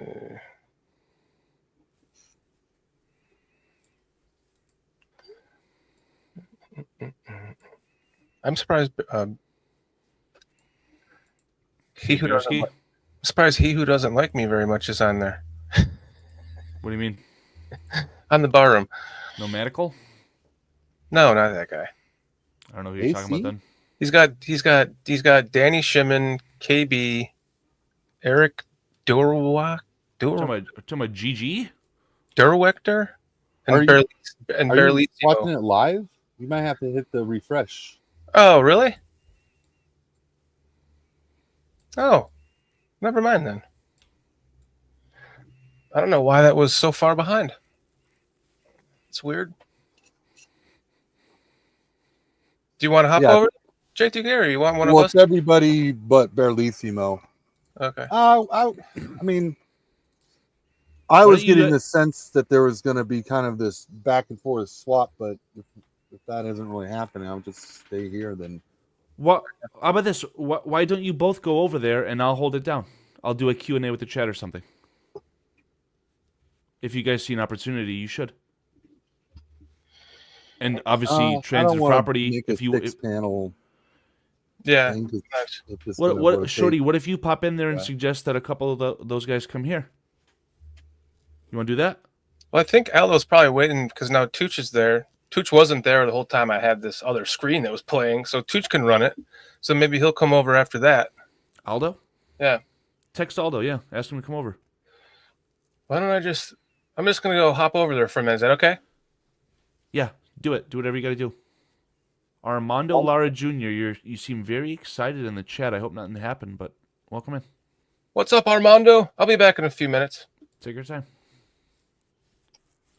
Hopefully everything is okay with Foster. Yeah, he said an emergency, so never want to hear that, but... God damn, he's got 119 people watching over there. Cool. This is fun, though, how we all, like, pop back and forth. Everyone's, like, going from channel to channel, coming in and out. It is pretty cool. Draft day is so much fun. Wish there was more movement over here, but yeah, that's why I'm trying to, like, force the issue with you. If you start it off, I think that'll start happening, which would be cool. Okay, I'll go do that. Masters in the chat over at the bar room. After he said, got an emergency. Is the emergency his stomach? Is he on the toilet again? Are you guys talking about that? I don't know. He's like, I got an emergency. Maybe that's what it was. Chad, we appreciate that, but it's not like that. I'll be right back. Sure. All right, man. Well, I wonder if do you think this would work if I just turned off my camera and then went to his link? Without leaving the studio? I would imagine your computer would tell you that your device is in use, so I think you have to leave here to free up. You can try whatever you want, but... Okay, I'll just do that. I'll just leave. I was curious what J2K's favorite draft is outside of the Bears, or if the Bears... I'm assuming the Bears aren't your favorite draft class altogether, but...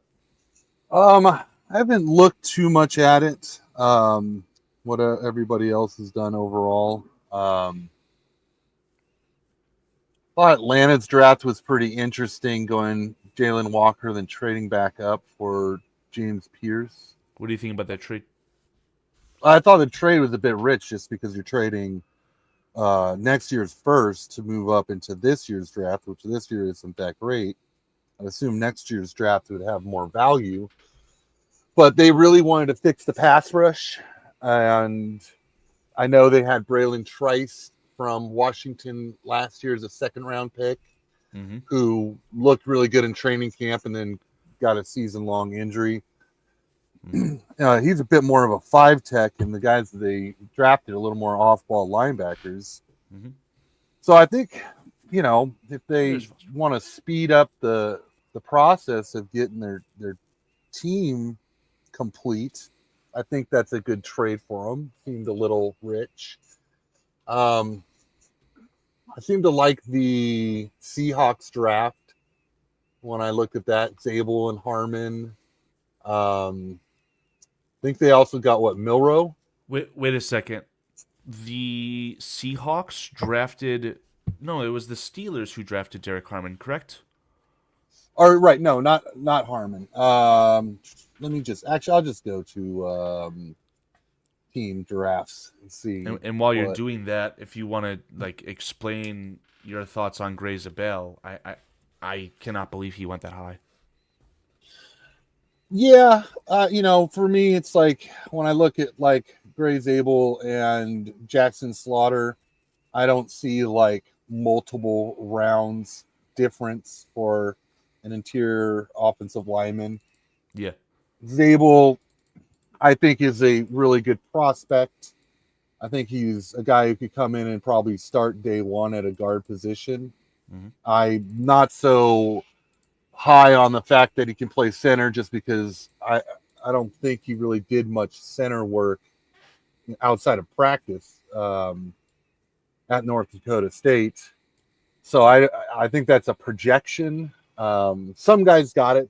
Some guys don't. I think the center position is a very tricky position because you got to have good intelligence and get everybody lined up. But they got Nick Amenwari in the second. That's what I forgot about. Yeah, I mean, talk about time is a flat circle. You got the reincarnation of Cam Chancellor, and you got I love Devon Witherspoon. I don't know if he's comparable to anyone from the Legion of Boom, but that's a fantastic pick in my opinion. Yeah, then they got Elijah Arroyo, tight end, who I Elijah really Arroyo. liked. Arroyo from Miami? Miami, yeah. Not Harold Fannin. That guy went to the Browns, but yeah. Yeah, it's Yeah. good. Yeah. Jalen Milrow. Now, I did perceive them or predict them taking a quarterback because that Sam Darnold contract is really a 2-year contract. Right. So I think they put somebody in the pipeline for that. And, I don't know about Milrow as far as NFL quarterback. We'll kind of see how his progression goes. You could Obviously get a very really talented athlete. crazy and create some packages with him in the run game, right? If you really want to maximize your value, but But yeah, if you want to try to get him on the field early on, but I do Yeah. think he's someone that's going to be more of a project behind that. Definitely. Riley Mills, I'm okay with him. It's kind of a ho hum player to me. Don't hate him, don't love him. I didn't really see much of the fit for the Bears for Mills. I love Torrey Horton, and to get him in the 5th round, I think is an absolute steal. And then they went back to tight end and got Robbie Oates, who I think I did probably little work on him because I'm not really. Not to cut you off here, there's a little bit of a run that's making me upset. I mean, Titans selected Khalil Mullings out of my University of Michigan, and the Texans before them selected Jalen Reed, the safety from Penn State. So, a couple of Jags maybe in the long run, but they sure seem like they had promise. So, oh well. What's going on, Foster? Nah, I had to take care of a personal matter, so I've kind of lost my train of thought here. Shoot, I'm I sorry. just kind of listening to J2K and agreeing with most of what he's saying. Yeah.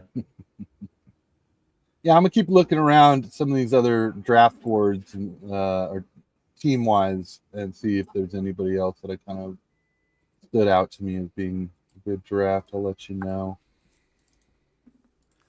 I kind of like what the Browns are doing. I mean, I love Quinshon Judkins. They got a good tight end, in my opinion.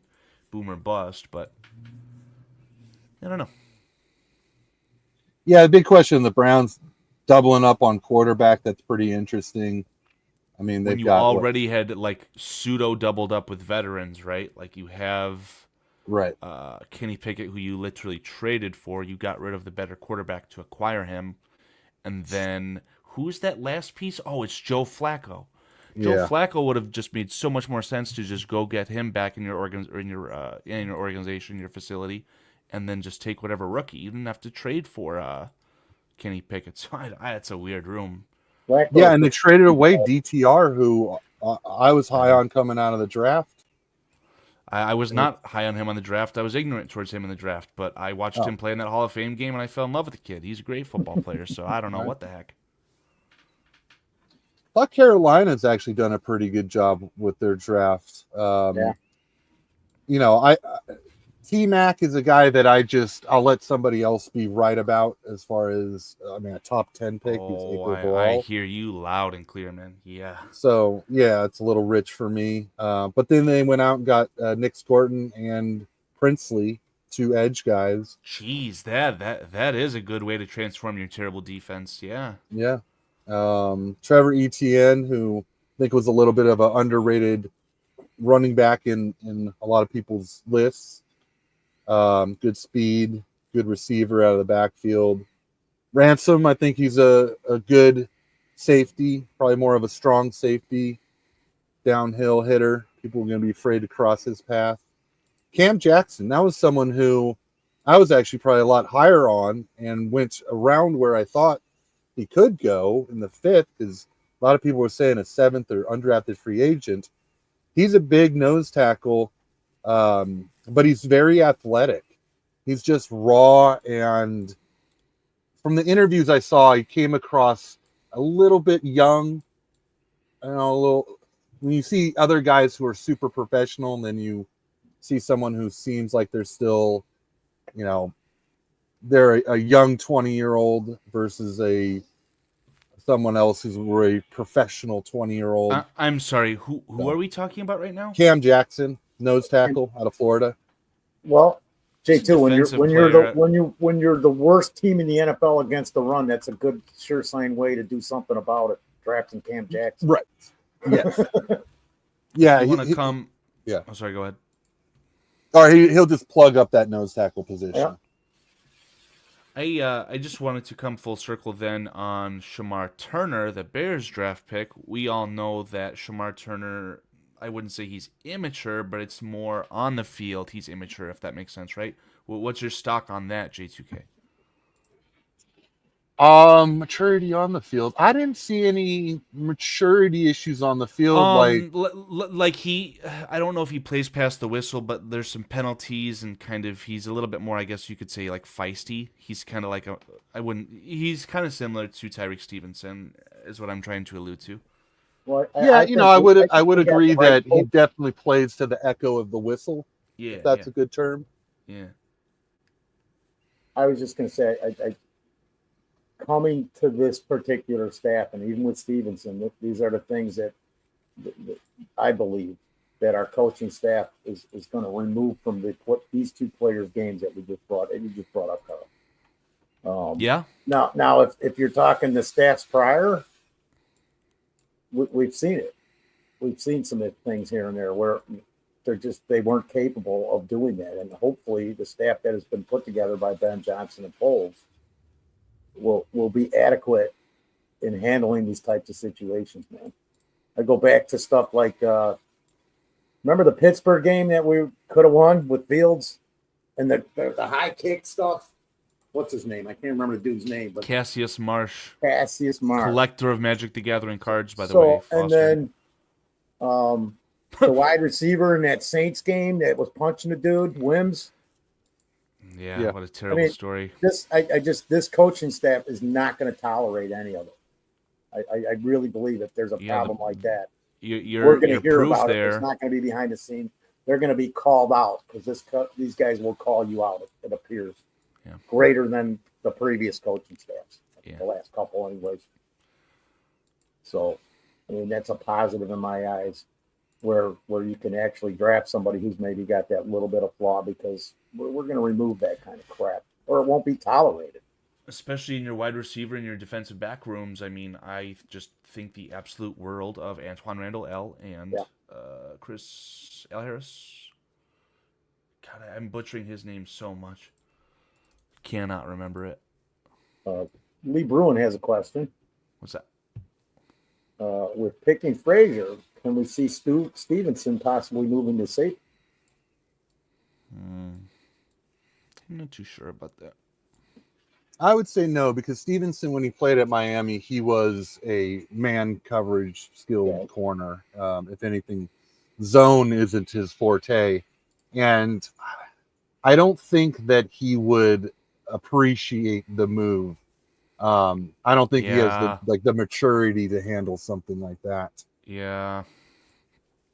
If there was someone we'd move to safety, I think Terrell Smith makes the most sense, just because he's just got that upper body mass and he's got that ability to probably take on a running back head on up the A gap. Sure.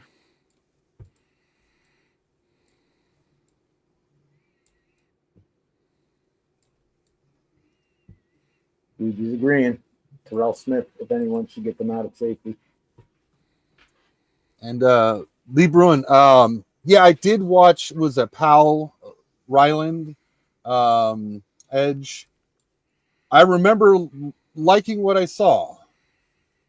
Let me try to refresh my memory. Athletic.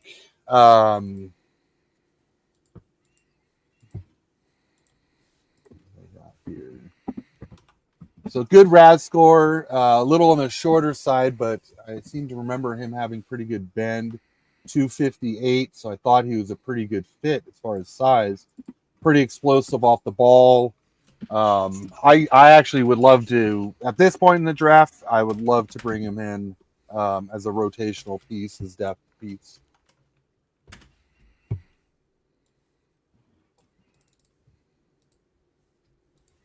Another Michigan guy gone, Carl.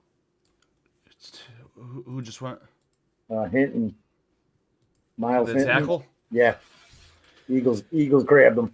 Call me ignorant. I mean, the Michigan offense this year was just so beyond awful. It was very hard for me to just say, oh, that guy's got a chance in the NFL, right? I'm so jaded by, if that's the correct term, by the 2023 undefeated roster, right? So for them to identify a good left tackle, if that's what that ends up being, bravo to them. There was a question there for you, but I wanted to address this because Amber said, to be fair, the rep stepped in front of Marsh. He did. He did step in front of him and he stuck his ass out to purposely hit him and then he threw the flag. I remember it clearly. So flex. But if Marsh wasn't out there looking at the Steelers line and doing the kick and standing there, if he would have just got off the field, the Bears probably win that freaking game. And I'm just saying it out loud, man.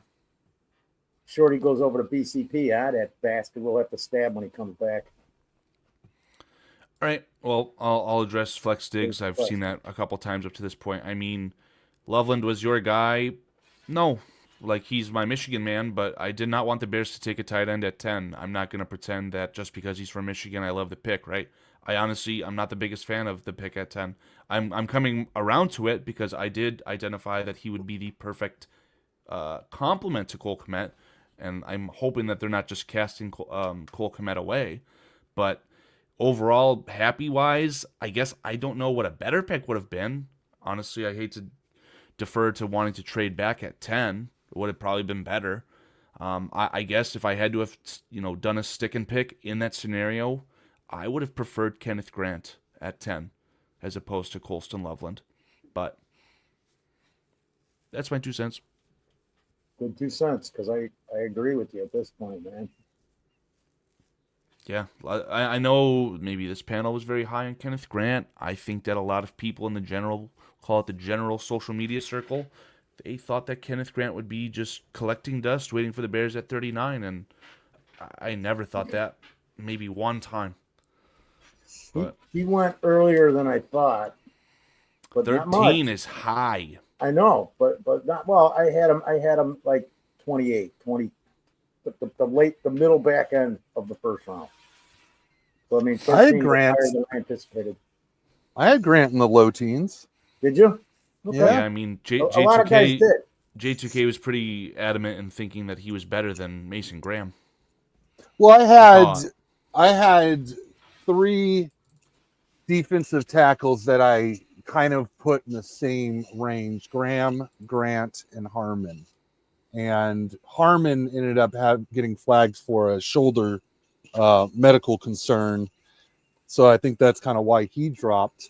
And I mean, Mason Graham, he's got his type or his style, I would call it.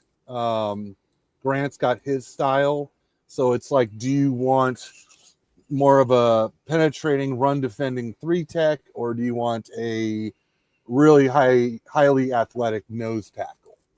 So for me, it was a bit more flavor for a team, similar to just Warren and Loveland. I thought I had them right at the same area as far as where I thought they'd fall in the draft, or where I had them graded, but it was just flavor, which one fit. And I think we are on the clock, you guys. We are on the clock. I talked to a Colts fan yesterday with Adam Mason, and I had made this comment, and I think the Colts fan agreed with me that it was much better for the Bears to take Loveland and the Colts to take Tyler Warren, because Tyler Warren has the more immediate impact for a team that has a quarterback that really could use that, right? Yeah. So I think it was just an overall a better fit for both sides, in my opinion. Well, since interesting. I still have Loveland over Warren as far as a receiving tight end. I'm curious what the Colts do, what their offensive coordinator does with Warren, because I don't see his Penn State usage being the same as his NFL Bears usage. Just take another linebacker.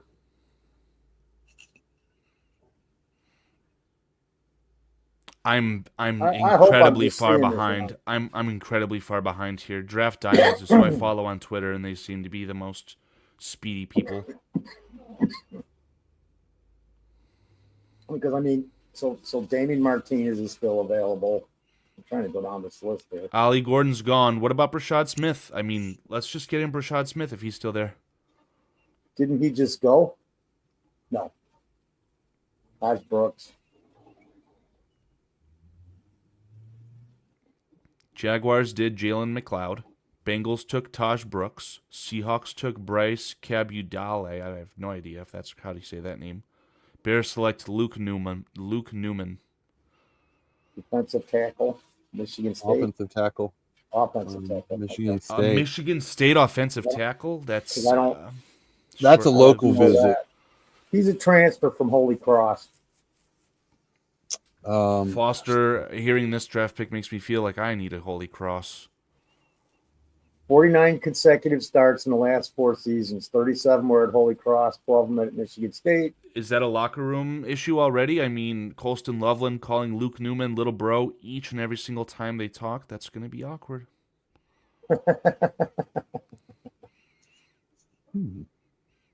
On the picture they just tweeted out with Luke Newman, that decal on the middle of the state helmet actually looks sick, though. I love that. And I must have missed this, Creighton, but Luke Newman, who is Greg Gabriel's what? He's one of Greg Gabriel's guys?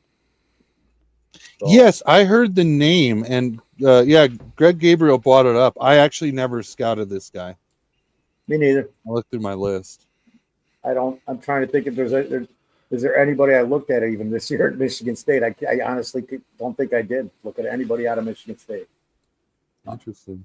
Well, I mean, hey, look, they're going back to trenches. That's good, and apparently running back is not a need in their eyes. I'm gonna have to just trust this coaching staff yet again, and I hope and pray that Eric Bieniemy is worth his weight in gold, because if they can turn Ian Wheeler into something, if they can resuscitate Rojo, it would be cool. But same thing, I mean, maybe our running back for our playoff runs is currently on the Raiders. Maybe we'll sign Mr. Genty to his second contract, whatever they want to do, you know, so. Yeah, but that could be in 5 years, dude. Oh, absolutely. I think it would be in 5 years. This pick is a guard. He's 6'3", 5'8", 308. He's got a 9.69 RAS score. His arm lengths are 31 inches. So Yeah. he's definitely a guard, not a tackle. But he's an athletic project. Okay. Oh, man. So there's Yeah, an athletic guard for depth. See what he develops into, if anything, other than just the depth piece. Right. Like you said, and I when I saw that all the players that they were looking at, it was just I was happy and yet shocked that they were doing that type deep of a dive into 6th, 7th rounders and UDFAs. I'm anxious to see once we got one more pick at 233. I'm anxious to see the list of UDFAs now. I mean, I know we're not even done with the draft, but I'm anxious to see that list of who he's going to bring in. Maybe it's those backs. Maybe that's where we get our value in the backs. We've talked about how deep of a class this is, and normally these backs wouldn't make UDFA, right? So maybe that's what it is. It could be. It could be. There's more than a handful of them out there. I don't know.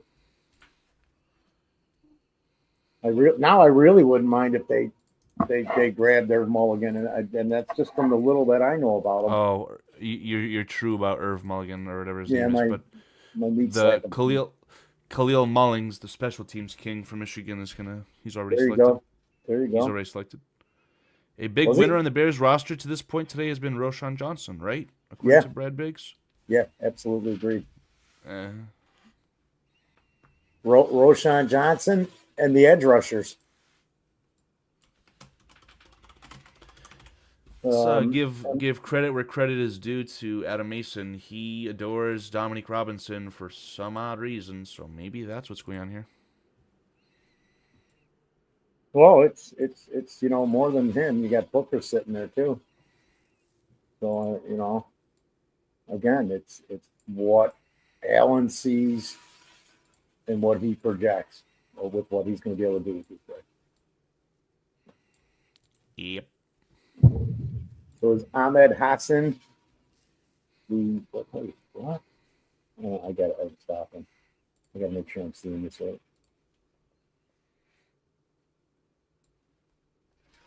I didn't. I saw it wrong. Edge rusher out of Boise State. I just because of McCullen. Shane McCullen. Shay McClellan, stop that. Well, I just had to. Yeah. Upsetting stuff, Foster. Very upsetting stuff. Do we still have Hardy on the roster? Tony Moore's asking. Yes. Okay. So there's another guy. Lions took the elite edge from Boise State. Now what? That's what I was going to say. Come on, Amos. Is he? I don't know. But Shea McCollum was too when they picked him. I just never liked that pick though. I knew that was going to be a problem that one. Why not, Foster? I just hope I'm so wrong about some of this stuff on here. I just thought, why didn't we take Martinez, man? He was sitting there.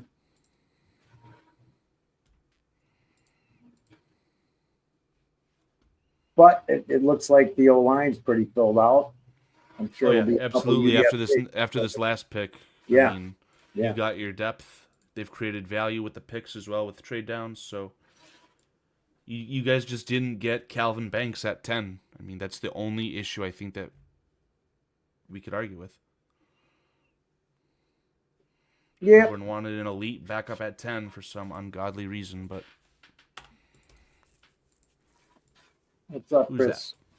Real better fan Foster. who is that? I feel like I'm talking to my dog right now. Oh, it was Shorty. How'd it go with the barroom? Good. They think that Azie is a tackle. Yeah. Yeah. So who's coming back over here? I don't know. Come on, Tooch Link. Tooch is about to leave, so he's got AC there.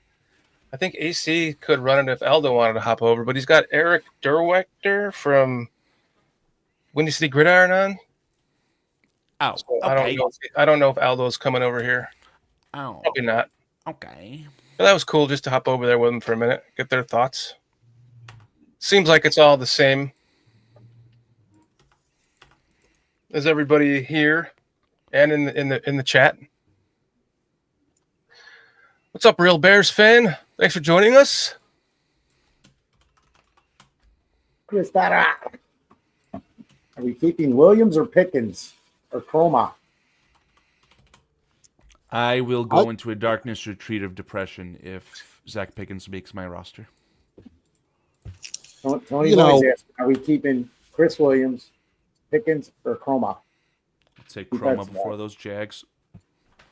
Jag meaning just another guy. I think Chris Williams is a really good fit for the Yeah, I defense. like him a lot too. And you traded capital for him, so I wouldn't count out Pickens, not necessarily for his play, like I'm not defending his play, right? But more so that he's still on that rookie contract, and I'm not sure if Poles would give up on him unless someone just clearly beats him out, or he just clearly just isn't. Agreed. Up there in the roster. I mean, the biggest issue was he was a healthy scratch at the end of last year. Correct. And he had 2 groin injuries that took him out like 8 games. So, I mean, not a lot is going his way as far as making the roster, but it wouldn't be surprised me if he did make the roster, just because he's a guy that if you cut him, you're not bringing him back to practice squad. So absolutely not. You're calling it a day with him if you do cut him. Chroma's a guy who I think you could put back on the practice squad and you could keep him as a developmental piece. Chroma's already bounced around with the New England Patriots too, right? So you do run that risk. Right. Yeah, he has moved around. My thing with Chroma, when I watched him, I didn't think there was enough quickness for him to be an edge, and his best opportunity in the NFL is to gain muscle mass and get into a 3-tech role, which he played inside and outside in college. but just the edge rusher wasn't quite there. Maybe in this defense with bigger edge being favorable for Dennis Allen, maybe he goes back to edge. I don't know, but I would say of the three, Chroma's the one you'd put on the practice squad. Pickens, if you're cutting him, you're just done with him. And Chris Williams, someone who I think makes the team. Lee Bruin, have a great evening. Thank you for hanging out with us today. We much appreciate it. Bear down, my friend. Yeah, take care, Lee. Good to talk to you, man. You had some good insight today. It's a pretty good running back, too, when I looked you up accidentally online. That was funny. You went and looked him up as a running back, and if somebody came up? Yeah, because I was trying to look up the running back that went right. No, not Taj Brooks. I had a freak out session on the Barroom over that one.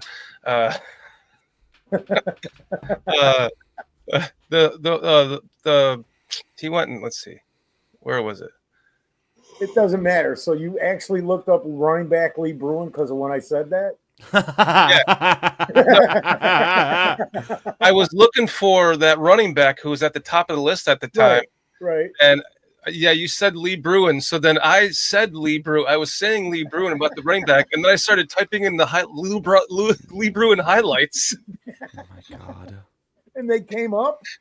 Oh Yeah, my god. There was like some running back I was watching, and then I looked up and it wasn't actually Lee Bruin. It was like some Lee Gorski guy or something. Yeah. That's funny, man. Because you were just going, and I'm like, all right, I'm going to see if this works. And I just was like running back Lee Bruin. Oh yeah, I'll look him up. Like, no, dude, he's in the chat. Yikes. Oh man. What did you get? So I'm sorry. Did you just say something about the guy we just drafted? Did I just a minute ago, J2K, and I missed it? No, I think we were talking about D tackles on the back end of the depth chart. Okay, so talk to me about Luke Newman. I didn't actually watch Luke Newman, but I do remember Greg Gabriel talking about him. He's a local visit because Michigan State is one of the 4 local teams that we can work out. Now, I did check out, he's got an exceptional RAS score, extremely athletic. Probably a guard in the NFL because he's got 31-inch arms, but he did have a great week with the at the Shrine Bowl as an offensive tackle. So maybe, but I mean, 31-inch arms is pretty small. But 9.69 RAS score. He's got all the athletic traits and explosion with the vert and the broad. His issue is just his height being 6'3", is in the red just because you want a guy who's 6'4", 6'5". But if this guy can play at this smaller stature, he's going to be a really good wide zone, interior zone offensive guard. There is another thing here. I just found out that arm length 31 inches, shortest among the top 25 guard prospects, and wingspan 76 and a quarter, which is the shortest, also in the top 25. So definitely struggles to tie his shoes.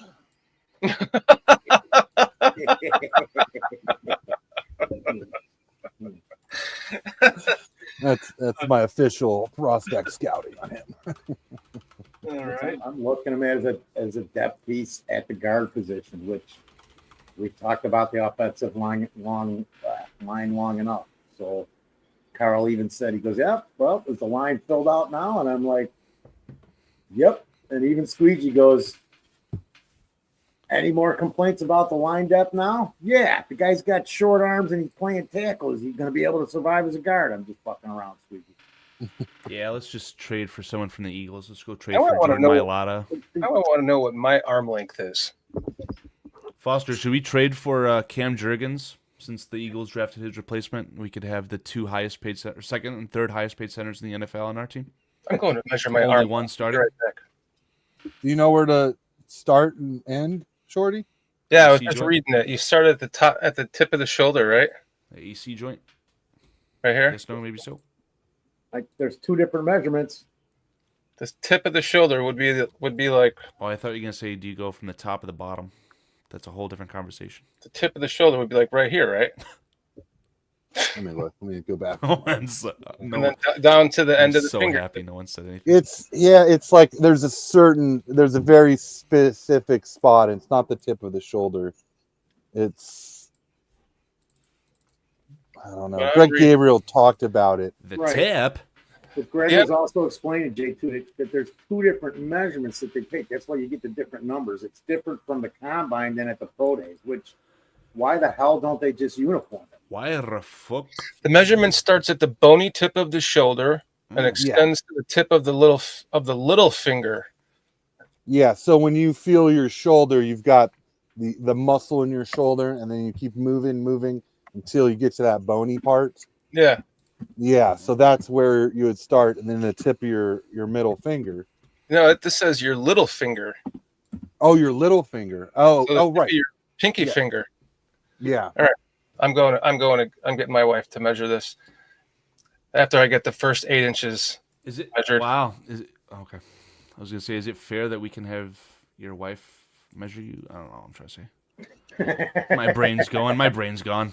Oh man, I thought you were going something dirty there. That's where I was thinking. I definitely was trying, but it just didn't.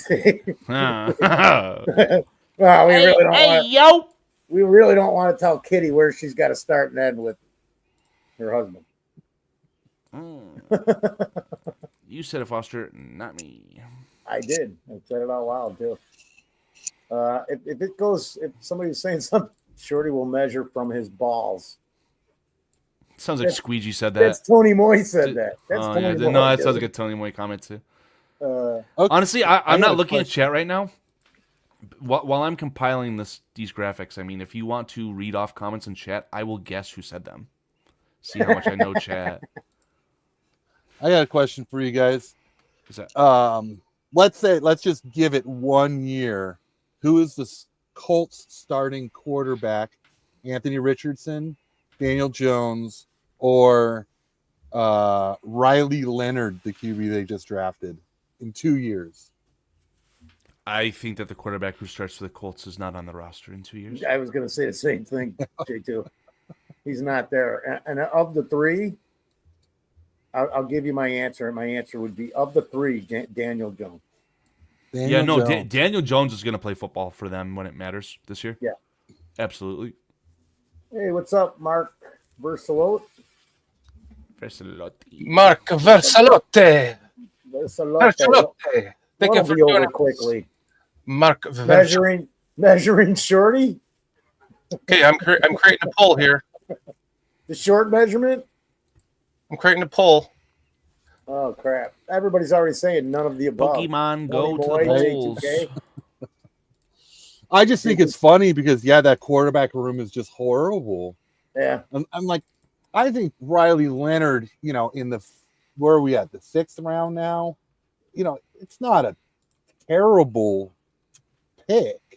I mean, I know the guy has done really well in interviews. He's athletic. Maybe you can get him into a backup role or something like that over the years, but just what are they going to do this year? And then what are they going to do next year? Just, oh man, tough to be a Colts fan because I think the team around the quarterback position isn't that bad. This isn't like the Cleveland Browns. They keep finding a way to get really good pieces on defense, right? Like I like Cam Bynum. I think that the edge rushers they've drafted the last few years are great. Yeah. It's just odd they didn't go a better vet or a better draft pick, in my opinion. Yeah. I mean, it's although they beat the Bears with him. Yeah. Mm-hmm. That's not saying much, even, I guess. Or did Matt Eberflus beat the Bears? Yeah, there you go. Find out next week on Dragon Ball Z Kai. No, I was kidding. Bear down, baby. Okay, here's a poll for you guys.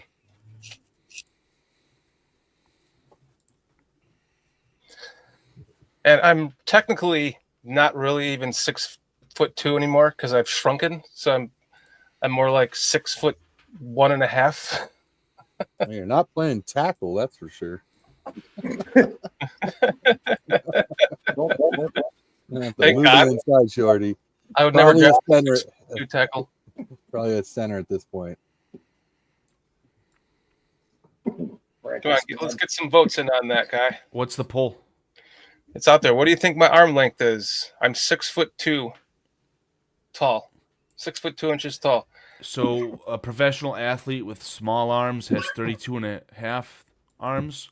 My guess is I'm gonna get crazy. I'll say 29-inch arms, Shorty. You have 4 options to choose from. It's in the I'm poll. not looking at that. I'm doing your other work. I'm getting some graphics compiled. So the options are 31, 31 and an eighth, 32, 32 and an eighth.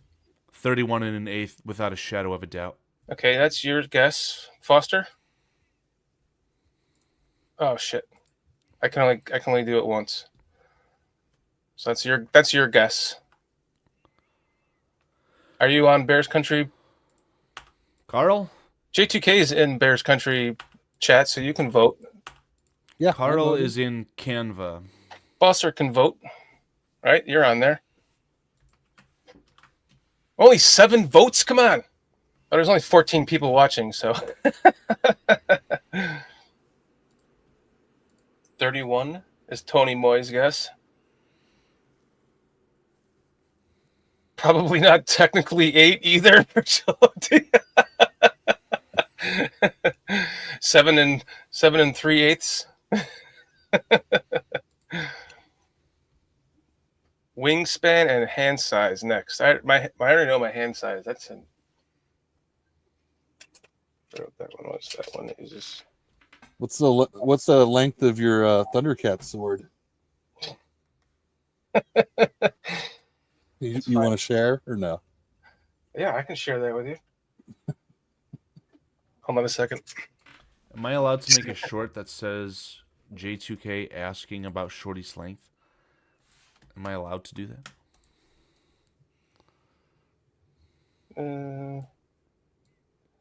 My question, by the way. Thank you. My hands are 9 1/4. Sorry. Definitely what you said. You were. Well, I voted for the longer of the 4. I went 32 and an 8. Okay. That's what I voted too, J2. Just because he put his arms around me once and I had to hit him. Oh. Oh. Oh. Jesus Christ. So you wanted to make a short of that? Of what? Him asking me my length?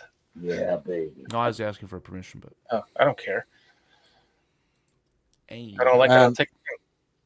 I agree with Flex Diggs with his comment about Warren. Yeah, he does sound like a used car salesman.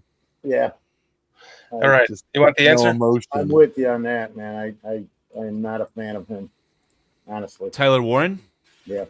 Foster, you're my favorite. No. Here's your answer. The president. What's Our our the answer? Our president. 32 and an eighth. All That's the right. answer? Big winner, chicken dinner. So I got it twice. So now I how? voted twice. Ah. Oh, that should probably end that poll, though, right? No, I'm going to vote. I'm going to Don't vote tell for Trump a third that. time now that I know I'm right. Was that funny? No. What'd you say? So Trump said. I said, don't let Trump know that you're ending the poll because of that bullshit. So the poll thought 31 and an eighth. I would have thought that too. I went right from the top of that bone. So you go now. You compare that at me at 6'1.5", 6'2" at my best, and you're looking at what 6'3". How tall is the guy we just drafted? 6'3", Newman. 6'3" and arms shorter than me. Wow. Yep. Crap! I thought I'm not even going to hit 30. Huh? I just was holding my arm out, looking at it, going because I could judge measurement pretty good. I just will be in construction. I bet you I'm not even. I'm right around 30. But I'm only 5'8.5", so 5'8.25". Minister Charles Johnson. I'm back, folks. Been checking out some other of these worthless podcasts, and I had to come back to a real show. God bless you. Charles, when are you going to come on, man? Thank you, Charles. That's what she said. When are you going to come on? Insert here. It's coming on. It's probably better in most cases, especially for younger people than coming in. Yeah. Proof? How many kids do I got? Never mind. Thank you. You didn't have to provide the proof, but you did. Thank you. Come on, my oldest kid is like almost as old as me. That's impossible, Foster. I know it's impossible, but it ain't too far What if off. Foster said that his son was only 5 years Put it younger this than way, him? I freaked out because I. Well, hold on. To put that, just what he's trying to say is when he was bitten. Elaborate. His son is as old as Foster is. He's almost as old as Foster is when he was bitten. Define bitten. No, not my son. My oldest daughter is. Vampire? Is. Jesus Christ, Carl. Put it this way. So I was dating this one girl, and I was like, I thought he was Jesus Christ, not a vampire. Oh, he's a vampire. I dated this girl very briefly, and I was telling her, I'm like, I can't date you because my mind is just. She was like 6 months younger than my oldest daughter. So I couldn't handle it. I'm serious. So I just like she was too much for you. No. I'm sorry, sir. No, the age thing, because I'm like, she was so easily one of my kids. I'm 50 years old. If I was single, there'd be no way I'd be able to date even a 20-year-old. Because if they could be my child, no way. Come on, Shorty. Is Kitty listening to this? You got to be 21 because you got to take her into the bars. That's why he went with 20. So Foster, you'd go and pick your daughter up from school and your girlfriend? Holy fuck. They go to the same high school. That's fucked up. That's messed up, man. That's messed up, man. I can't believe that none of us thought to insert that first. Good job, J2K. What are we talking about inserting right now? Let's chill with that. We gotta save one, save some for J2K, He just fits right in, man. He's had some great comments today on the funny stuff, and then the insight has helped the show to maintain that. Your insight today has kept us on the air, J2. Oh, thank you. Your insight has kept all 9 people here. It's 25, man. We went back up. Yeah. I think everybody's like, they're bored with the shit. Let's go see what these fucking guys are doing. Yeah, everyone's just popping in and out. Yeah. It's the end of the draft there. Where are we on? I've got pick 205 Washington, so we still got another 27 picks on my board. So I got 205 Washington, but now it's pick 206 and 6 for the Bills, and the pick is in just like that. I didn't even get to see what the pick was for Washington. It's that Keon Medrano, UCLA linebacker. Yeah, I know who you're talking about. Yeah, I talked about him earlier today as someone later that we could pick up as a linebacker, but we got our undrafted free agent in the 5th round. But this tells you, right? This when you go to this and you get this information, it sure tells you something. When you're in the 6th round and you go to the Bears and you look at their pick and you get this information. Oh wait, he actually had information. What was the other guy? There's somebody that didn't have anything. The linebacker in the 5th. Yeah, that's what it was. Yeah. What are we talking about right now? When you look at their so if we go over to 5. Sorry, I'm like breaking my neck scrambling to try and get some stuff on the screen for you guys. I feel terrible, but wasn't this guy? I'm still refining the first 6 picks we made. Wasn't it? Or 4th round? No, it was a 4th round pick.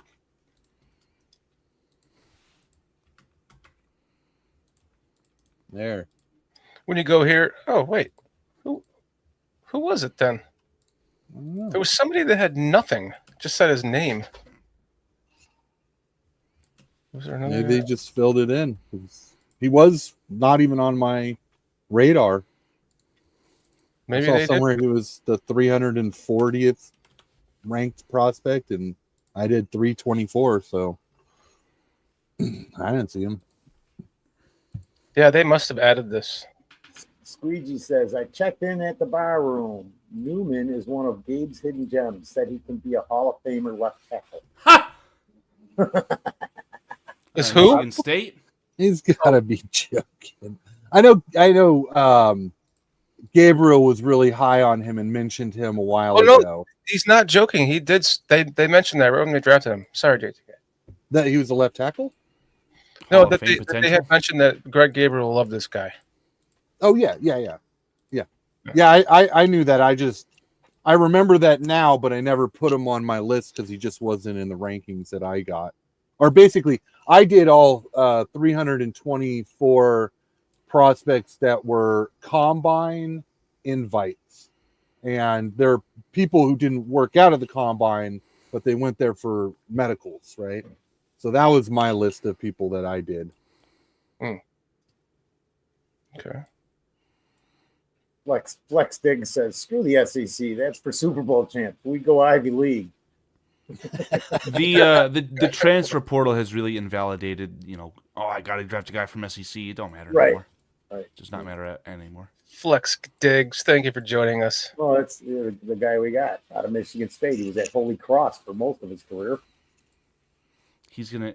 No, I'm not saying that again. So, once again, it happened, though, guys, because when I was over on the bar room, Taj Brooks went right before us. Right. Another guy I wanted. After watching all the running back tape that I went through on the side here, that was the guy that I was most liking that was left over. So who would be left? And he'll be gone by then anyway. Yeah, I think when that happened, Shorty, Squeegee said, and well, I guess we're going to trade back again. Right. So now, Hey, Flex. He's gone. Cheers, guys. The Bears pissed me off. So the other running back I wanted. Cheers, man. You'll keep watching. So hopefully, time will show. Time will show the proof. Who's the running back from Texas? Jaden Blue. Yeah, that's the guy. Yeah, he's. Yeah. No, Jaden Blue, I would have done a dance on it. That guy's incredible. Imagine getting an upgrade to Tony Pollard.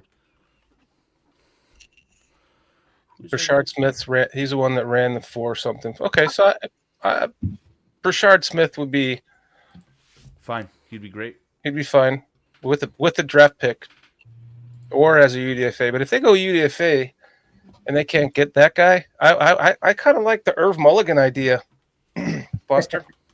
Well, it doesn't even have to be Irv Mulligan. There's a few guys that was just it caught my eye, so I had to go in and look and find everything I could find on the guy because there isn't much. That was the problem. There isn't much. But some of the highlights are him carrying 3 guys into the end zone, or he should have been down and he spins around, puts his hand to the ground, and runs 20 more yards for a touchdown. But the talent level's not the same, so it's not going to get. Yeah, I was going to say it sounds kind of like a Ashton Genty situation, but like super magnified, right? Like really poor competition. He should be absolutely incredibly dominating, and I don't know if that's what I'm hearing with that guy. Well, and he did because he got almost 1,400 yards, Carl, in 9 games. Well, there you go. Yeah, exactly. Okay, so exactly.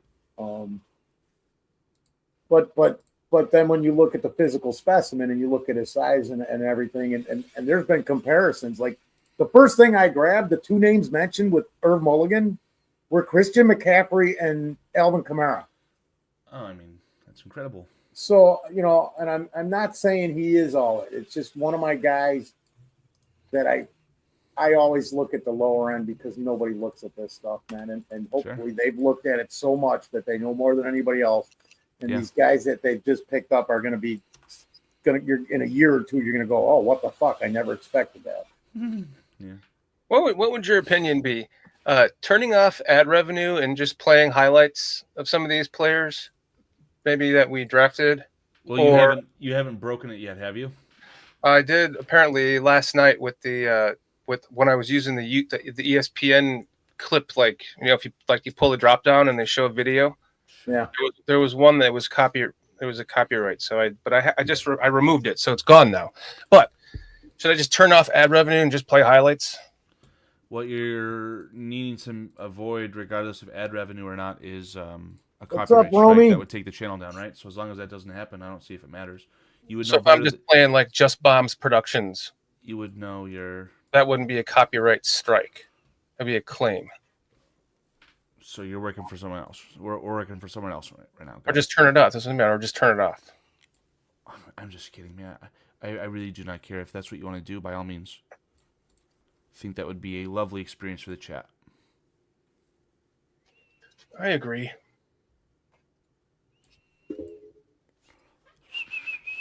That's what I'm doing. Where's this little silly head? Who do we want to look at? You want to look at Za Frazier? Let's just all buy into Loveland. I'd like to look at Za Frazier because you know who was high on him was Bellissimo. That gives me some, something that I'm unaware of. Yeah, I really like the prospect. George does a lot of tape work too. Sorry, go ahead, Jacob. Yeah. No, for sure. Yeah, George, he was very high on him. I saw that he had mocked him to the Bears. And yeah, I mean, there's this class, the over 6'1" wide receiver cornerbacks with speed. There was a lot of them. And so I think he kind of got a little pushed down the board a little bit.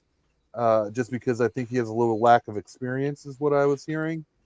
But the traits are there, exceptional fluidity, really long. Yeah, let's check this out. Let's see what we got. He got 6 picks last year, correct? Yeah, ball hawk. Yeah. Whoa. That was a ball hawk. That was a nice break on that freaking ball.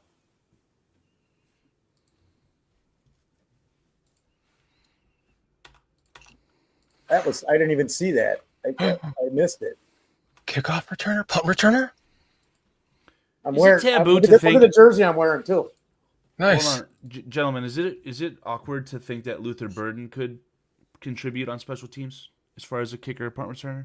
Absolutely No, not at all. He was a punter in high school. Punt returner? No, punter. Punter. Interesting. But I would like Luther Burden to be the punt returner, kind of like how I thought Roma Dunze might be able to start his career like that for temporarily. Would remind me of Steve Smith. I could see it. Yeah, it reminded me of Steve Smith. Steve Smith was a punt returner as well. That ball was tipped and he still grabbed it. Yeah, look at the length of the kid. Yeah. That length with that speed and that ability to, Hook it away. catch the ball fluidly like that. Look at that recovery speed. Yeah. Takes the ball away. He's got some dog in him. Yeah. Oh, that was the Bears site. Oh man. Where are we at here? Oh, I wanted to see. Does anybody know who the Eagles took? I just was wondering if they took another guy out of Georgia. Frazier highlights. Ravens just took Aeneas Peoples. I thought Peoples was gone. Here's 7 minutes of Zach Frazier highlights. Yeah, I watched all of those.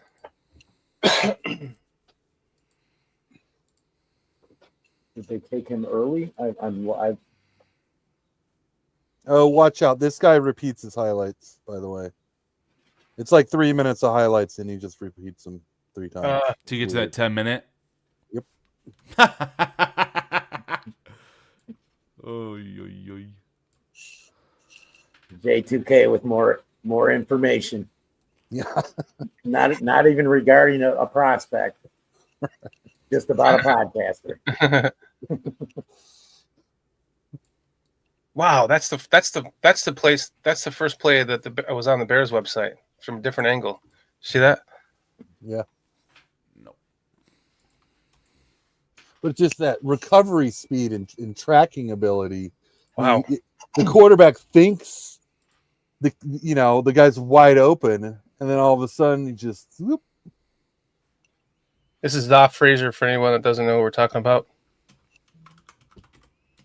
I think it's Zay Frazier. Zay Frazier? Okay. Yeah, pronounced Zay because I read that somewhere. Z-A-Y is the pronunciation. Yeah, I did not know that. I was calling up everybody I know has been calling him Zah right off the bat. That's what it looks like. Yeah. That looked like it was thrown to him. Yeah, no shit. I'm kidding. Or he jumped the guy's route and ran his route. The other guy, the offensive guy, had playing defensive.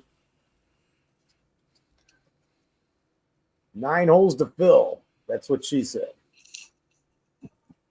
I'm sorry, I was reading the chat, Squeegee.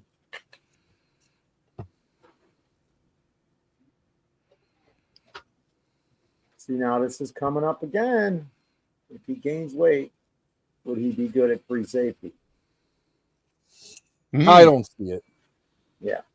He's too long and he honestly, he's too much of a good cornerback project, right? But isn't he a sound? I mean, yeah, absolutely. I was going to say, I thought I saw where it said he's a sound tackler against the run, which is another positive asset. Yeah. Yeah. Look, here it goes. Boom. Said he'll miss some tackles, but he's a sound tackler against the run.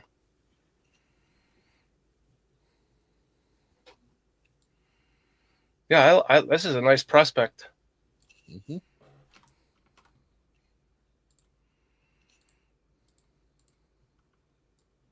I kind of like the linkiness. And look at that on the blitz. Block the pass on the blitz. Is that him? Yeah, and even if he like came back one year, like God, what's the one cornerback? Was that like Nathan Vasher? If he just came back the next year all ripped up, he'd still be able to run a 4.5. Nathan Vasher's incredible football player. So. I think the best thing is it's he doesn't have to be a key part of this defense immediately. Right. It's someone that they're going to be able to work with. And he's going to be a great special teamer. Yeah. Right off the bat. And Yeah, then just to with let you know, the highlights have repeated at this point. Oh, that's what you. Okay, I thought it was. It started over. All right, let It me was try. Zay Frazier. Romy, the only thing I can think of is because he's asking no running back, really, like is they believe in Ian Wheeler still, and B, they're because it's a deep class that they'll be able to get some UDFAs. I can think of. Or this too, Romy. They're already on the team. That's why they didn't draft any. They're gonna Johnson's, and I don't know if I'm right. But Johnson's has just looked at it and said, Roshan, Wheeler, these guys I'm gonna be able to do the things I need to do with them. We don't have to go out and get a running back. Probably like they probably wanted Henderson or Judkins. Probably Henderson. And when Jimmy they missed Horn that, went to the Panthers. What? Jimmy Horn Jr. went to the Panthers. Oh, okay. That's one of the guys I kind of follow. Just all the stuff. Yeah, over the last couple of years. LeJohntay Webster, also from Colorado, had been drafted already too. A few picks before. What about Shiloh? Shiloh still available? Probably. Yeah. Shiloh, I mean, I kept seeing him more and more as not even getting drafted, dude. Yeah, absolutely. All right, here's Zay after with the congrats on being drafted to the Bears. I'm curious about your journey to the NFL. Looks like you started with the Salukis and then went to JUCO and then UTSA and now here. Can you just take us through your college journey leading to be drafted today? Oh man, my journey was long. It was a long journey, man. I came out of high school under recruited. I went to Southern Illinois. Out of Southern Illinois, I went to Coffeyville Community College. I went there COVID season. I played the spring and the fall there, and then I ended up going to UTSA. So it's been a long road, but it's definitely helped me help me prepare, help me be a better man, and just help me like physically and mentally. How do you think it has helped you like go into all those different stops and going through all that to make it here? I'm just able to adapt anywhere. It don't matter where I go, I can adapt. I can be able to adapt to my environment and go from there. Adam Hogue. Adam Hogg. Zay, what do you credit to what clicked this last season? You kind of finally had that breakout season. Big reason why you got drafted here. Like, why did it all come together? I would say just having the preparation. Having my season taken away from me last year due to academics. It was an unfortunate situation that was out of my control. So I had to deal with that. I had to learn how to fight through some more adversity that I've never been through, and that actually like helped me prepare for the field as well. Because going through stuff on and off the field only helps you in the end. You know what I mean? It only helps you get better when you come through a time where you hit a wall. You got to go back to what was clicking when you was in that good place, the good happy place that you been to succeed. So I had to find a happy place, and I had to find a routine that I can go with every day, and that helped me. It definitely showed for sure. Courtney. Before the one-time transfer portal, before the rule took place, I mean, you went the JUCO route. Not a lot of guys do that anymore. What can you tell people about what that did to build character for you of just having to take that step, go back a level to then get back into D1 football? Man, it helps confidence. That's the only thing I would tell them. It's going to build your confidence there, because if you can do it there, you can do it anywhere. Because you're going against some of the best. It's a stigma. It's a stigma on that. It's everybody there for bad grades. That's not true. Some people just want a chance to go bigger, and and sometimes that may be the case, bad grades, but it's life. Things happen, and that's just another step. Like JUCO is another step to get to your bigger goal, and that's what I took advantage of. And you're going to be 25. And just for reference, my name, like, it sounds like Zah, but it's Zay, like Z-A-Y. Zay. Oh, Thank God you. bless him for You're correcting them gonna as be well. 25 this fall. Just no, October 5th. What do you think being an older player coming into the league? I mean, you've had a lot of time to get seasoned in college. How do you think that's going to help you when you become a rookie? I think it's gonna help me. Just because I know I'm coming in. I'm 24, be 25 in the season, but I haven't played a lot, so my body still kind of it's still very fresh. So it's the pros and cons, but me mentally and physically, I know what my body can do, and I know it's in the best shape it's gonna be. Scott Bear. Hey, how was your visit out here, and kind of like what were your takeaways from it? And then second part of that is, did you have a feeling that you might get drafted here? Man, that was actually my first visit. Chicago Bears, my first top 30 visit, and it was great. From the top down, it was great. It was genuine love. It was a family oriented. It's kind of just like UTSA, how it is, like family tradition. That's something I want to be a part of, and that's something where I know I can succeed. And as like in a program to help them help me, and I can help them as well. Nicholas Moriano. Hey, what do you remember about the game against North Texas? 2 interceptions, 3 pass defense. What was working so well for you in that game? Man, I ain't gonna lie. The first one, I don't even know why he threw that. I was covering it. I was right there. I'm tall as hell, so I don't know why he threw that first one. But the second one, the deep ball, he just had confidence in his receiver like any other quarterback would do. So, I mean, I trusted my technique and I trust myself too. So, I mean, when I ball in the air, it's 50-50. And if it looked like you ain't about to get it, I'm gonna go get it. So I like that's this kind kid, of how guys. that was, and it was a good preparation all week. We had a great game plan from Coach Lep, our DC, from my corners coach to the head coach. Like it was a great plan that game. Everybody was dialed in because it was North Texas. That's like our rival, so y'all know how that get. Josh Buckhalter. Zay, I'm curious to know what you felt clicked for you this season to have the ball production that you had, and how you plan to translate that to the next level and that continue. I would say my DB coach saying be fearless, and I think that's gonna take come with me everywhere I go, just being fearless. Don't worry about the next play, just always worry about the play that's in front of you. Handle that first, and then then focus on the next play when it comes. But when that ball in the air, when you got tackle, just be fearless, and that's just something that I done ingrained. So that's all I think about, fearless, and I just play to that. I would say that's one of my things, fearless. All right, last two. Pat Finley. Hey, Zay, how do you think your size is going to help you in press coverage? That's something that Dennis Allen likes to play up here. And can you learn from your basketball experience in high school? Does that help you at all? Yes, sir. It definitely helps, but it's definitely different too than when you actually got to go out there and guard somebody receiver than basketball. So it helps. It helps to an extent, but just I would say just my height, my length, and my speed will help me with the pressing. Just getting coached up real good by the coaching stuff, and that's obviously gonna help me and stuff as well. So just taking what I know and definitely learning what they know, and then just adding it to my pops. And Alex Shapiro to close us out. The Bears commended your instincts on the field. I'm just curious, what helps you see the game and play with those instincts? Is it preparation or something about your skill set, something inside you that allows you to see the game and kind of break on the ball with instincts? I won't say film. Honestly, film. Just film, watching film, just knowing what plays come out of the formation. If they motion, what's gonna happen next? Just look, just the small stuff like that, and you can play fast. That's all that was with me, watching film, playing fast, and just trusting myself. Honestly, don't second guess. Awesome, thank you, Zay. Thank y'all. Appreciate it, Zay. We're all.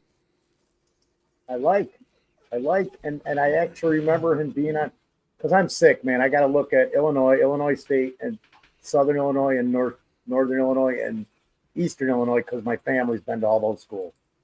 So I remember him being on the roster, and unfortunately, I think it was in 22. You'd have to go back to check. Could have been 21, but it was 22.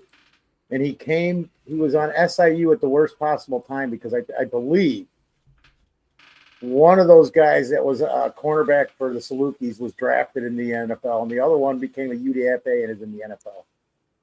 So he was there at the wrong time, because any other year he probably might have seen the field with them. And that's just something from my memory, man. Saw his name on the roster. I don't know if he ever got on the field with them. And Farias knows, because he's down there. He's a Saluki love like me, man. Why are you crying? I love Southern Illinois University. Great parties in the 80s. Sound like Peter.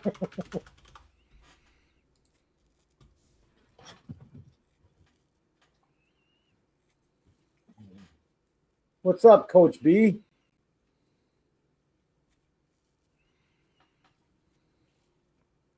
Hey, Luke, congratulations. Tell us a little bit about the East-West Shrine game. I know that you got a chance to play left guard, right guard, a little bit of center. Like, what did coach tell you about the versatility that they saw from you to kind of try you at a couple different positions there?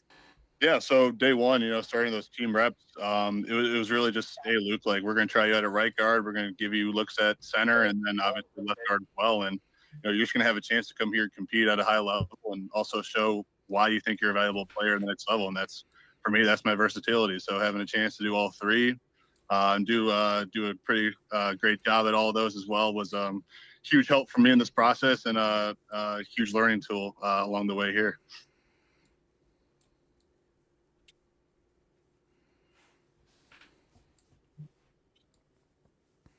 Okay. Sean Hammond. They can never get their mics. Hey, Luke, congrats. Correctly. Just wondering, I see you're outside. I'm just wondering if you can take us, where are you? Where are you watching the draft? Who you What's with? your social security number? When you got the call. Yeah, so currently at home right now, Metro Detroit area. Have family, friends, people who've helped me tremendously along the way to get in this position today here to celebrate with me. And yeah, I was actually walking down the stairs as I got the call from Chicago, and you could kind of tell the room quieted up, pretty quickly after that, and it just happened, man. It's a very unique and special moment that I really have the gratitude to say that like I'm almost at a loss of words for a moment quite like this.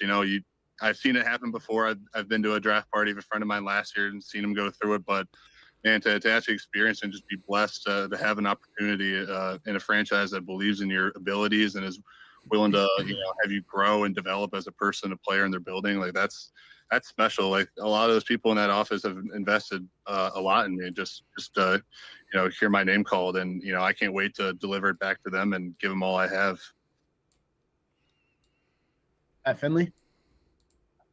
Hey, Luke, walk us through last year when you decided to leave Holy Cross. What were your options? And obviously, on a day like today, it looks like you made the right one. Yeah. So obviously, Holy Cross is home for me. Like that's the place that gave me my first shot, and let me get my foot in the door in college football, and let me grow and succeed as a person and a player. And leaving was hard for sure. I wanted a chance to showcase more of my abilities at different positions, and also take a step up and play against some of the best in the country. And I think alongside Michigan State, I visited some great schools. I took visits to Vanderbilt, Illinois, and Purdue otherwise, but and something about Michigan State just felt like literal home for me. Even it being an hour away, which was awesome. Just the coaches in that building, man, like those were that felt like family, and that's rare, I think, to experience, in college, especially at such a high level. And, I couldn't look any further than going away from those guys. Like those guys took a chance on me.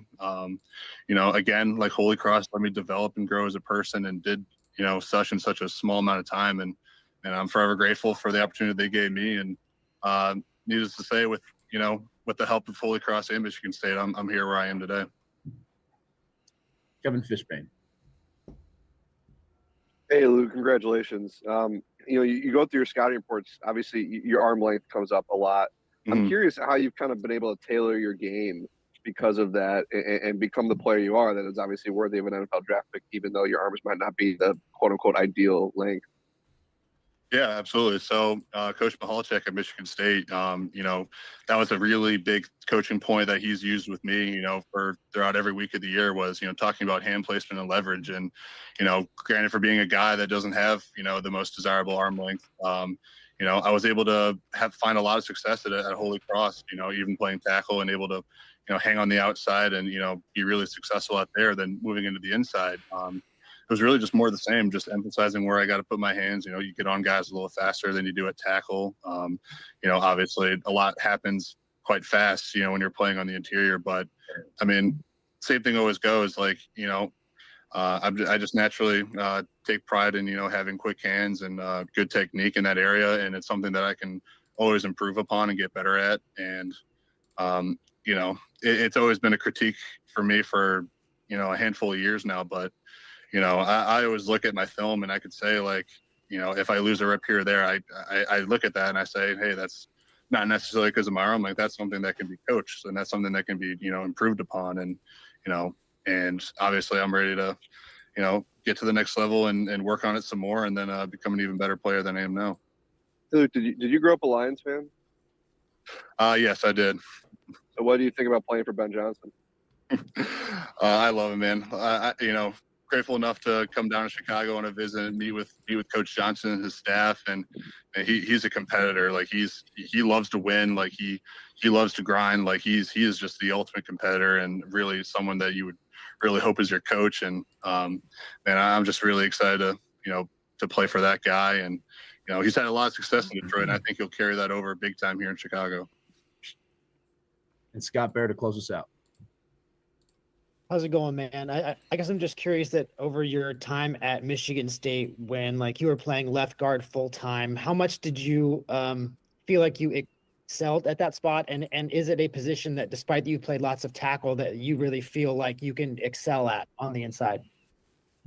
Yeah. So so there's definitely a little bit of a learning curve to kind of playing on the inside. Some things kind of change up, whether it be with your hands or a blocking assignment, your aiming points. But I mean, needless to say, week by week, we were getting small stuff here and there corrected. And, eventually got to the point where I felt very comfortable playing that spot. And, also having done, some reps of center and right guard in practice as well, it really helped me to be a very versatile player and got me ready for the Shrine Bowl. And yeah, at the next level, I'd love to be playing left guard just as much as I would love to play right guard or center. Just bottom line, wherever wherever I'm best suited and wherever the team needs me to be.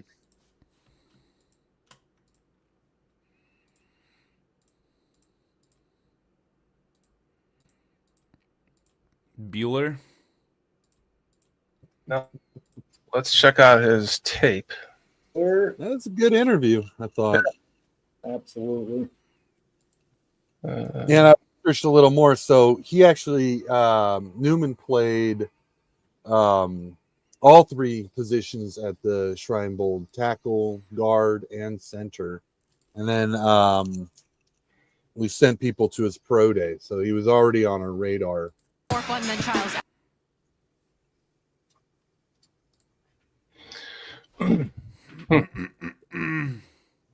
Backup center, some are saying, or are his arms too short for center?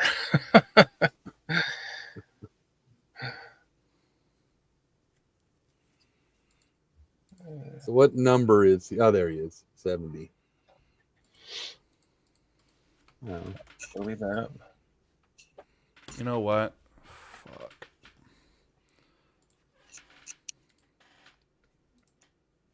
Yeah, that's.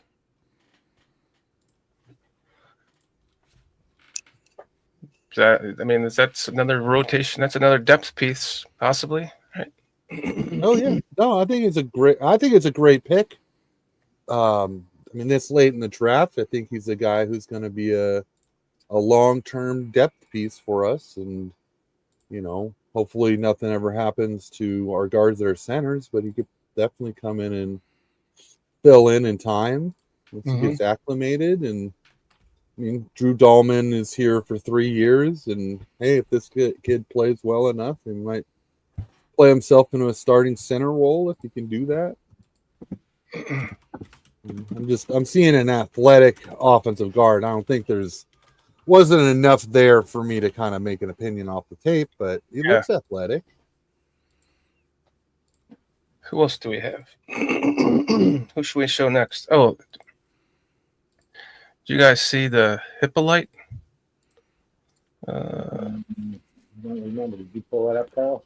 I'm starting to finally fill in some graphics, so just look at what's on the StreamYard, either of you guys, and you can throw it up on screen. It's a PDF you can thumb through.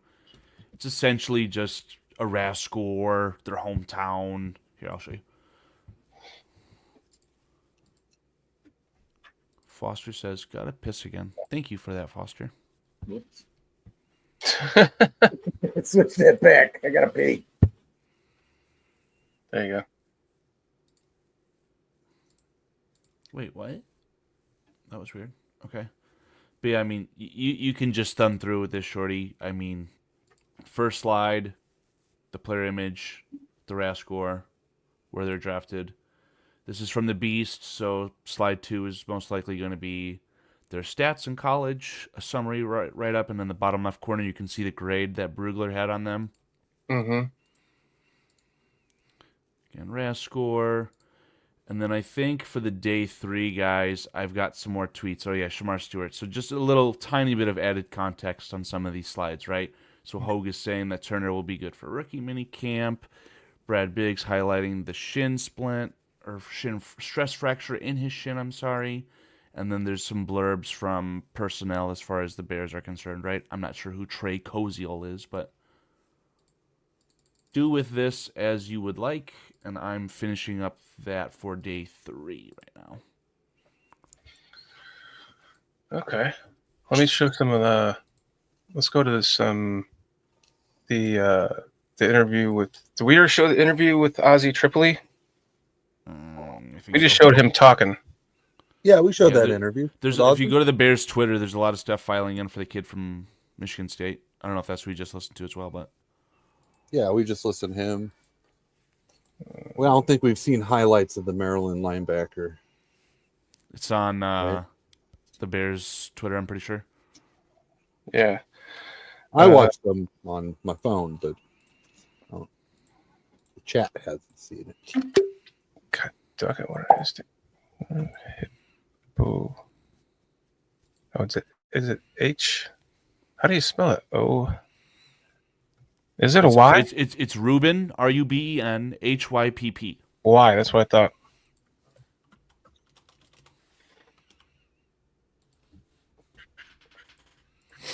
We didn't see this video though, did we?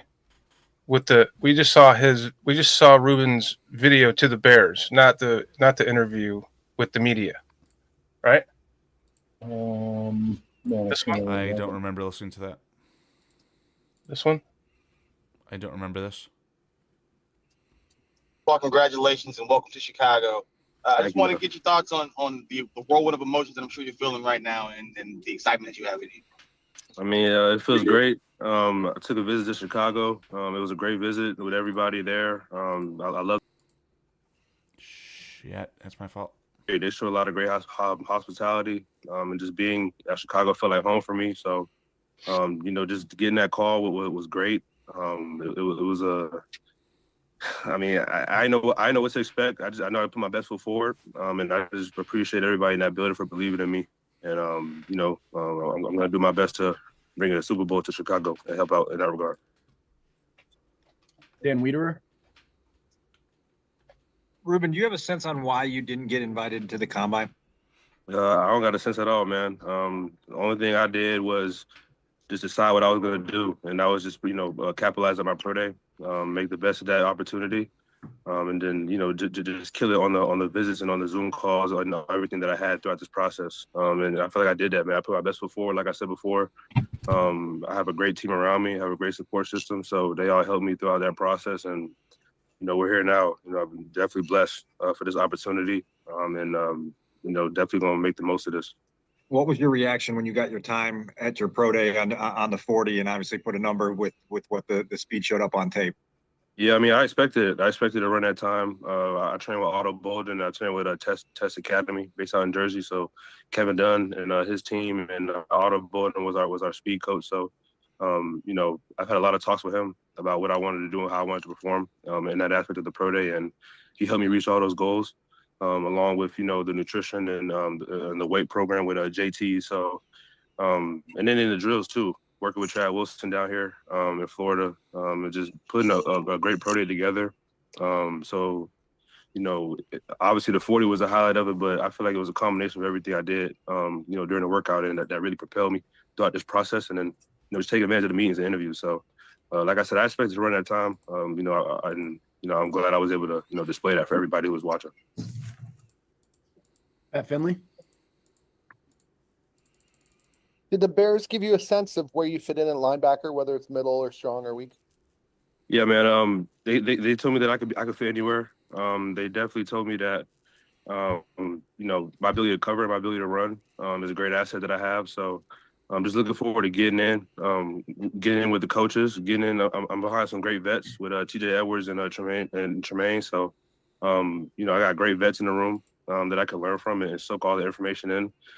Just looking forward to earning my keep, man, earning the trust of the guys in the locker room, earning the trust of the coaches and all the front office people, and just continuing to perform at the best of my ability and get in there and get to work, man. It's all about the work now. So all the process that I've been through, I've completed, and now it's time for the real work. So I'm excited to get up to Chicago and just excited to get started. Adam Hogue. Ruben, how do you say your last name? Hippolyte. Hippolyte. All right. And the scout we just talked to here said you really seemed to hit it off with the coaches when you were here on your visit, that they loved you. What do you remember specifically about those interactions and why it went so well? Yeah, just meeting with DA. It was great. Meeting with the linebackers coach as well. He broke down a lot of my film, and he's really in depth with me as far as how he's going to work with me to help me be the best player and maximize my game. Throughout all the interviews and all of the meetings that I had, it was just great all around. I meshed well with everybody in the building. That was really it, man. But definitely Chicago was a highlight of my visits that I went on. I went on a lot of them, and I'm glad that they got me. Let's go back to Dan Wiederer. Go ahead, Dan. Ruben, when was the visit?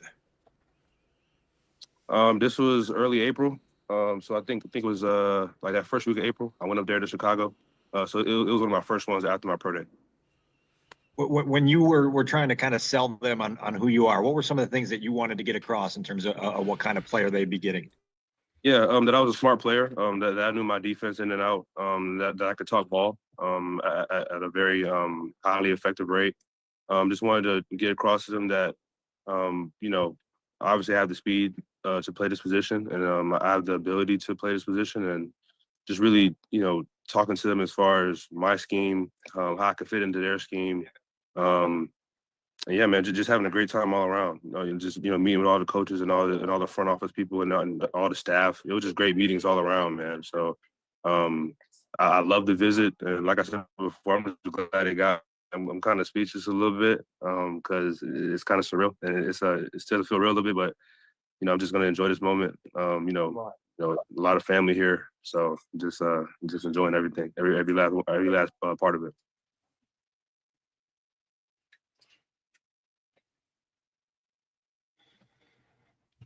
Yeah, I mean, we talked about this.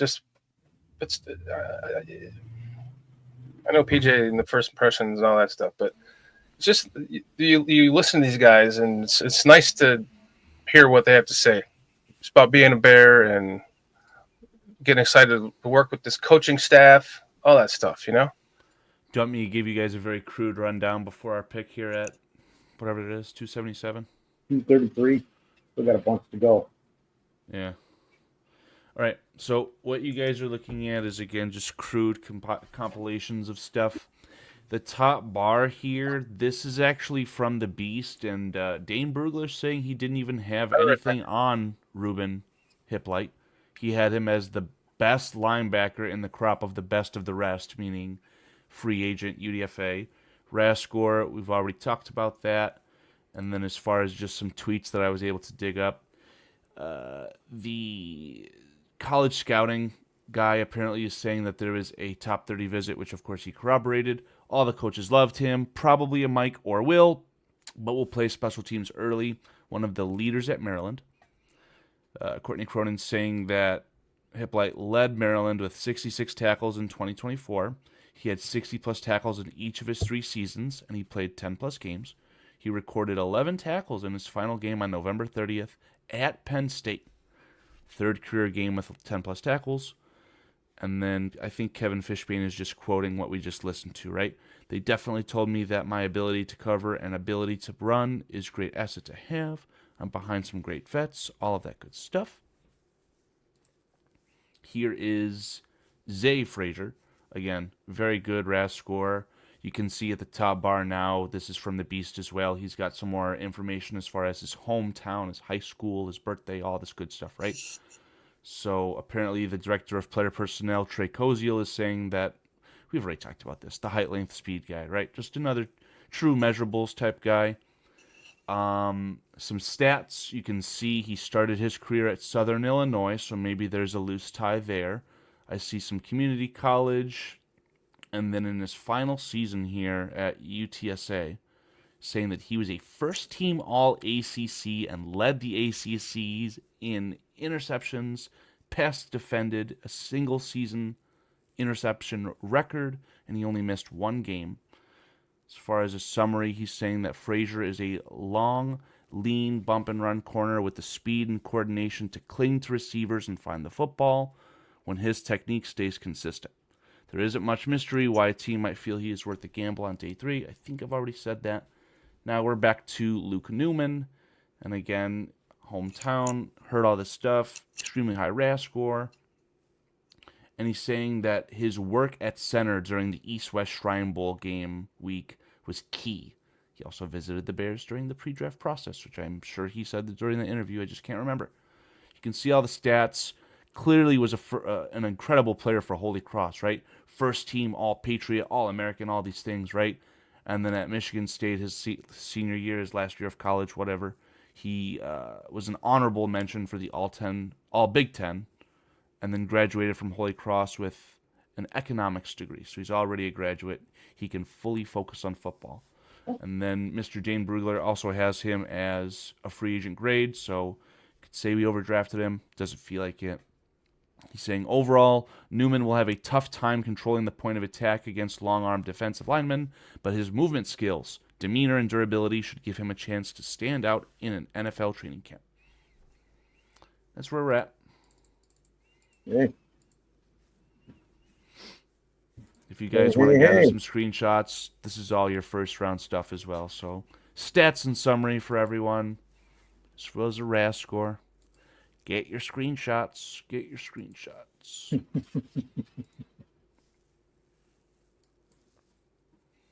Shamar Turner thought it was key here as well. Again, I think I've already mentioned this as well. Hogs reporting that Turner will be a good to go for rookie minicamp. Brad Biggs highlights that stress fracture in his shin. And then the director of player personnel is quoted on saying, we want violence and we want knockback, right? And so that was the goal. You look at a player like Shamar, and he really embodies those two things. Relentlessness, violence, changing the line of scrimmage. And from Ryan Pohl's interview on the day that they drafted him, I think that he said something along the lines of he expects there to be fights in minicamp because of a guy like this. And he said it's kind of a good thing. So it gives the defense a bit of an attitude. I like it. Yeah, I was going to say, what pick do you guys have on your end? I'm at round 7, pick 223. The pick is in. My whole TV just scrambled when you said that because I'm on an antenna. Seahawks 223. Pick is in. Yeah, I'm in the exact same spot. What are you watching, Carl? You still on draft NFL? Yeah, I got I'm ABC I'm 7. NFL Network game. I got NFL. So I ABC see Seahawks drafted Damian Martinez, running back from Miami. Yikes. Yeah. And I'm hearing that he dropped because of some bad interviews that he did. Brett Coleman was saying that teams are dropping him off their board because of his attitude. Cool. I wonder if the Bears did that because that's what I was looking at for the last pick. Not 233, the prior one that we just picked.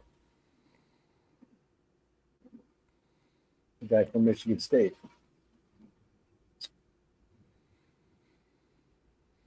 Oh my goodness. What are you doing now, Shorty?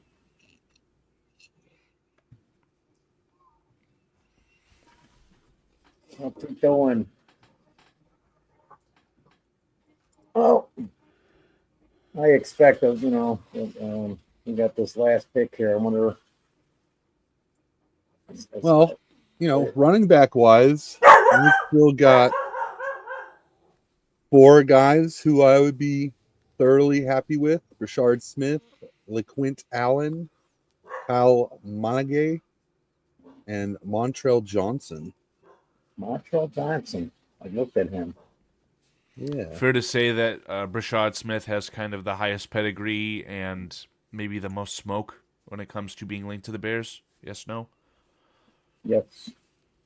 Yeah, the smoke is interesting because it doesn't seem like smoke because he would just be such a great asset to the team as a kick returner. No, I'm sorry. I meant smoke as far as he had a 30 visit. There's kind of a link there. Yes. Right. Well, there is a link there. Like if you mean smoke, well, there's smoke, there's fire, sure. If you mean smoke screen, like they're bringing no in guys smoke screen, the opposite. I mean, like Okay. you're looking at this from afar. We're the third party looking at this, right? We see the smoke of where's that coming from? Well, it's because the Bears could be linked to Brashad Smith, is what I'm trying to say. Yes, Brashard Smith has the most linkage to the Bears. So. And like Quint Allen, I mean, he's a little more of a receiving back. Greg Gabriel really liked him, called him a kind of a small Matt Forte. Kyle Monaghay from Rutgers. I love the tape. Natural running back. He's small and he's really compact. He's got a little bit of a punch to him, but the feet, the quickness with the feet and the hip, like fluidity and making people miss in the hole, and he's got like patience, and then he just explodes into the lane. But overall, he's a small guy who doesn't have long speed, so he's going to drop in the draft. But he's one of the most natural running backs in this draft. And then Montrell Johnson, I think, has got a great combination of speed, strength, and receiving ability. I hear you. There's a comment I wanted to make. I think one of those guys that you really like, Brad Biggs, also kind of like soft mocked to the Bears. So Yeah, interesting. I'd have to look around. Hey, what's up, Jamon and Bears fan for life? Kyle Monagal. That's that monster guy, right? He's small. He's wrong guy. Yeah, I think you look at it. He's that 460-pound nose tackle. Oh, from Florida. Yeah. Yeah, you seen that guy? Yeah, insane. Yeah. I think heaviest player ever drafted if he gets drafted. So I don't think Kyle Montague from Rutgers is a target for us. I really like him, but he's got a 3.98 RAS score. He's 5'8", and he runs a 4.6. Gotcha. So small and slow is not a good combination for the NFL, but you put on the tape and you're just mesmerized by this guy. He's a fun watch. Yes, Bucky Irvin type.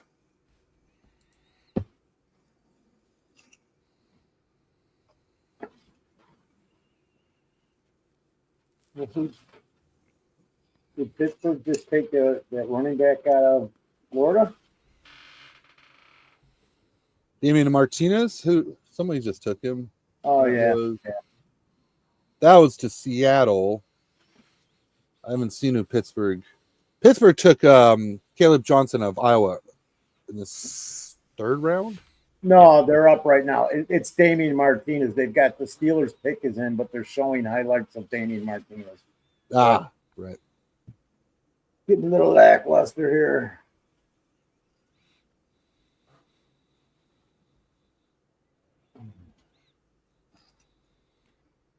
What do we got going on? Free agent defensive end and running backs. Well, we were discussing that, Romy. I'm sure they'll bring some in, but they could be on the team already. I really think with the running back, they had maybe 2 guys, maybe 3, and they got taken out right before them, and that wasn't. They didn't want to go in any other direction. If they weren't going to get those guys, they might be saying them we're going to do whatever else they're going to do. Yeah, and go back to focusing on depth. I'll pull a Foster covers, like how Foster was kind of critical of the Bears' interior offensive line going to start next year, or this past year. I think if the Bears don't find a gem and Eric Bieniemy isn't as good as I think he could be, I think the Bears' running game could prove to be lackluster and downright suck. And the Bears' offense will become one-dimensional. And if Caleb Williams is not able to overcome that, we could be in for an issue. This is what happens when you just devalue that running back position. I just think, and I said this yesterday, Carl, you weren't here, is I expect Swift to have a better year because there's more talent around him and a better line. Oh, I mean, his offensive line is like 100% better, right? Right. Like twice as good. So there's no excuse for him to cost play as Barry Sanders anymore. And obviously he did have quite a lot of yards, but the per carry was like 3.5, really trash, right? So if the guy isn't a lot better, and then offense can become one-dimensional. We could start to have some issues. And then Wheeler and Homer will be used more than we think, and they'll use Roshan in a different type of role, but more than he was used. And these are just thoughts because I'm pretending I'm sitting in the room with Ben Johnson and the offensive staff going, okay, we need him and him. One of these 2 guys we got to draft, and they didn't get him. And if that doesn't happen, this has already been discussed prior to the draft. But still, man, there's so many damn running backs, and we didn't take one of them. Yeah, I mean, Romy, you're saying deepest running back draft class in a while. We get nobody. What about the college free agency? I mean, that's what we're talking about at this point in our UDFAs. I wonder if Ian Wheeler has a actual chance to be the number 2 running back. Right. I kept He's got hearing people 4.4 saying speed. higher than that, I thought. But yeah, I mean, I thought I heard that Bieniemy was very high on him. Ian Wheeler. I could do it. Huh. You said, come on. Is he just yucking it up? What's going on? What? Oh, there is a announcement. I was watching the draft on mute, so I didn't know why this guy was just standing there. Oh, okay. My non-football friend who claims to be a Packers fan, he asked me if Eric Bieniemy was a draft pick of the Bears. I'm going to say yes. He asked me about how the draft is going, and I just sent a picture of Eric Bieniemy and his first photo shoot with the Bears. Yeah. So I'm going to say yes, that's a draft pick. I get it, Romy. Romy says picking up the scraps is not what I had in mind. I don't think any Bears fan thought. Did any one of you guys think that would be with one pick at pick 233 coming up and we didn't draft a running back at all? Because I certainly didn't. No, I had running back up higher. Just we had meetings with Genty and Hampton. I know they talked to Eddie George about both those running backs. And right. Eric Bieniemy was at Texas's pro day looking at blue, and I know that we brought in Brashard Smith. How cool is that though for Eddie George? Right? Again, he's essentially call him the Phantom Hero, the Rooney Rule King for Chicago. And if I would have told you guys that I thought Judkins and Travion Henderson got selected before the Bears picked in the second round, a lot of people would say, no, at least one of those guys will be there. But maybe this ultimately helped inflate their value when Eddie George. When Eddie George said, yep, Bears got these guys on their radar. So the Patriots are like, oh, we can't pass on this guy. Browns can't pass on Judkins. Maybe it helped him. Maybe that's just exactly what Eddie George wanted.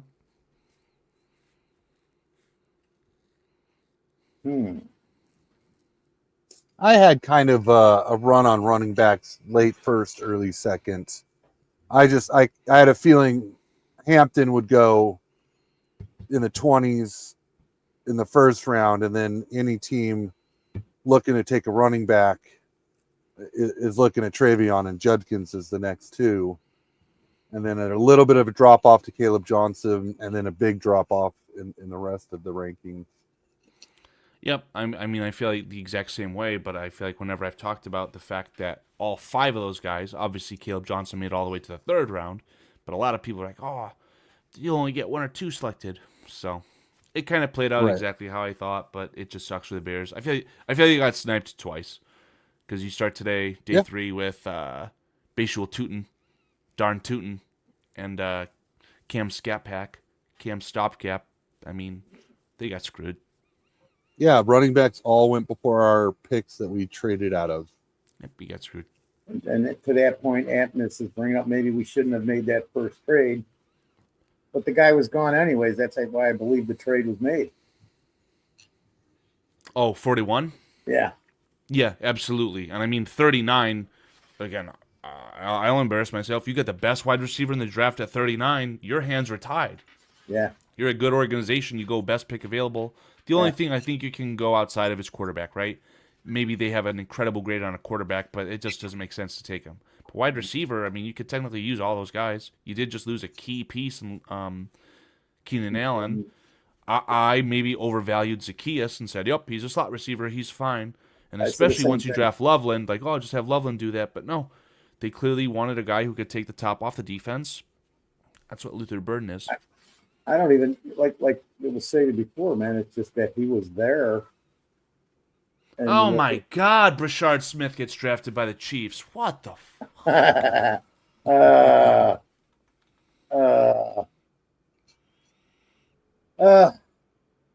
Hey, I gotta grab a quick bite to eat, and I'm gonna hop over by Aldo and give them shit for not coming over here for 5 or 10 minutes. I want to be back by the pick. But where are we at pick wise, man? It's getting too close, isn't it? It's pick 228, and there's 4 teams in front of us. Pittsburgh's pick is in, to my understanding, as well. I'll just wait for that for the pick. Patriots currently own Mr. Irrelevant. Steelers took Dante Kent.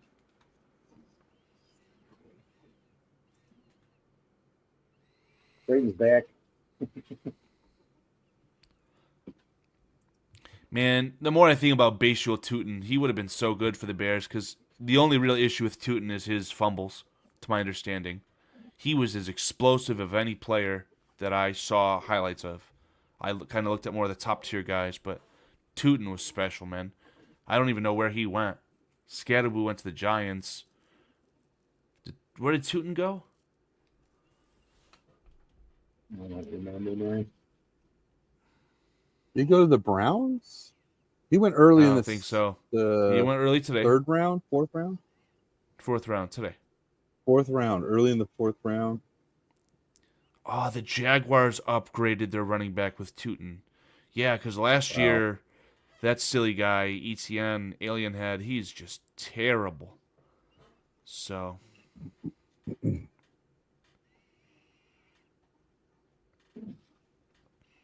Adam Mason gets to die on the sword and claim that he knew the Bears wanted Cam Scat Pack, even though he was rooting for him 2-3 years ago. So. Oh, boy. So could the Bears take Jared Ivey or Max Hook, the safety? Just throwing names out there because that still would cover 2 positions that we need. I'm absolutely shocked that Quinn Ewers, I swear, man, seeing his high school tape coming out into college, I would have been certain, I was certain at the time, that this kid was going to be the number 1 pick in the draft, and he is here in the 7th round. He has not been drafted? Very deserved. A cannon like that? You can't work with the kid? What are you talking about, a cannon? In high school? Quinn Ewers has a cannon, dude. If you're just watching this stuff in college, I've already explained, like, he was surrounded by elite players. I'm just saying. When I saw him coming out of high school, going into college, I would have thought he would have been the first pick in the draft. Based on just him running around and throwing the ball and just showing, I saw his workouts when he was in high school. He had long hair then. And J2K, you ever see that? Too, a couple picks back. The center out of USC. I remember when he first got to college and he was highly talked up. He was still in high school. And I think the only reason how I knew that was because I was watching the Justin Fields. There was a lot of documentaries with him. And there was when we drafted him, there was the one about the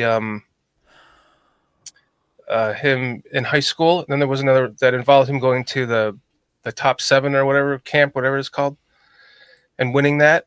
And then it went into his college, or then there was another documentary about his college career, getting drafted by the Bears. And somewhere in there, they had because along with Quinn Ewers was the dude that's in the NFL right now, rookie last year for the Saints,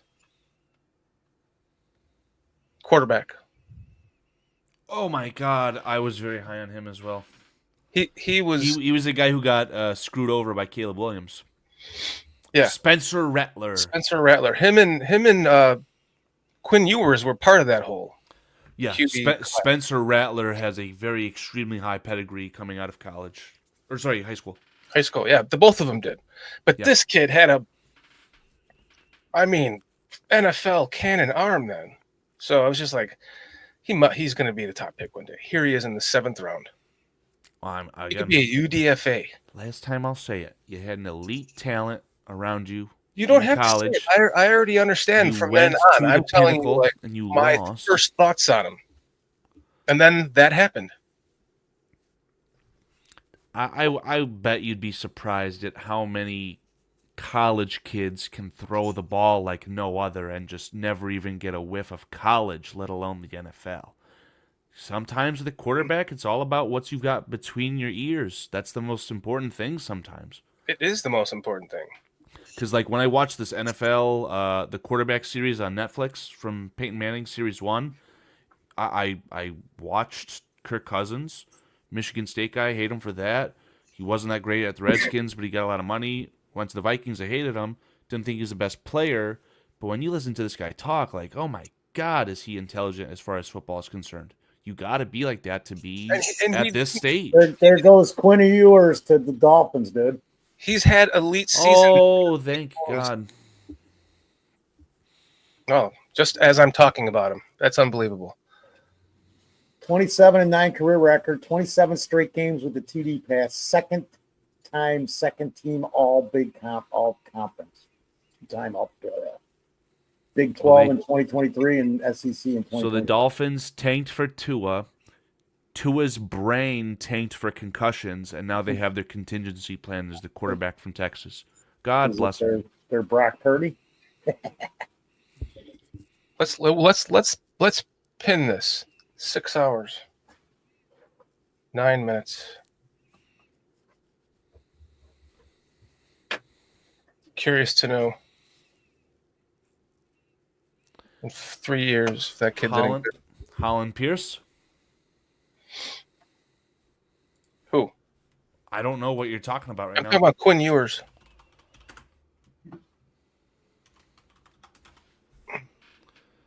Creighton, are you spelling that name correctly? Talking about an OT from an offensive tackle from Rutgers. So the Bears are on the clock. I got Indianapolis on the clock. Ooh. Jesus, this kid from Rutgers has got 36-inch arms. Safety Dan Jackson went to. Oh, that's the Lions. Never mind.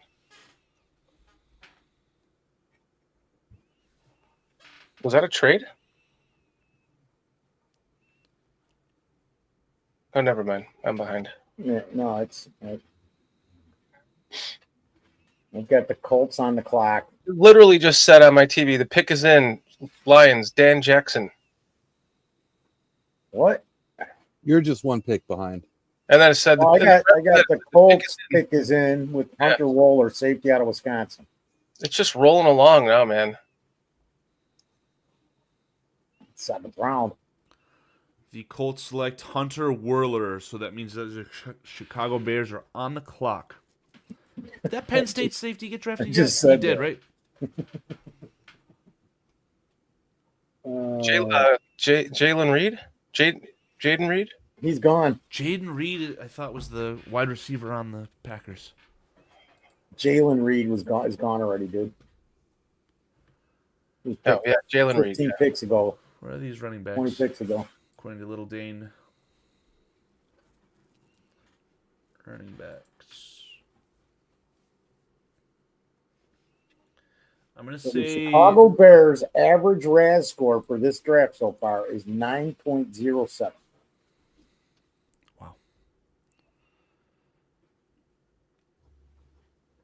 Wow. Bears need to trade back here. They did? They're on the clock. Up this on the TV anyways. I think I just saw the pick and I just spoke about him. Huh. Okay. If it's the kid from, is it a running back from Rutgers? Or is it a different school? No, Kyle? Running back from Rutgers. Is that who it is? I want to get confirmation here. Yeah, Draft Diamonds, I'm sorry, is suggesting that. So we have a serious problem. Brad Biggs suggested that pick. Like, he tweeted that out earlier today. If our reporters are involved in the draft process, isn't that like a terrible process? How would he know that earlier in the day? The only thing that he would be able to do, he tweeted that out earlier today. So he would be able to have like a pulse on it, but like if that's truly his suggestion and they're taking that into consideration, that seems just great. That seems diabolical. Yeah, diabolical. I don't understand. I'll make sure this is a confirmation here before. It's it. It's in. I'm looking It's at in? it right now.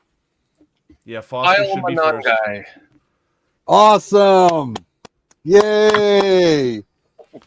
So J2K, is our running game saved? Are we not going to be one-dimensional? Oh yeah, he's gonna take everybody's spot. No. He's a bowling ball, man. He's one of those bowling balls. He's one of the most naturally gifted running backs in this class. If you don't look at The size, RAS? speed, RAS score. This yeah, RAS I score, love this kid. Love this this RAS kid. score is the exact opposite. Yep. It's of like what 3 you guys have something. talked about. Yeah. He's 5'8", 211, and a Shorty's pounder. tripod arm is longer than this RAS score. That's unbelievable. And he has not fumbled in college. Neither did He's Omani all right. in Hampton. When we get some highlights of this kid running, I'm doing it right now. oh, it's beautiful. You're just gonna fall in love with the kid. Forget the measurements, forget the combine, forget all that stuff. Just watch this kid run. Oh man, I'm actually super stoked on that. I gotta go back and look. I'm wondering If he fumbles, if there's a game where he played. I want to say Nebraska. I don't remember. No, I don't even know who the running back was when I was watching that game. I don't even know if it's Nebraska. but if this kid fumbles when it matters, I'm definitely going to call him Kyle Mongoloid, and I apologize to everyone in advance, but that's my thoughts here. He is an impressive running back, man. This is an NFL caliber player. Are you watching the silly stuff? Let me try something.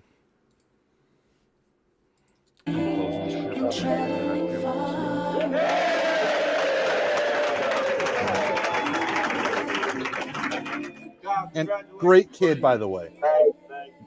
Sometimes that's the most important thing, J2K. Yep. Roseland, New Jersey. John Boston. I'll be back, gentlemen. I gotta go take a leak and grab something to eat, but I'm gonna listen. Mini me.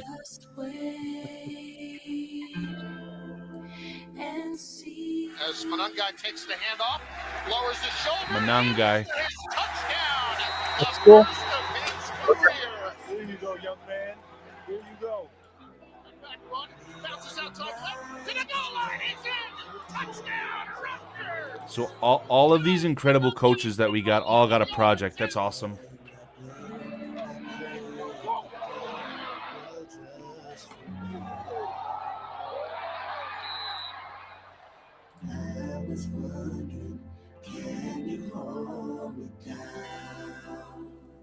That's my guy. That's my guy.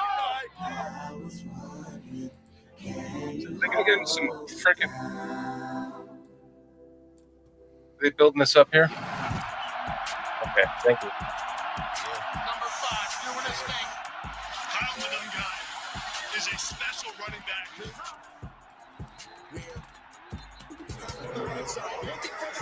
He's got 6. Kyle Manungai just lowered the boom on the pushing linebacker. What pick was it? 233. Thank you. I wish there was more all 22 or pull back coverage of this guy. This is just like flashy play. Yeah. It's not really showing how the kid just, I mean, he influences linebackers at the hole. The stop and start is super quick. He's super patient. He has that it back there, and I think that not only is going to be Dane Brugler has Manungai 1 rank ahead of Jaden Blue in his running back list. And we all know how I feel about Jaden Blue.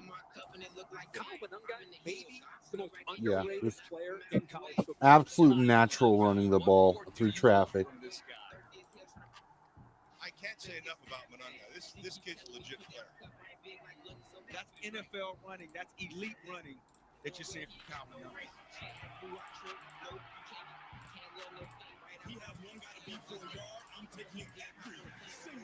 What's his 40?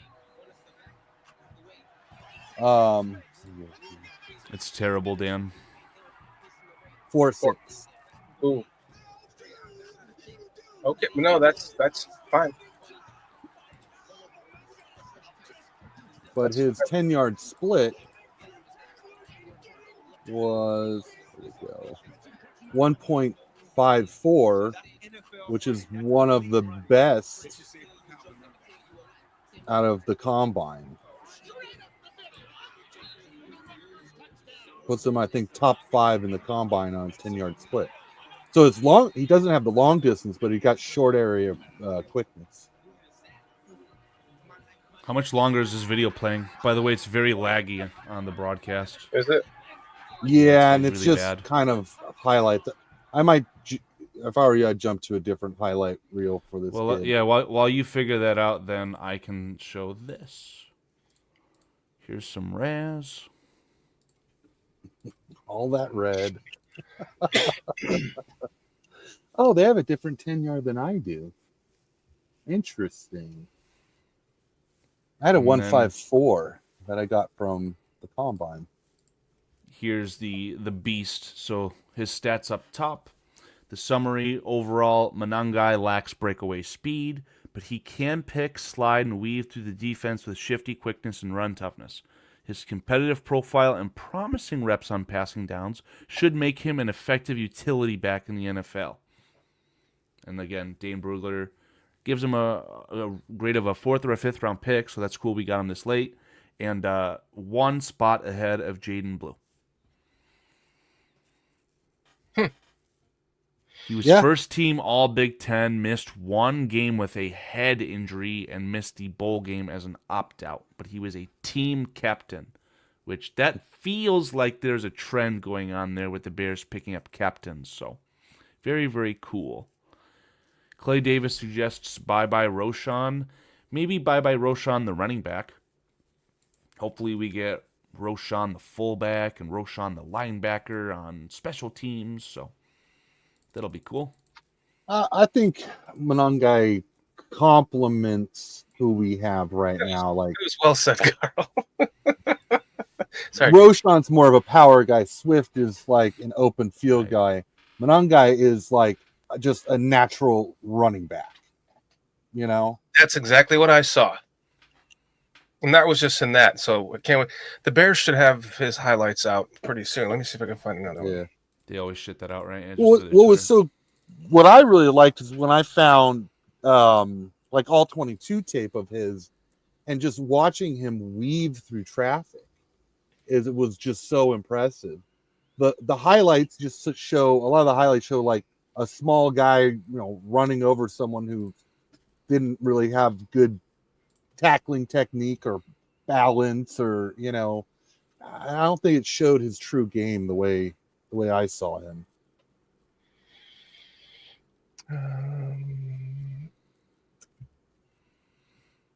Oh, and also best pass blocking running back in the draft. 1000%. Like far better than anybody else. Lauren Cox of Locked On Bears suggests that he has some mini David Montgomery in him. He's built like MJD, Maurice Jones-Drew, just not quite the same athlete. Maurice James-Drew was a little bit thicker, not like taller or big or anything, but and was a little more of a straight-lined running back. Where Manungu, he cuts all over the field.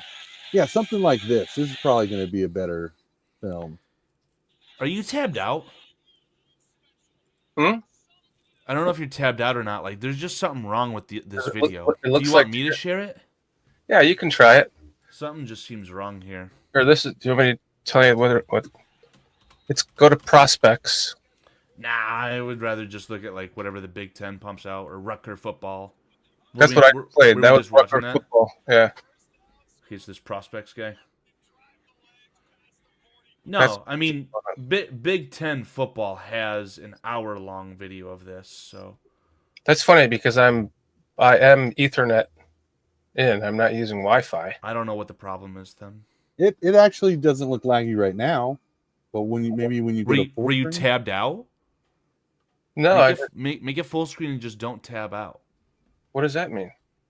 Like go to another tab while it's playing in the background. Oh, okay. Let me try that. How's that? This clearly looks better. Still a little bit weird, but it's much better.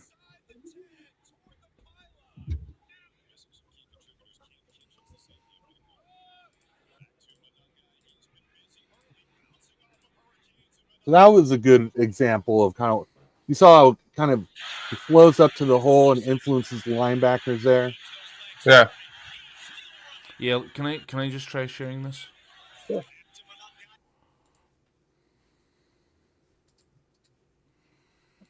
I tight end is in the slot left. Lower the volume on it, though. Look at him bouncing outside. That's special.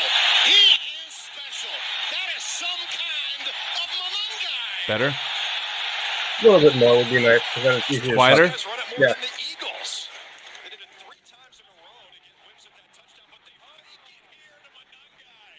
You can go a little bit louder, just so we can talk over it. That's good.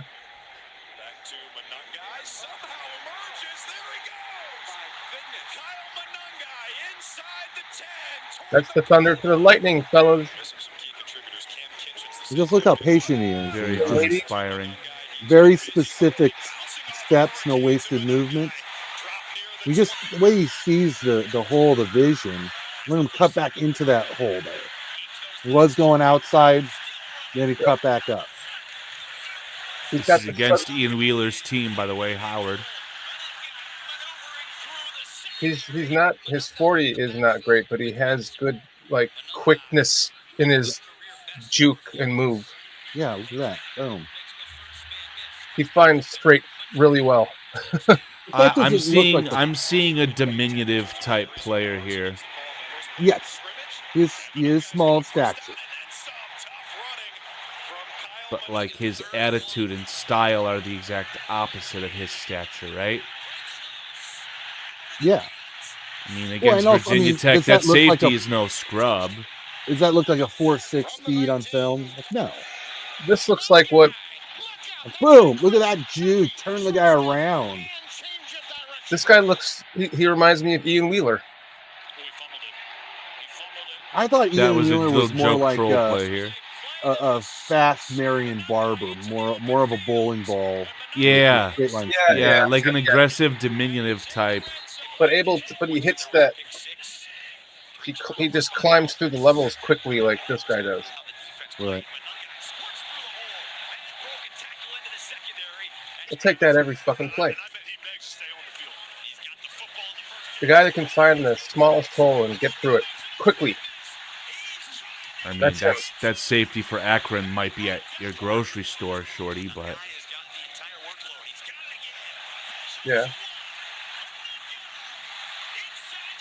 This is like a safety low light for Akron. That's the guy at the grocery store that ruins all my Pringles because he just throws my can across the counter after he brings it up. Number 6 for, what was it, Akron? He's like, man, that Monungai guy really pissed me off, and he crunched your Pringles.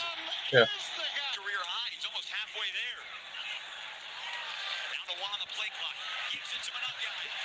That was nice. Highly doubt that's going to happen.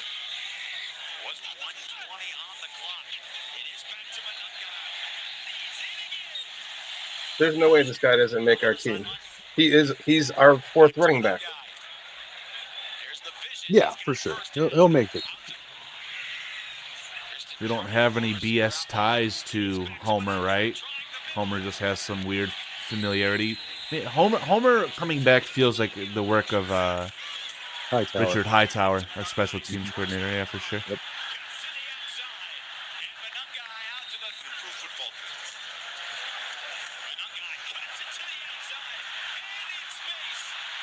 Took me that long to end that poll. Kyle Monungai was coached well, and that should continue with Eric Bieniemy. So look at that! Wow. Rewind. Yeah, he was going to one hole, and he just completely cut back to the other one with no wasted movement. Just shift back 3 times, dude. Carl, just hit shift left arrow 3 times. There you go. Shift left arrow. Like one more on the because silly Mac. Play. It's the same thing for all computers on YouTube. I just used the arrow. Outside hole, boom. Cuts that back up. Like that was almost a design counter play, but I don't think it was design counter. You should watch this on 2 times speed. So it looks like he ran a 4.3. I'm just not going to tell Dan and risk him knowing if he's listening to me or not. I'm listening. Go ahead. No, you don't have to listen anymore. This is real speed, by the way. That's actual game speed.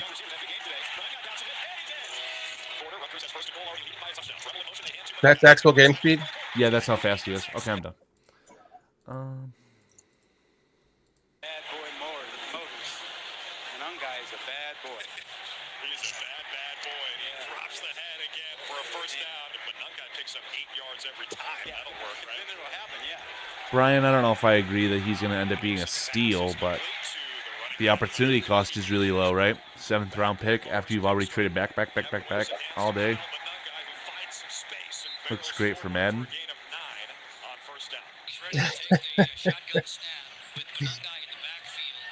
Yeah, that's the running back you want in Madden.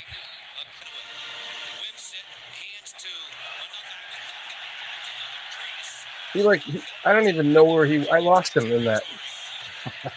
All of a sudden, he was 15 yards downfield with 3, 4, 5 people around him.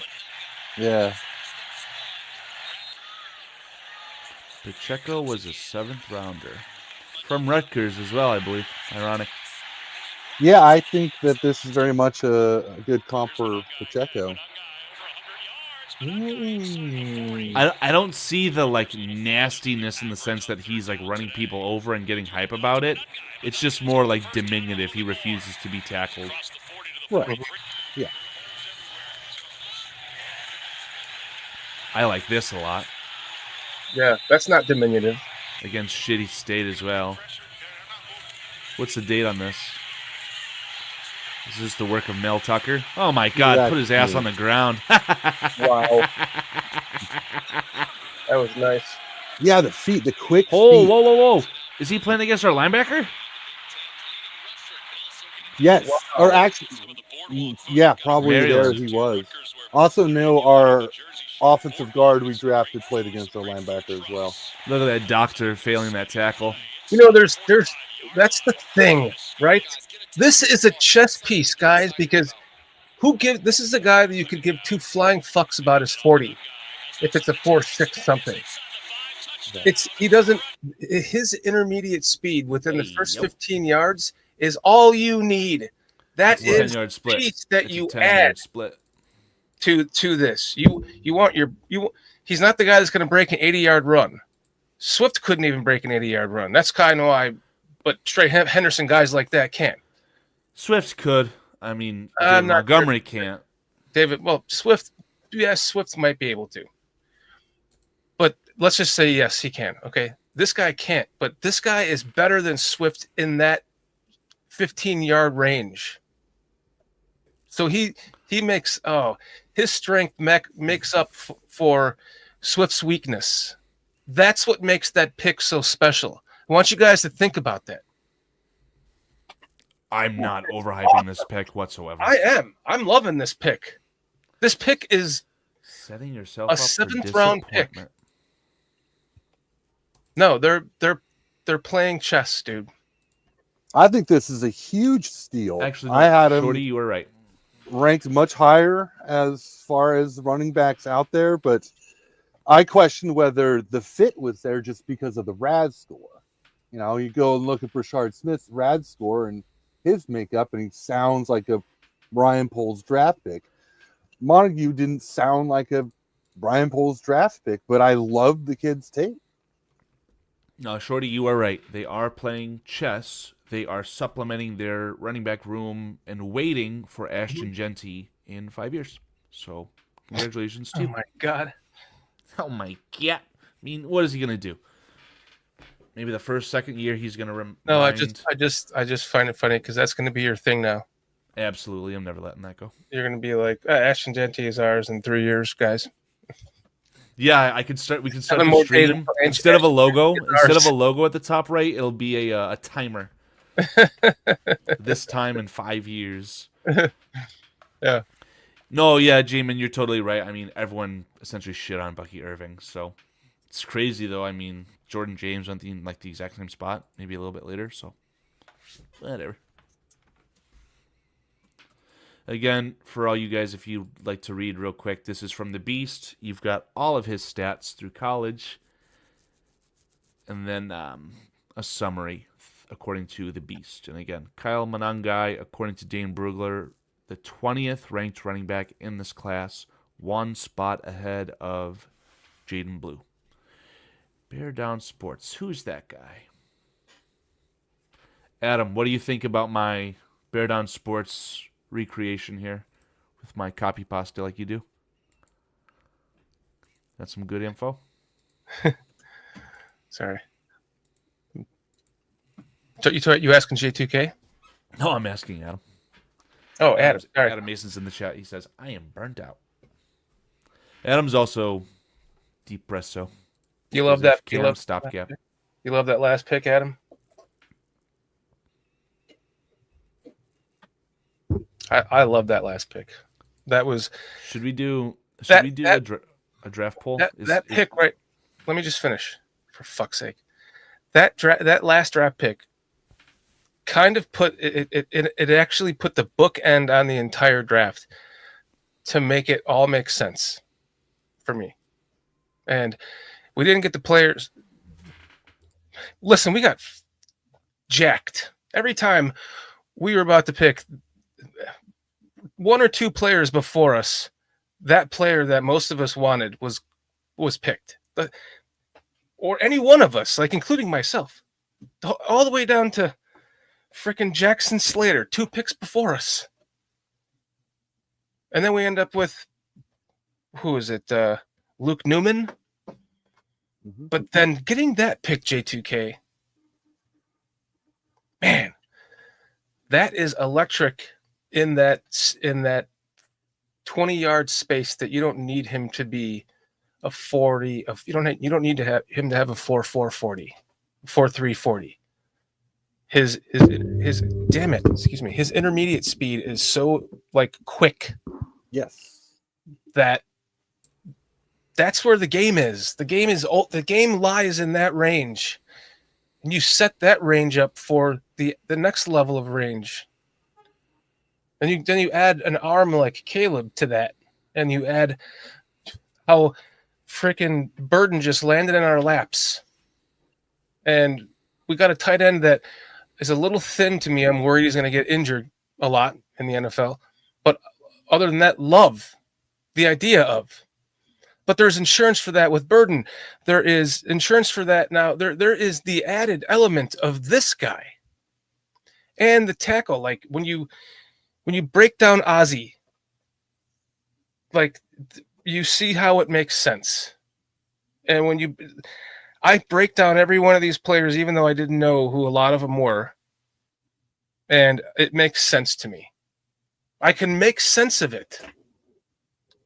Whereas sometimes you can't, and a lot of times we haven't. Most of the times we haven't.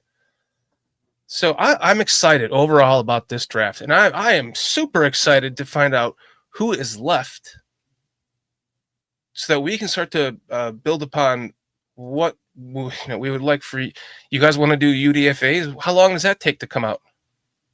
It will start popping up pretty quickly right after the draft, but generally the most guys or the priority guys will get taken care of this evening. So like tomorrow was a good day to do a UDFA list if you want. There's also some guys will talk to multiple teams and you'll get a false positive on a UDFA signing and then find out some other team signed them. So you got to be careful with that. I'm just trying to figure out how much longer do we go after that? Do we wait for the entire draft to finish? I mean, it's wrapping up pretty quickly here, right? I mean, we're almost at the end. I just say overall with this draft, not to get too much in the weeds, because I know we've talked at length about every prospect, but when I kind of look back at the forest, the trees in the forest and look at this whole group, I see Ben Johnson got his toys. Wide receiver, tight end, running back. We went trenches, offensive tackle, offensive guard, defensive tackle. And then we went 2 guys who are high traits guys, speed guys on defense at linebacker and secondary that I think are going to really help special teams right off the bat. Yes. Goodbye, everyone. Oh, you're heading out? All right, Carl. Take care, man. Yeah, it was nice talking to all you guys. I wanted to ask Dan before he went on that tangent. I mean, Mark V is saying that he seems to hit the hole and hits it hard. I didn't know if you wanted to do a chat poll, see if he was talking about Manungai or Foster. Seems to hit the hole and hit it hard. So is he talking about Manungai or is he talking about Foster? Yeah, we can do that really quick. I was just kidding. I'm out of here. That's Goodbye, it. everyone. Peace out. Carl, thanks for your help Wait, tonight with are we- everything you've done. Once you leave, this stuff's gone though, right? Yeah, you want me to email that to you? Yeah, please. I appreciate you making all that. It'll be useful for the future. Yeah, I was going to make a little video out of it or something, just like a Bears recap video, but probably not happening today anymore, so by all means. Go enjoy the rest of your evening with your lovely girlfriend. Yeah, we're trying to figure out what we're doing, so it sounds like we're going to be playing Magic the Gathering. Is that with Vaseline or without? It's up whatever Foster decides, I guess. Oh.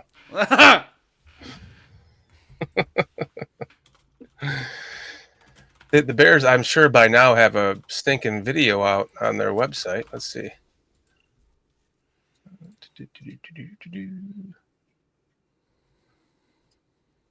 No doubt with a video of Manungai getting his interview. I have to send 2 separate PDFs, so I think you got that. Okay. Sent to BCP. Okay. They're really hyping up this Quinn Ewers draft pick. Me? No, the NFL. Oh, they are? Yeah. Where, on TV? On Twitter. On Twitter. Hey, that's why I said 6:09. Got to take a clip of that. See if it stands the test of time. Talk about this in 3 years and see what Rutgers football tweeted out what Quinn Ewers the has live become. video, and it sure seems like the Bears reposted it. I mean, they're very happy for him, and he's overwhelmed, so that's cool. Yeah, Manungai's got a great family and great support system. He's such a good kid. I mean, it's just like one of these. I'm almost more happy for him, the person, than the player that we got to add to the team. That sounds like exactly the type of player the Bears want to add to their roster. So, Quality humans. All right, man, get out of here. Don't tell me what to do. Peace out, everyone. I appreciate all your help today, man. Appreciate you It was guys. fun. Yep, Wrapping always a up blast hanging out with you, gentlemen. day 3 of our BCP marathon, number 3, third year. So Now, thank you, just Carl. Make Aldo. I almost said make Aldo come on screen, but I'm definitely getting long-winded here. Goodbye. Goodbye. J2K, my man. The 2 of us. As I'm sniffing giraffe pussy over here. How you doing?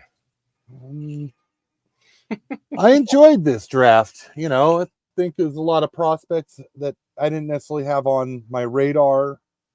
Some positional fits that I didn't necessarily see, but I liked the prospect.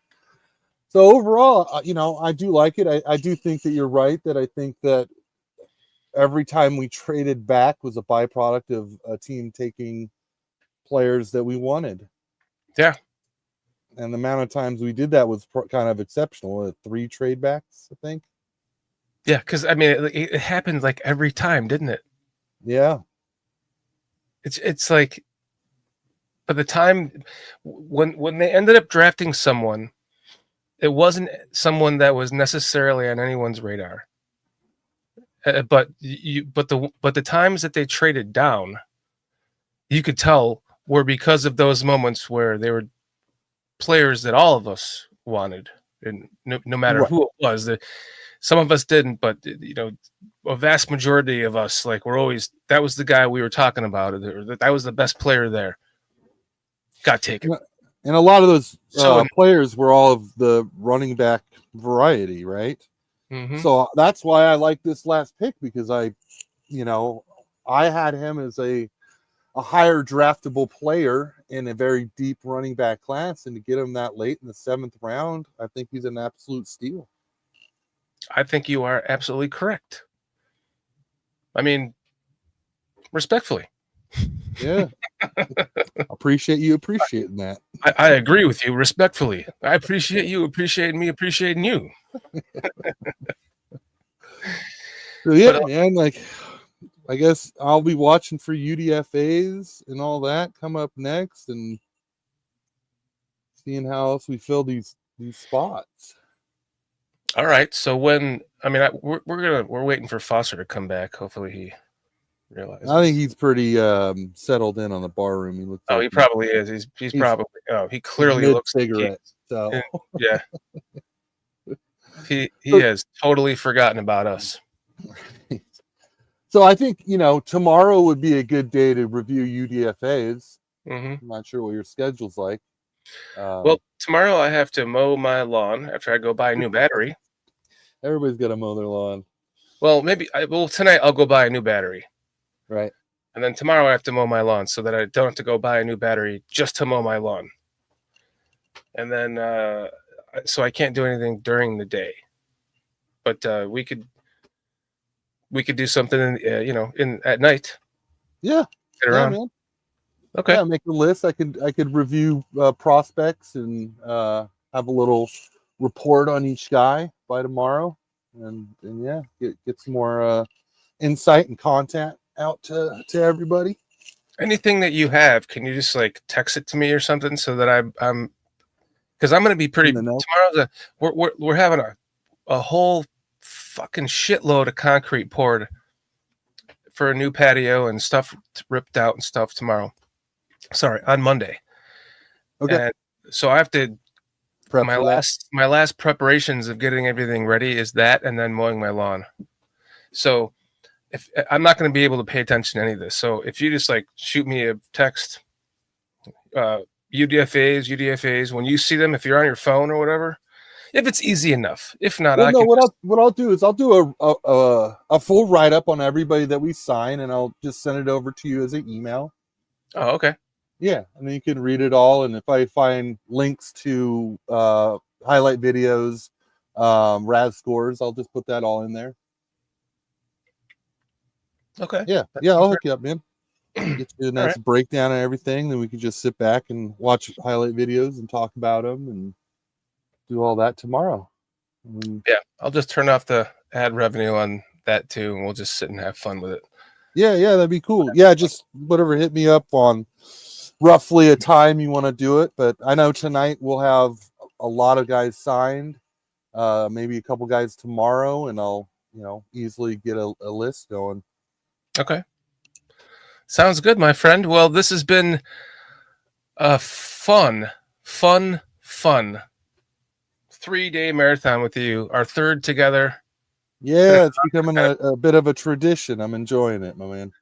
Yeah, it's been an honor and a privilege, man. I appreciate all the hard work that you do, and then you do it for your love of it, and then you share it with us, and that is very special, and we really appreciate it, man. Thank you. Yeah, I enjoy doing it, and happy to be a part of all this, help you guys out, and just talk with you guys and hang out with the chat and everybody else. Guys, you have all been amazing. Every one of you. Mark Varchalotte, Romy, Tony Moy, Jaiman, Coach B, Amphieris, Chad Speaker, Adam Mason hanging out with us here at the end here, Tony Moy. Boy, there's been so many people all day. I would have to go up all day, but you guys know who you are. Amphieris, Cliff Victoria, Mr. Mayhem. Love you guys. Thank you so much. Thank you for your generous super chat today, Chad Speaker. We really appreciate it. And we will see you guys tomorrow. Tomorrow night, I don't know what time yet, but look out for it. We'll set the notification at some point. And then we'll go over the UDFAs because that's going to be fun. All right, my brother. Let's end this shit on a 1, 2, 3. Bears.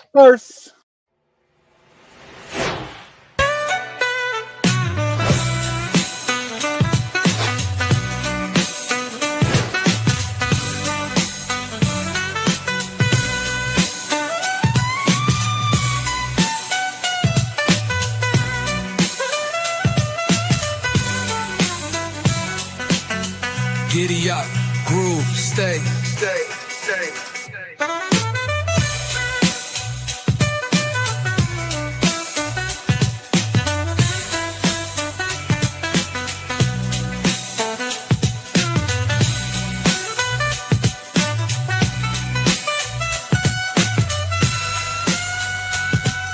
You down with BCP?